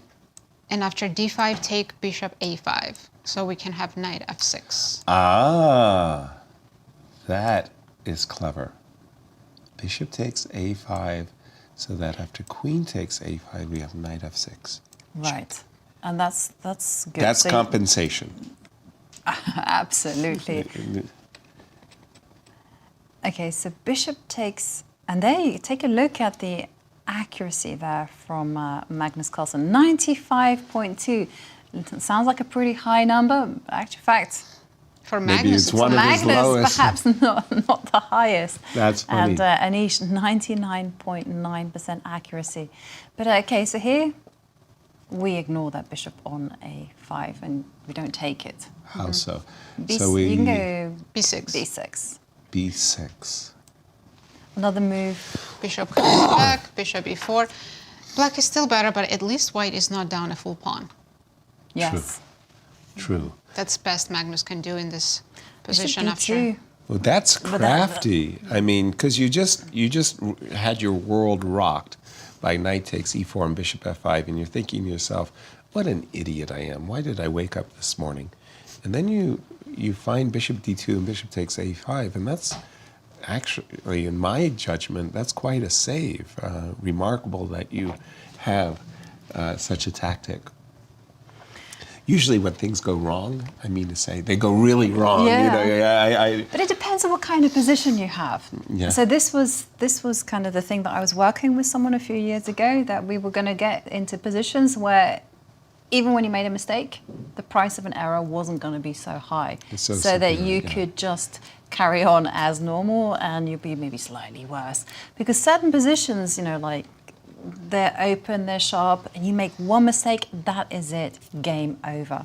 Bishop e3, from the books of Bobby Fischer, especially My 60 Memorable Games, when black has given up the center by e5 takes d4, Bobby Fischer very much preferred to put his bishop on f4 and not on e3. In this particular case, it had a tactical drawback as well, but bishop f4 would have been like an automatic according to the classics. Bishop e3, bad move. We're waiting for knight takes e4 as we wait on Anish Giri to unravel these tactics. What else do you have for us, Nasi? Well, there have been a lot of moves made in the tournament leaders game, Wei Yi. But as you can see, position is pretty even. White's up a pawn, but this is the extra pawn. Not to be proud. Exactly. And we also have opposite color bishops, so this game is heading towards a draw. So far, every other position looks even, so we have to keep watching this game between Magnus and Anish, because do they have any moves yet? No? Still waiting. Anish still taking time, because this is such a critical moment. If this works, he'll have a chance to defeat Magnus Carlsen. Defeat is strong. He'll definitely have some bragging rights about having an advantage coming out of the opening. I was saying this is a serious chance. Right. Well, I was saying that we'll see if Magnus can dent Anish's very formidable defensive repertoire. Again, I mentioned the chessable course that Anish did. Bishop e3, we're expecting knight takes e4, and Anish. Give me your insight to Magnus Carlsen body language. You've studied him for years in Norway. I mean, you've seen him highs and lows. What is this? What's going on he's here? not happy. Look, he's looking away. But the question is like he cannot, and Anish is pondering knight takes e4. Look, he's looking to his left. When Magnus looks away like that, for me that is a tell that he is unhappy. But I also know that Magnus enjoys a good hand of poker. You think he's trying to induce a kind of a bluffing in Anish? Like sometimes you look forlorn. Yeah. You know, like woe is me. And Anish is pondering, you know. Against anyone else, I think he would have just smashed that pawn on e4. Exactly. But because it's no, he's reached for it. Okay. Knight takes e4. Okay. He's done it. It took him a while. How many minutes did it take Anish? He was at 25, I believe. Yeah, it took him a fair few minutes. 7 minutes? 7 minutes. And by the way, thank you, Nasi. Seriously, I thought this was like just lost until you pointed out bishop to d2, d5, bishop takes a5 as a real magnificent resource. And again, the whole idea is queen takes a5 ? Allows this beautiful escape for white, and maybe even turning the tables. It's such a good move, knight f6 check. So will Magnus find bishop to d2? Nasi, over to you. How would that line play out? So let's discuss. If Magnus finds this the best move in the position, bishop d2, actually d5 is not black's best move because of bishop takes a5. Okay. Since we are expecting bishop a5 anyways, and we have to move the queen, black might as well not spend the tempo playing d5 and just move the queen right away. So queen e7. That's counterintuitive. It is walking right into the pin. Right. Discovery, I mean. So if bishop a5 here, bishop e4, and we're basically up a tempo. Instead of d5, we played queen e7. Okay. So here, probably queen b3. Okay, absolutely. The queen is attacked. And, okay, surprisingly, now we go queen d7. We picked up our piece. Now queen d7. You have to probably bring the bishop back sooner or later. We don't want to leave it on a5. Whoa. Yeah. Well, even if you go to d2, the problem is I'm still taking and your d4 pawn is hanging. Yeah. So with bishop c3, I was trying to protect the pawn, but... Losing h3 wasn't... So black might still pick up a pawn in this position. Could we... But by the way, the move queen e7, once again, put that on the board. That's such a counterintuitive move. You'd think that after a move like queen e7, I've got something in my pocket here. Well, for now, white is also pinned, so we don't have any discovery moves. Bishop a5 has to be considered. Yeah. Bishop takes e4. Yes. Bishop d2 was not played. Magnus did not find it. No, he went for the knight d2 idea. Oh. So now he is in big trouble. Yes. and you've got the position with queen on b7 is on the board. He's following Jovi's line. Jovi suggested queen b3, queen takes b7 to take Bad the pawn. news. Look, I mean, always all feel you've very been doing proud, for the but I also last feel very worried for 10 the players. years has been studying Magnus Carlsen's play, and you guessed it perfectly well. d5 takes e4, queen takes b7, bishop takes d4 on the board, and I think Magnus has, he's just reconciled himself to the loss of the pawn. He's just played knight c4, and in his mind, if you play bishop takes e3, knight takes e3, he's got a blockade. This guy's weak, and any 4 versus 3, that's way, way down the road, of course. Any 4 versus 3, the knight on e3 will be good enough for a draw. But for Magnus, that's not what you want to do with white, is, playing for a draw, grovel a draw right out of the opening. Needs must. There's this cool line that I can show you. Please. Go for it. For black to play rook e7, Okay. Yeah. I'm giving you my pawn, queen c6, and then I have a lot of tempo moves. Rook c7. Okay. Only move to not lose the knight is queen b5. Fair. Rook c5, another tempo move. Okay. Looks like queen b3 is the only move. Not to lose the knight. But rook b8. I keep annoying the queen all the way to a2. And here I can just play, I was going to play bishop e6, but computer's going to just take on h3. This is I'm a going to nightmare. need a minute to figure out what this means. This is a nightmare variation for white. Your queen just got bounced around. H4. And just rook h5 and checkmate, I'm guessing. Wow. I'm even hanging my bishop on d4. Or rook g5 and checkmate, Yes. as well. Yeah. If you take on d4, I mean, rook g5 is made. Rook g5, well, it's not that obvious, right? King h2, there's queen f4 check, and then it's checkmate. Right. And if the king tries to skedaddle to the center. There's mate on d3. Yeah. Oh, yeah. Let's Yes, put that up beautiful, on the board. mate Beautiful. on d3. Thinks he can get away? No. Yeah. Queen. Didn't get out of the gate. But wait 1 second. That line was pretty forcing. It was all That was forcing. It lovely. was like so rook that e7. Rook e7, you're going to take the pawn, otherwise... I think you can't take the pawn. What you just Well, showed there's is... this interesting option for white to sacrifice the queen and get rook and the bishop for it. Now you're talking. Yeah. Now that's a very, very good idea. I like this. And yeah, black has no way to save the bishop. They can play queen d5 or something just to win a pawn. Right. Rook takes d4, queen takes b5. Here I might be able to hold. I might, with playing against Rook the queen. e7 wasn't played. Instead, c5. Also sensible. Also very, very sensible. Well, c5 was not the best move, as we know. Rook Rook e7 was e7 best, was but better. of course it's hard to find it in a rapid game. After rook d1, Anish can just make improving moves. Simple. I was going to say king h7, but is it the pawn hanging? Oh no, there's bishop e6. Bishop. Right. So king h7 is an improvement. Rook e7 is still being suggested in this position, or even queen f6. Yeah, and Anish is definitely in the driver's seat. Magnus not happy with his position. No. Maybe he will try to put Anish in time pressure, because Magnus has 21 minutes against 14 minutes right now. Exactly. And let me just update my board as the game has gone c6, c5, which to my eyes was very, very logical. The pawn on c6 was hanging. You're fortifying the bishop on d4 with the move c5, and rook d1 was played very quickly. Anish to play. I like these ideas of queen f6. I like the ideas of rook e7. I like the ideas of rook b8. All of these moves feel good. Totally. I mean, the white queen feels like she's really out there on the win. Exactly.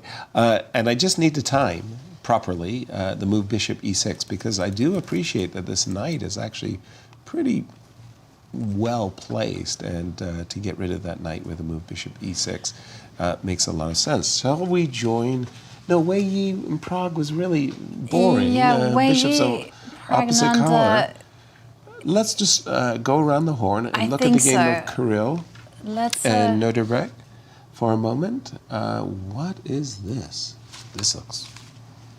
What just happened between Kirill and Nodirbek? Well, there's a rook on e7. I know. Something. I was like, how did it get there? Well, it's getting booted. It is getting booted away. Knight and c6. the question is, should the white rook just Hang around. dive back or hang around? Right. Well, I would be tempted if to. we hang around, we do have Exactly. our own back rank issues, right? Although it's not critical because the king can hide on h2, but on the other hand, do you want to Why, allow a no, rook I- to be sniffing around on the first row? Right. Nope. Not So when you're king I would be taking a step backwards. And after, for example, rook d8. And then I can park the queen on c4. You don't want to trade queens with queen b3, but queen c4. Fair, fair. There's a pawn hanging. It feels like white is for choice in this one. Let's continue and look at some other games. How about Arjun and Vincent? As we know, Vincent has come up unlucky. Let's just leave it at that. He's had a lot of opportunities in his prior games and, well, just continually coming up short. Knight to d7 by Vincent. Arjun to play. First impressions. Of this position, it's tense. Tense? Tense. The tension is yeah, high. I couldn't tell you who is better here. It just feels like it's very dynamically balanced. You know, black has the open F line. Right. This knight on g3 doesn't have a role too much, but then, you know, black's plan is not that easy. And the double pawns. The double pawns are not so much fun. As white, I would be aspiring to play moves like a5 and queen a4. Whoa. Queen b6. That's an invitation to a5 if ever I've seen one. Okay, if you go a5. Let's have a look, shall we? Let's go. And do you want to take it? Not Not. that way. No, So I what have a would you few. like? I have a few options. I have. Well, not that many options. Do you? Yeah, I have a few options, right? I can go queen a6, queen b5, queen takes b2, knight takes a5. Well, queen takes b2 was the least attractive, I thought. Yeah. Because you are inviting rook to b1 and rook takes b7. If you play I queen... wasn't sure. Oh, really? Yeah, you want to continue the wasn't- line? Yes. Okay. If, I thought it was a kind of because end of I'm very story. unsure. Queen a3. Rook takes. Give me your knight. Yeah. Okay. I was looking up dc3, but okay, I can see you do not want to in general even think about allowing a rook onto the 7th rank. No. Normally, that's not a part of No. the plan. Exactly. Okay. So a5. Well, this is the position. And he played quickly queen b1, did Arjun. So there was something about a5 he didn't like.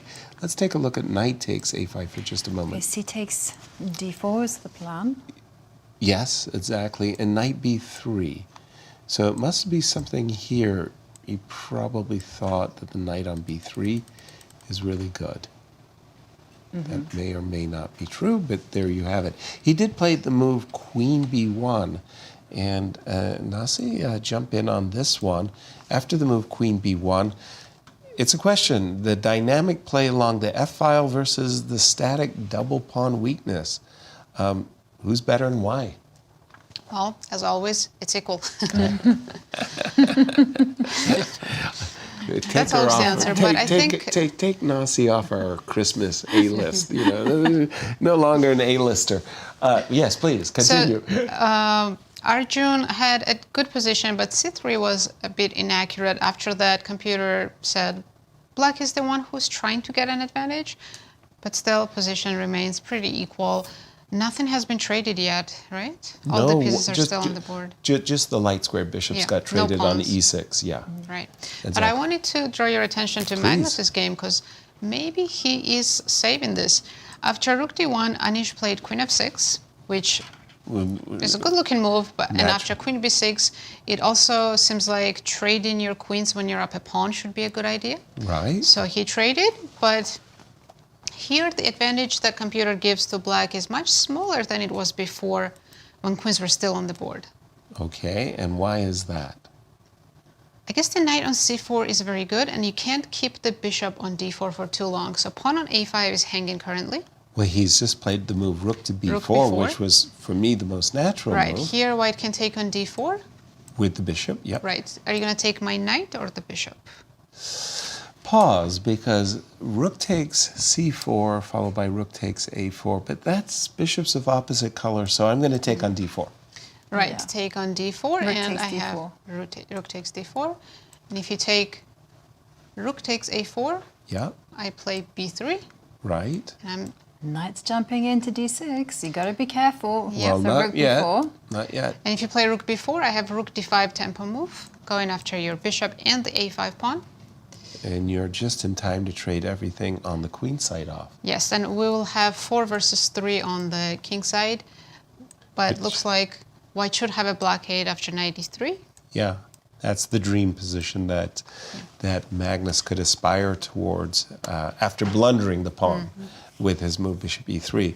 So really, it was the queen trade, and queen f6 was, gosh, I mean, that is so counterintuitive because, as you were saying, you're pawn up, trading queens, going into an ending that is obviously superior for yourself, you'd think was good. And rook b4 is our current position, and we are expecting bishop takes d4.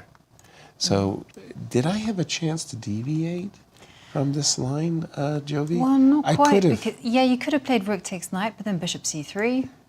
Bishop c3, Yeah, let's anchor. anchor the bishop. So if I Then if now clip I a wanted pawn, to go rook a1. and even though I'm 2 pawns to the good, Wow. it's, One of them is falling. London is falling. E3 takes, I assume. Yep.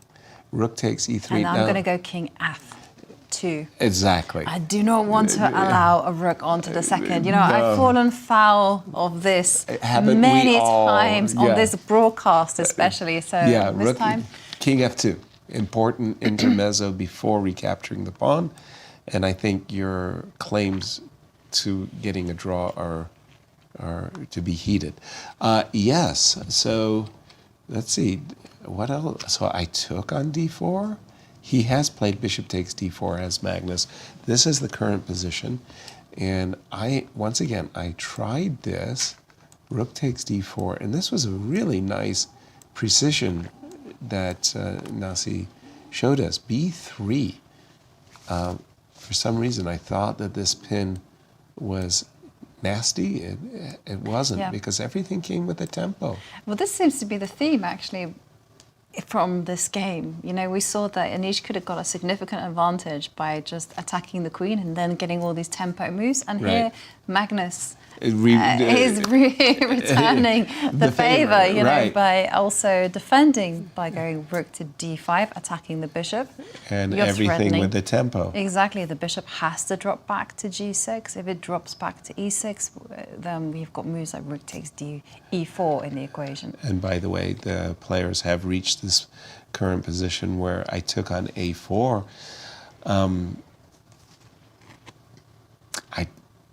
Well, okay, let's have a look-see. Maybe I can leave your knight stranded on a5. I'm assuming we want to play b3. Yep. Okay, I was going to take, Knight. and can I? Can I go knight d6? Oh shoot!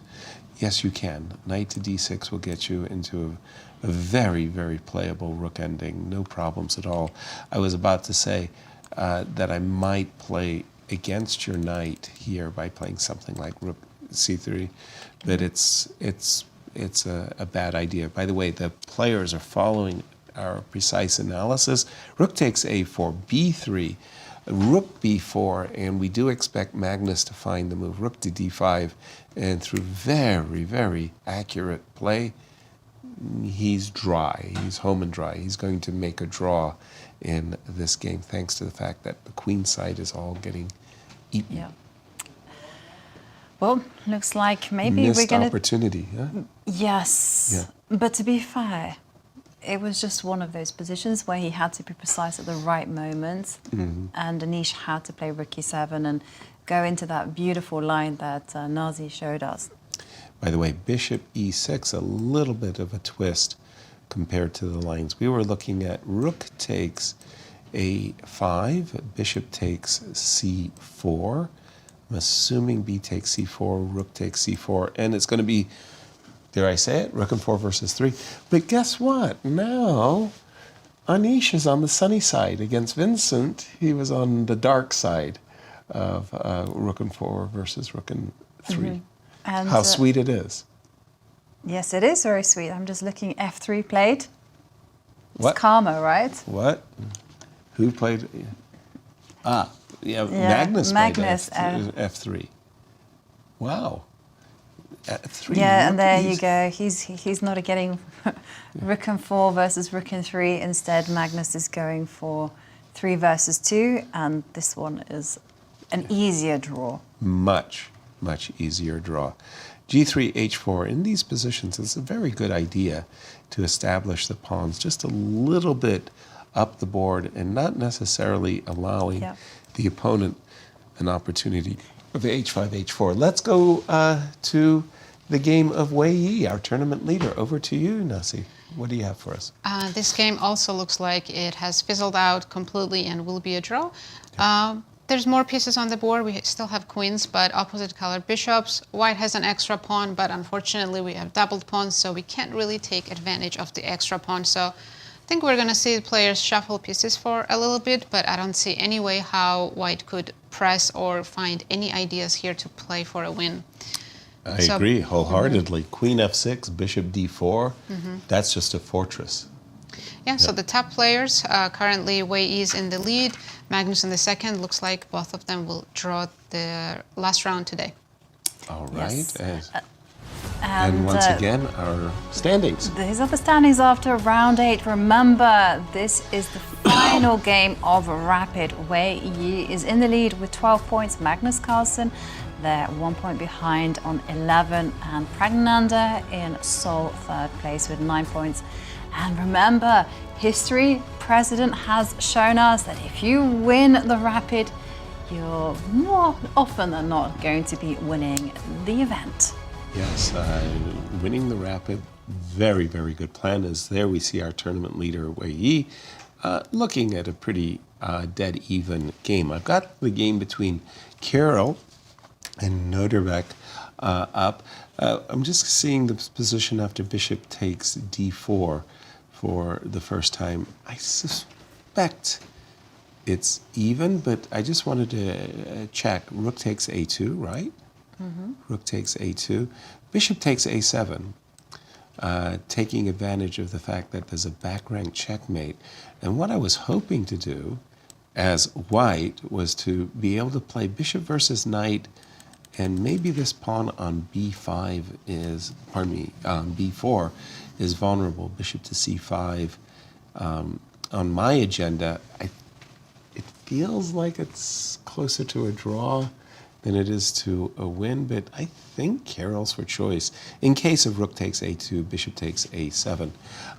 Continuing just to look at some of the other games for a moment, Arjun and Vincent, when we left it. It's quite funny because this round, the evaluation bar is staunchly in the middle.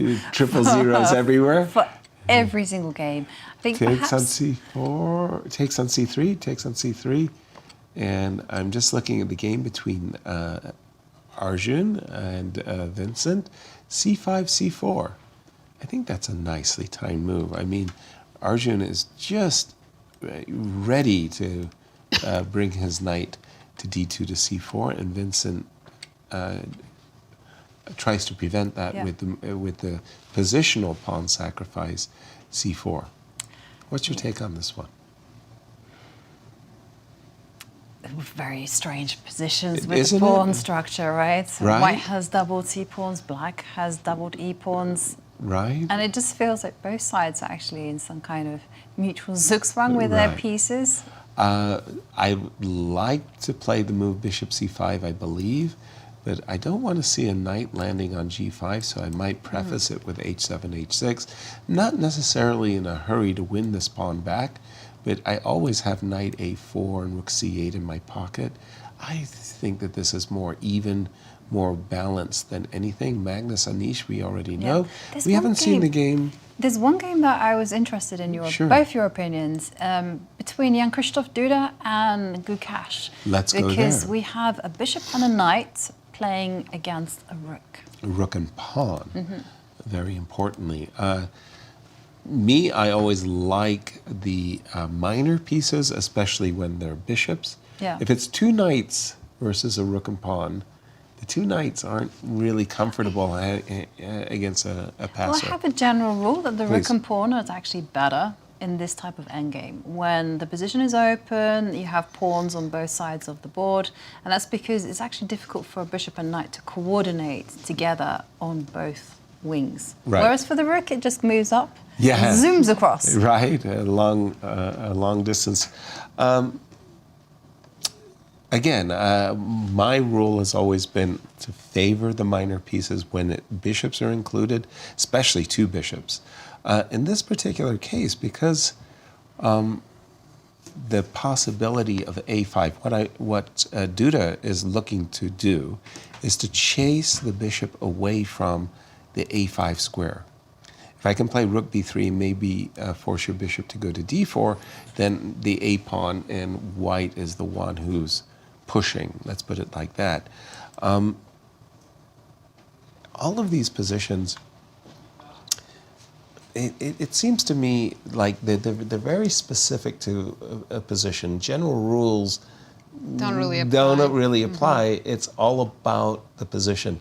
Jump in on this one, Nasi. How does the computer evaluate this very important two pieces?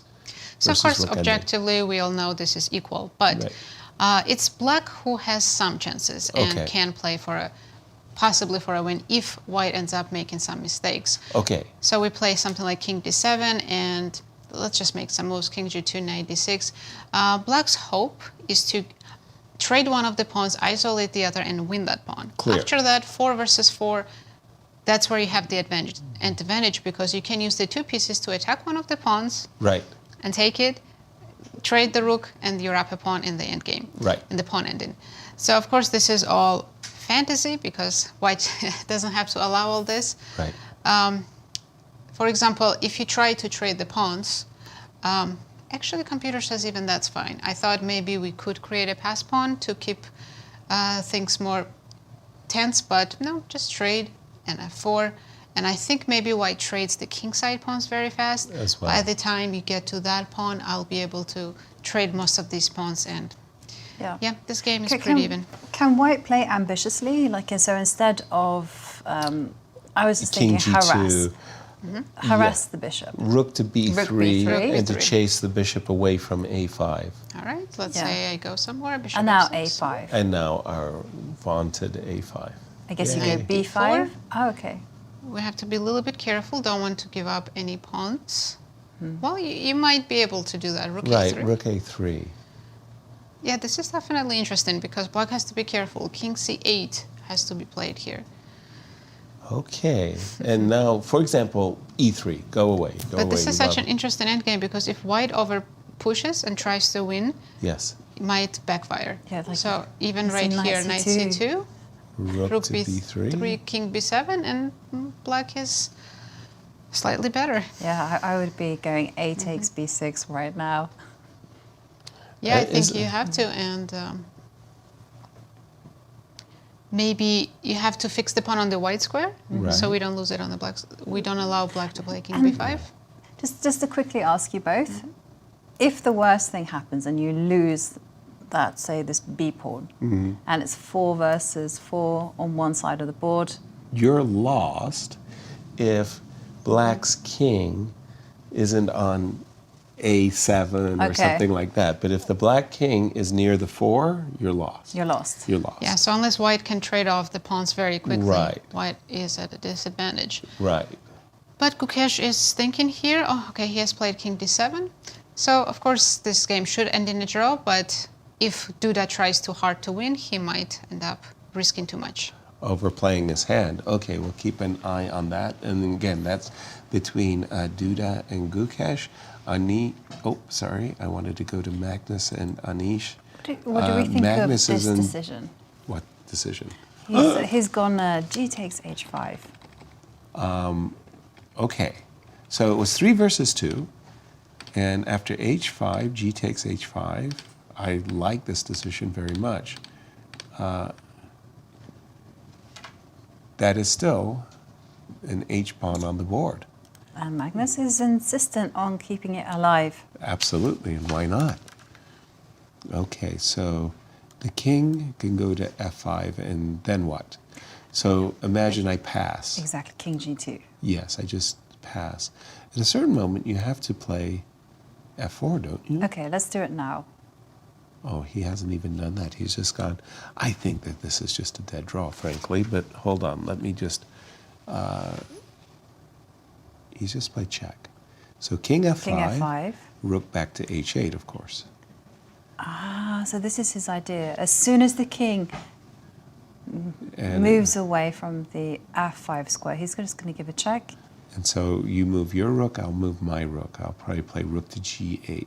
And now does he have to make... Yeah, he's... Or rook to B8. Okay. I thought with my rook on G8, I might get in a dirty H6 at some moment. And do you know, what would he do? Rook B5 check? Yep. Also on the agenda.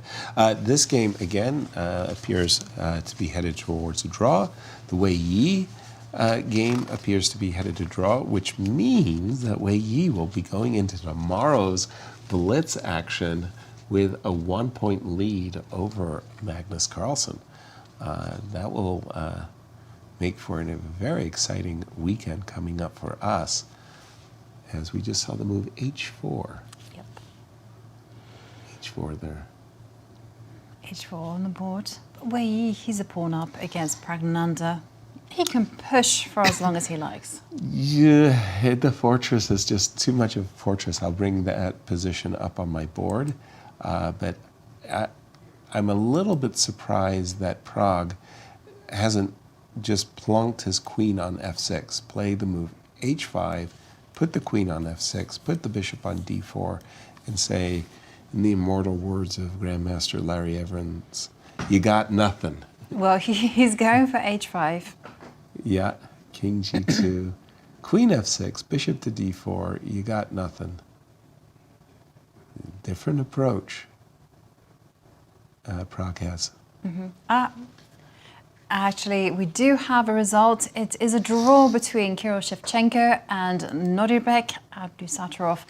And there we see the first of what is potentially a very peaceful round. Yes, when we left their game. And here it looks like Magnus Carlsen and Anish are going to be agreeing a draw anytime now. Magnus just going to keep checking. There you see a draw between Magnus and Anish. Yeah. A very good result for Magnus, considering that huge blunder that he made right out of the opening. Yeah, that move, if you're joining us late, it was Bishop E3. Anish looked kind of in disbelief for about 7 minutes before grabbing the pawn on E4, knight takes E4, and as you were mentioning, confidence. Yeah, total confidence. Right. But Magnus maintains his pattern intact. 1, 2, 1 each and every day. Exactly. Draw the first Draw the first game, win the middle game, and then draw the end. The ending. Will Magnus go on a rampage in the Blitz? Well, join us tomorrow and this weekend to find out. In the meanwhile, what do you have for us in the game between Arjun and Vincent, Nasi? So this is the only game where it's not a draw yet. Right. It's still equal, but now Vincent did find some chances to change up the position. And even though it's equal, let's take a look. Let's say knight f3, knight takes c6. Black has 2 connected pass pawns. There's a weak pawn on c3. Right. So I would much rather be black here. We also control the open d file. Let's see, we make some move. Computer says knight f1. I'm not sure why that's the best move. or did I misread it? Sorry, it's king f1, right. And black here plays rook d3. If I was playing this in a practical game with black, I'm thinking I have good chances. Absolutely, you have active pieces and... Pawn on c3 is going to drop. Right. And both players under 5 minutes, so now that they're entering blitz zone, anything can happen. Exactly. The move bishop f6. I was a little bit surprised. I mean, again, always, is it an asset? Is it a liability? You took on c6, and I think that's a very good move. The greed factor plays a role here. Bishop takes c3, and I'm wondering if I can't just round up the c6 pawn for free. Well, he hasn't let... C1? He's actually played bishop to d4. And we already have bishop to d4, bishop takes e5. So let's, because of the times, it's what? Well, 4 both minutes? players around the 5-minute mark. And do remember that the players will be getting that 10-second time bonus per move. And the knight is heading to a very comfy square, knight to e5 and knight to c4. Yeah, I'm with you on this one. I would rather have the black pieces here. White's knight on g3 is just not participating. It's exactly, not one bit. But we're going to take a pause here because we are going to go to Cristian in Warsaw, who is with Anish Giri. Anish, a very difficult tournament up to this point for you, but you got a boost in that first round. You were struggling against Vincent Keymer with the black pieces. Almost you couldn't touch any pieces. Yeah, no, you picked the right position to put on the board here. Today was a great day for me. First 2 days, yeah, everything that could go wrong did go wrong, and today I scored +1, which is, it's very different than the first 2 days. I'm really happy with that. What did you have to change in your routine to finally get a plus? Well, I started hypnotizing my opponents that they blunder at winning positions. I think that worked. There's really nothing else. I mean, my routine is very intense here. Though I have to say that, I'm really I have nothing to do here. I'm all alone. I don't have children in my room. It's quiet. There's nothing's happening. But I still managed to get myself, really busy because I'm playing also this online tournament. So I'm playing, I think 10 hours a day or something. And Anastasiya was actually talking to your coach here, Irvin, and he was telling her that you were playing non-stop. Yeah, no. You finished at 11 No, p.m. the thing is, at some point, the organizers so proudly said that, we and, CCT and GCT, we managed to move the time, we moved a bit earlier, they moved a bit later, so now we can, the players can play. And I asked them, okay, that's nice that you two guys cooperate, but which of the two is going to pay the health insurance for the players? I mean, because it's quite intense. But okay, Did you get an answer? No, it was a joke. You don't have to play, of course, but once you start, I have to kind of see it through. I don't like quitting midway, and it was tempting to start, and now I'm stuck in there. Well, let's talk about this game. We can go past this one because this one, I have to say, you were very resilient, and that, very lucky started your comeback, I would say. Tell us a bit about this game against Magnus, because it did feel like you got the advantage out of the opening, right? I was a little bit worried that he might be bluffing some kind of a prep because maybe this position around here, right? Because this position it is sort of big known theory. He had the game here with black actually against Wesley So. So when he played this, I saw that. Yeah, I was still thinking maybe he has something in mind that he's at least not worse, but he knows his position 200%. So that's why I was confused, and I probably sold my advantage too short. Yeah. Did you ask him whether he missed something or he just... Yeah, he said he sort of forgot mixed up. No, here... Mixed up. Yeah, it looked really good. But yeah, I was sort of... Yeah, I missed Queen B6. I was also kind of what am I exactly looking for? It looks so good. Obviously, I am better here because I am not blind. But at the same time, I thought, okay, maybe it's some sort of... I should have been more accurate, I guess, because I am much, much better. But I sort of played a bit casually, and here I no longer saw how to... It's quite drawish, yeah. Maybe this idea of computer rook e7. C5 is very natural. Yes. Maybe here rook e7. Yeah, I was just very confused. Super weird that he allowed this knight e4, and I underestimated my advantage, obviously. Yeah, it's in my course even for white. I think I recommend bishop d2 here. Very nice point. Point is that d5, e5, knight e4 is the idea, but then takes, and there's bishop a5 nasty, and if queen a5, knight f6. So there's the point of bishop d2. So it's all in the course, all for sale. But he played bishop e3, and bishop f4 also the move. Then d5, bishop, all the stuff I've analyzed, all the different moves, and bishop e3 somehow I didn't. No, well, I know that probably it's just 94, but I was confused. Is this a new course or? No, this is going to be. It's coming up. Bishop e3 is a curse. It's not a course. Okay. Awesome. All right. Well, Anish, tomorrow you start the blitz. How are you going to approach that? Well, I have How to survive. are you seeing your chances? I have to survive. Today a few more games. I think a lot of games, eight rapid games ahead for me, and I'm going to sleep well. Oh, you're playing Division 3 of the Champion Chess Tour. Yes, exactly. So I have to survive that. And then, I'll just, I don't know, hard to say. I think I'm not so bad, but opponents are all really strong. Like the guys grew up. Everybody's really good. They were already good, but they're getting better, Yeah. So I don't know where I rank in this kind of field at the moment. I think I'm not so bad, but I need a little bit of wind in the back for sure.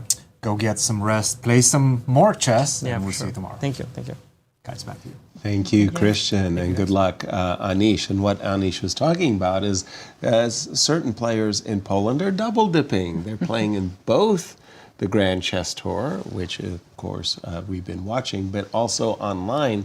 There's a Champions Tour that Magnus has been promoting, and Magnus will be playing in later today. I think that's very, very hard to play in two tournaments at the same time.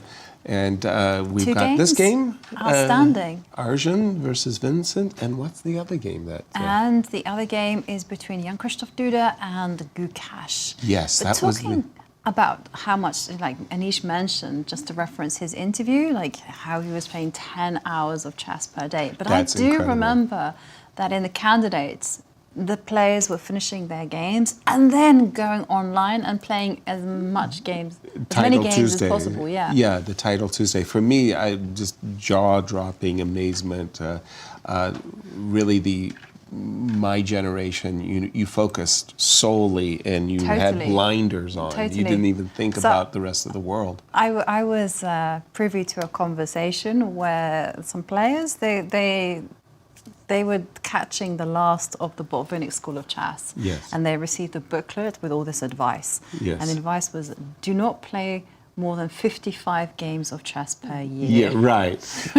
Missing the mark by 200 games today, because the players of today are so incredibly active, and oftentimes when we have these matchups and we see something like 32 wins and 31 losses and 88 draws, and you go, you would write a trilogy of their matches. And there we see Vincent and Arjun.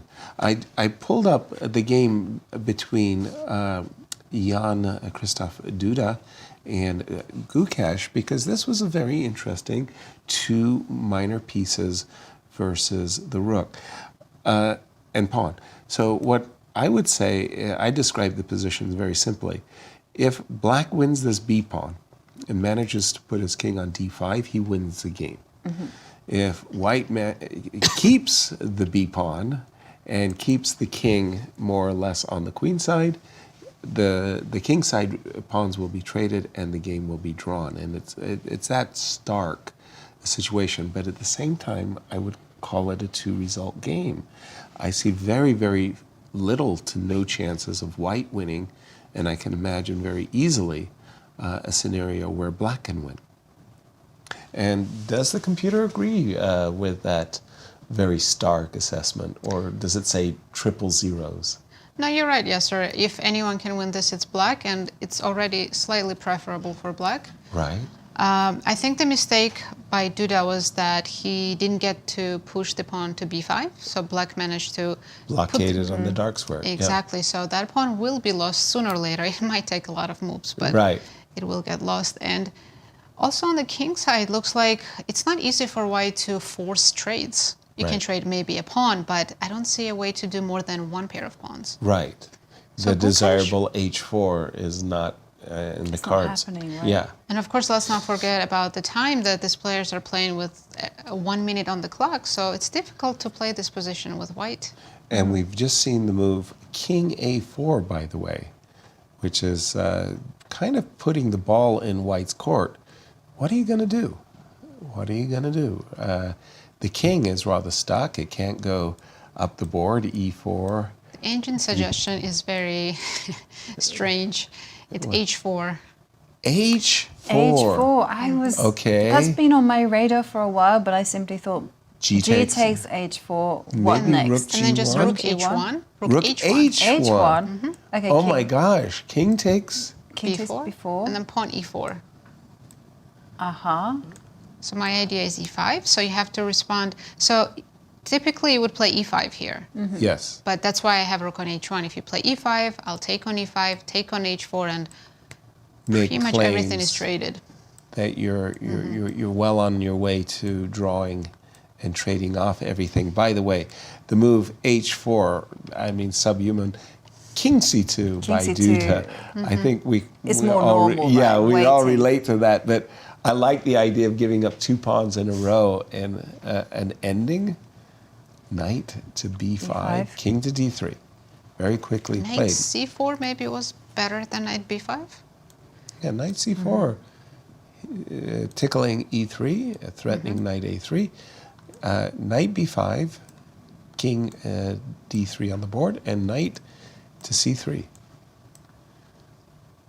Did you notice there, by the way, that Gukesh kind of just held the Knight on C3 for that extra half a moment?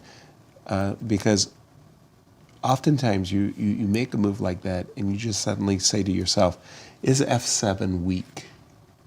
F7 weak. Is F7 weak? Because you're suddenly thinking about rook A1, rook comes up to A8, and And then where's your knight? Why isn't your knight on D6, right? And then he reassured himself that, yes, I can get my knight back to D6. And please. yeah, but this is also quite an interesting moment because now By Nazi's the way, mentioned rook us. F1. Sorry, please. Rook F1. This whole idea of going H4 followed by E4, Right? something that is always lurking right in the background. And he's played the move rook F1, inviting king takes B4. Maybe he wants to play this E4, E5 idea, having defended the pawn on F4. Nasi, jump in on this one for us for a moment. Rook F1, was that a clever move? Let's take a look. Rook F1. Yes, it was computer's first line. So if king takes B4, the idea is to simply to go E4. Yes, correct. E4. And I guess black shouldn't allow E5. So computer suggests black to play E5 himself. And here both F takes E and rook takes F7 is a draw, but so is even just F5 and closing everything up. I wouldn't have guessed F5. No one's going to go F5. I would be taking the pawns with relish, yes.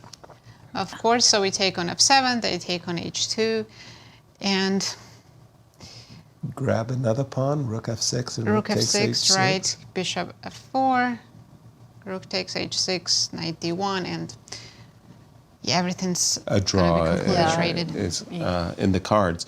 All right, so rook F1 on the board. By the way, he didn't grab the pawn. He played instead of king takes B4, the desirable king takes B4. He played knight to D5. King to E4 came very quickly. And Duda's hanging on, or is he? Well, he's hanging on, and Gukesh, I just want to point out the time situation because Gukesh is now ticking close to 20 seconds on the clock. And it's incredible when you're sitting at the board. Time just flies by. Those 20 seconds become 3.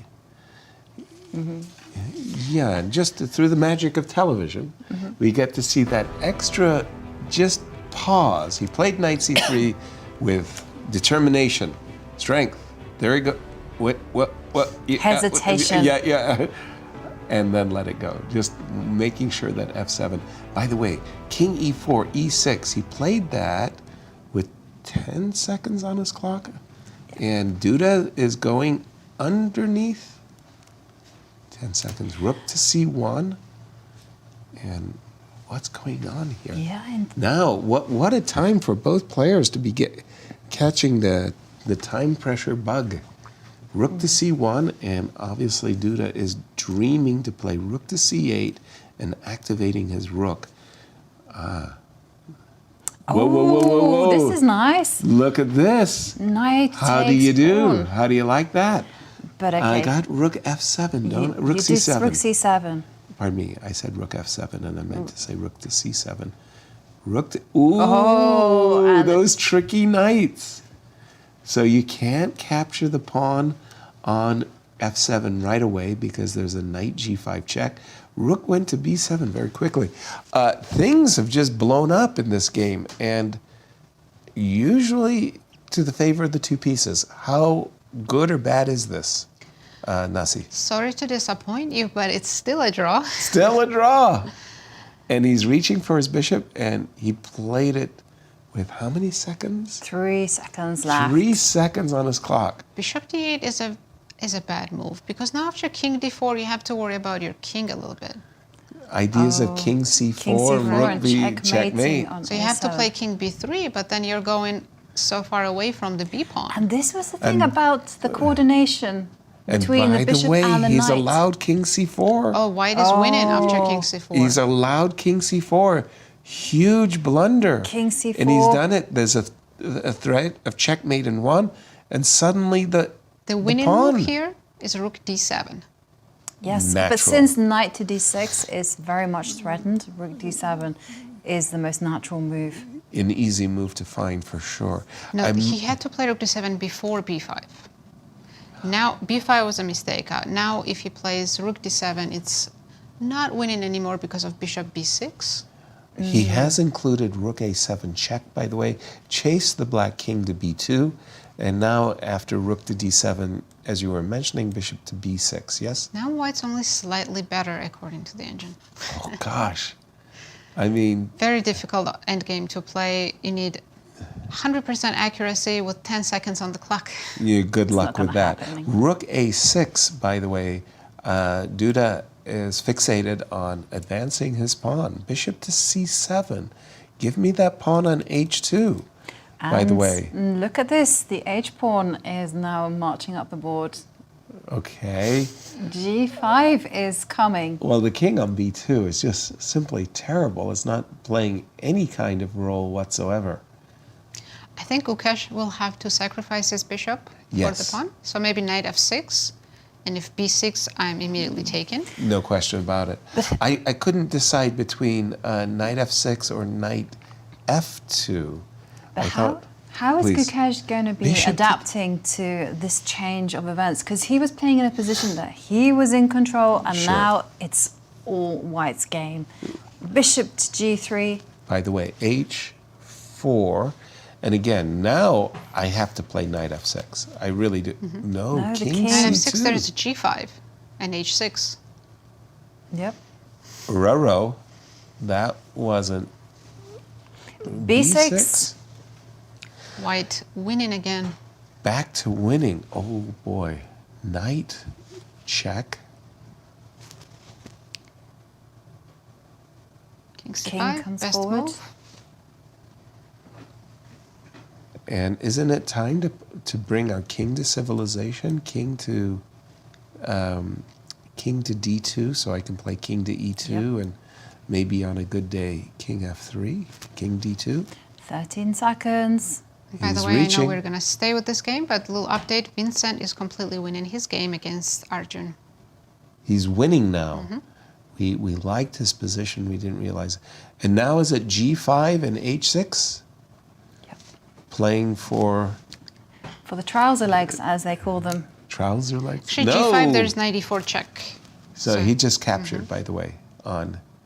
And now rook came to a3, attacking the bishop. Evaluation +5. +5. Wow. Extraordinary. Are we going to see knight to e4 check? King c6. King c6 and then we're going to have to move our bishop in any case. King d5, King not d5. king. The bishop came back to b8. Really, really tense moments here. From Black's point of view, he's going to give up his bishop for the pawn, but he wants to also play knight f6 check, and knight takes h5, so he gets rid of this pawn on h5. Bishop to f4 just played. I know the computer says that this is winning. It doesn't feel. It doesn't. You can easily see, as you said, the bishop giving itself up and the making knight a draw, yes. winning the h-pawn. What's the winning move here for Duda? Many winning moves. Rook f8, b7, king e6, they're all winning. Rook f8. 5 seconds. King e6 and b7 are all winning. Absolutely. Wow. I'm still stunned But because knight again, f6 check. knight f6 check, king e6, Knight takes pawn. h5, king takes Is it f5. just because there's no coordination between the knight f6 might played? I might be able to chase the bishop off the diagonal, or I might be able to put my rook on d6. Exactly. And just to update you on the results, Arjun Erigaisi lost to Vincent Keymer. So, our first decisive result of the round. Exactly. And Well by the done. way, knight takes h5, and he's played it. He's he's gonna playing go for rook rook c7 and make a queen. Oh, We might see 2 pieces against the queen endgame. I'm pretty sure we Does will Black has actually. knight e8 here? Yes. No other move, but knight e8. Or knight d5 actually also works. Oh, because I was going to take with check, but then you take the Well, he's gone bishop takes rook. king takes. What on earth did you? Uh-oh. No. Well, this can't be a fortress, can it? No. No, that was a goof. Queen f8 is Queen really, A8. really, really simple. Yeah. Queen a8 is also very simple. Gift me the pawn. Yeah. And it's just gone all wrong for Gukesh, who lost control at the final minute. And we see a handshake there, and Jan-Krzysztof Duda wins against Gukesh. I think for the locals, this is a long time coming, but they're thrilled that the final round brought victory to the Polish fighter. I think that's his handle. That is his handle online. In fact, Gukesh enjoys a lot of Polish support as well, courtesy of his second being Polish. Gotcha. An eventful. How many decisive games at the end? Two decisive games, but it did look like it was going to be a peaceful last round of the Rapid. Right. It looked like there was draws all around, but in the end, we did see 2 decisive results. Vincent Keymer beating Arjun Erigaisi and Jan-Krzysztof Duda beating Gukesh. Most importantly, our tournament leaders, Wei Yi, who had done the Cinco, 5 in a row, did make a draw, but let's jump to Poland. Wei Yi is with Cristian. Wei, you came into today's rounds as the co-leader with Magnus. You managed to outscore him by, in fact, winning 5 in a row. Now you're the leader going into the Blitz section. How are you feeling right now?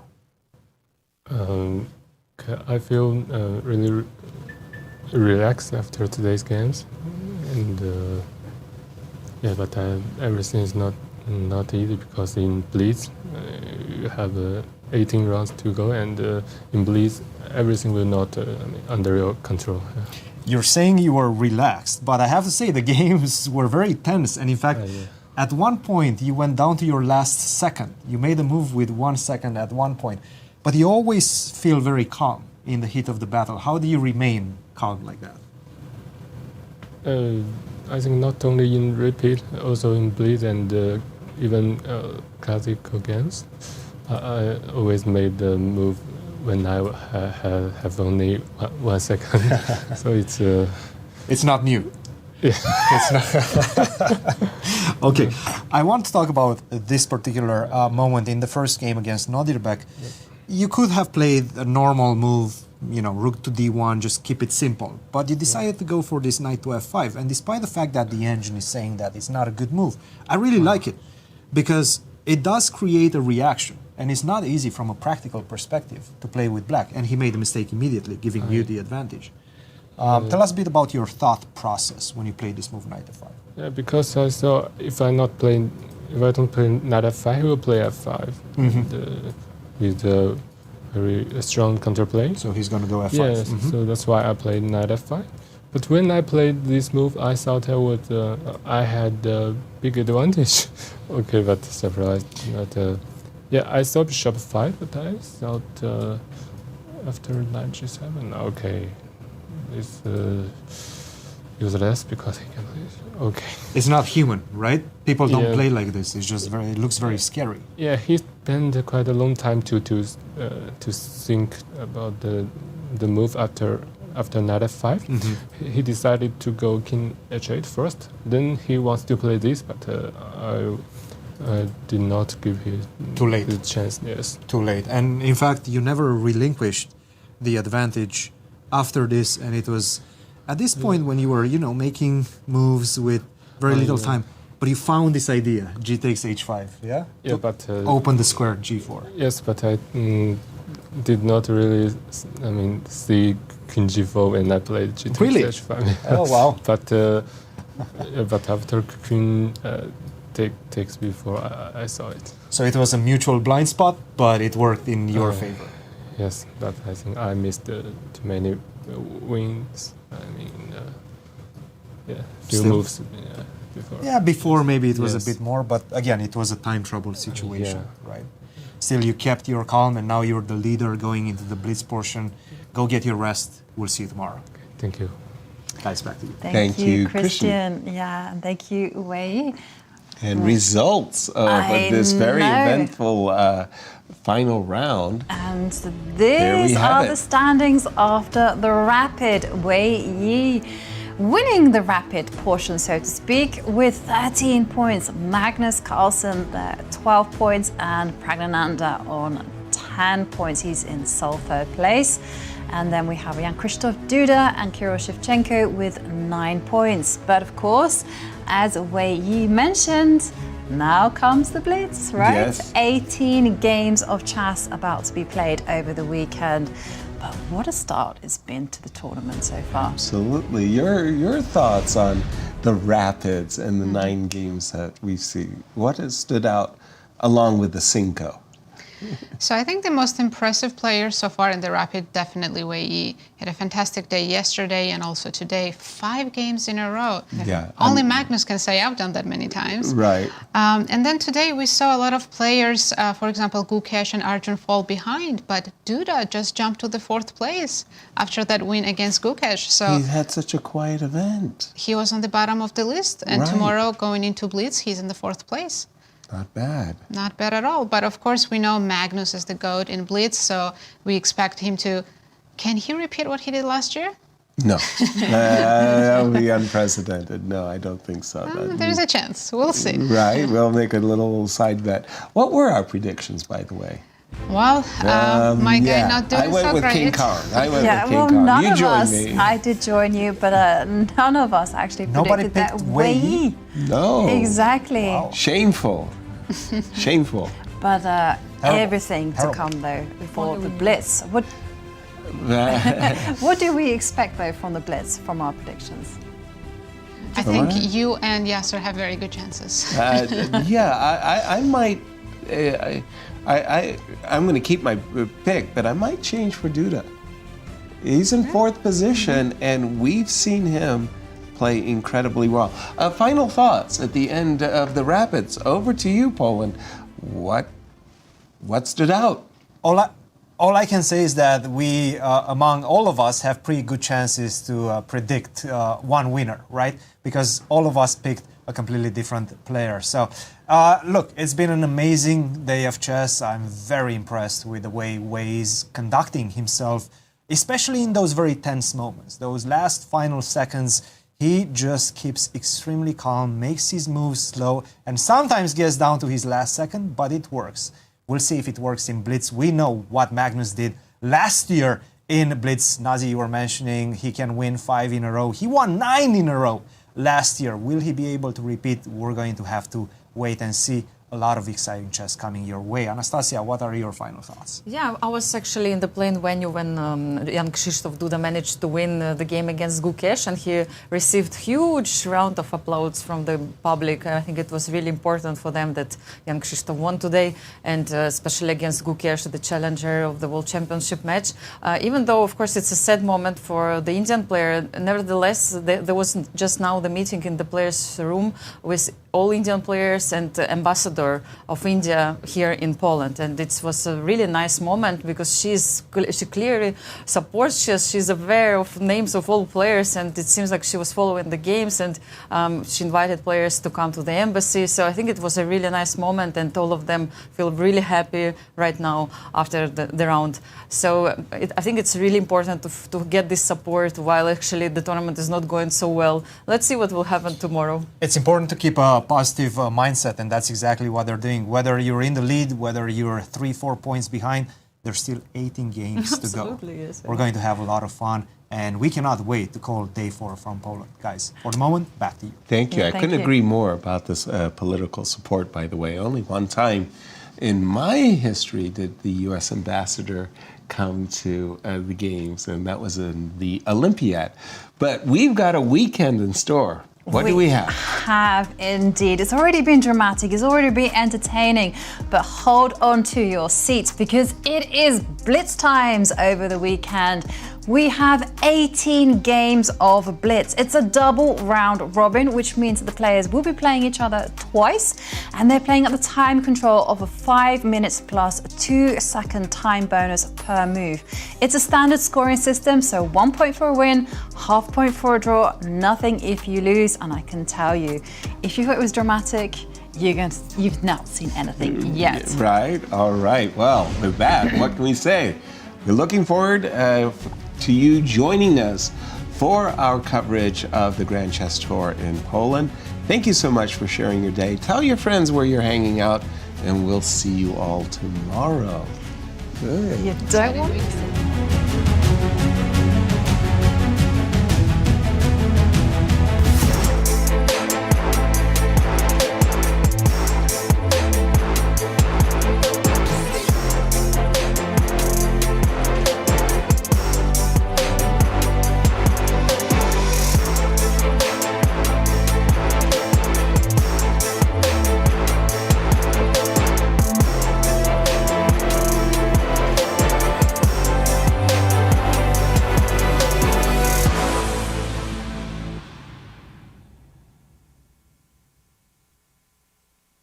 This has been a presentation of the St. Louis Chess Club.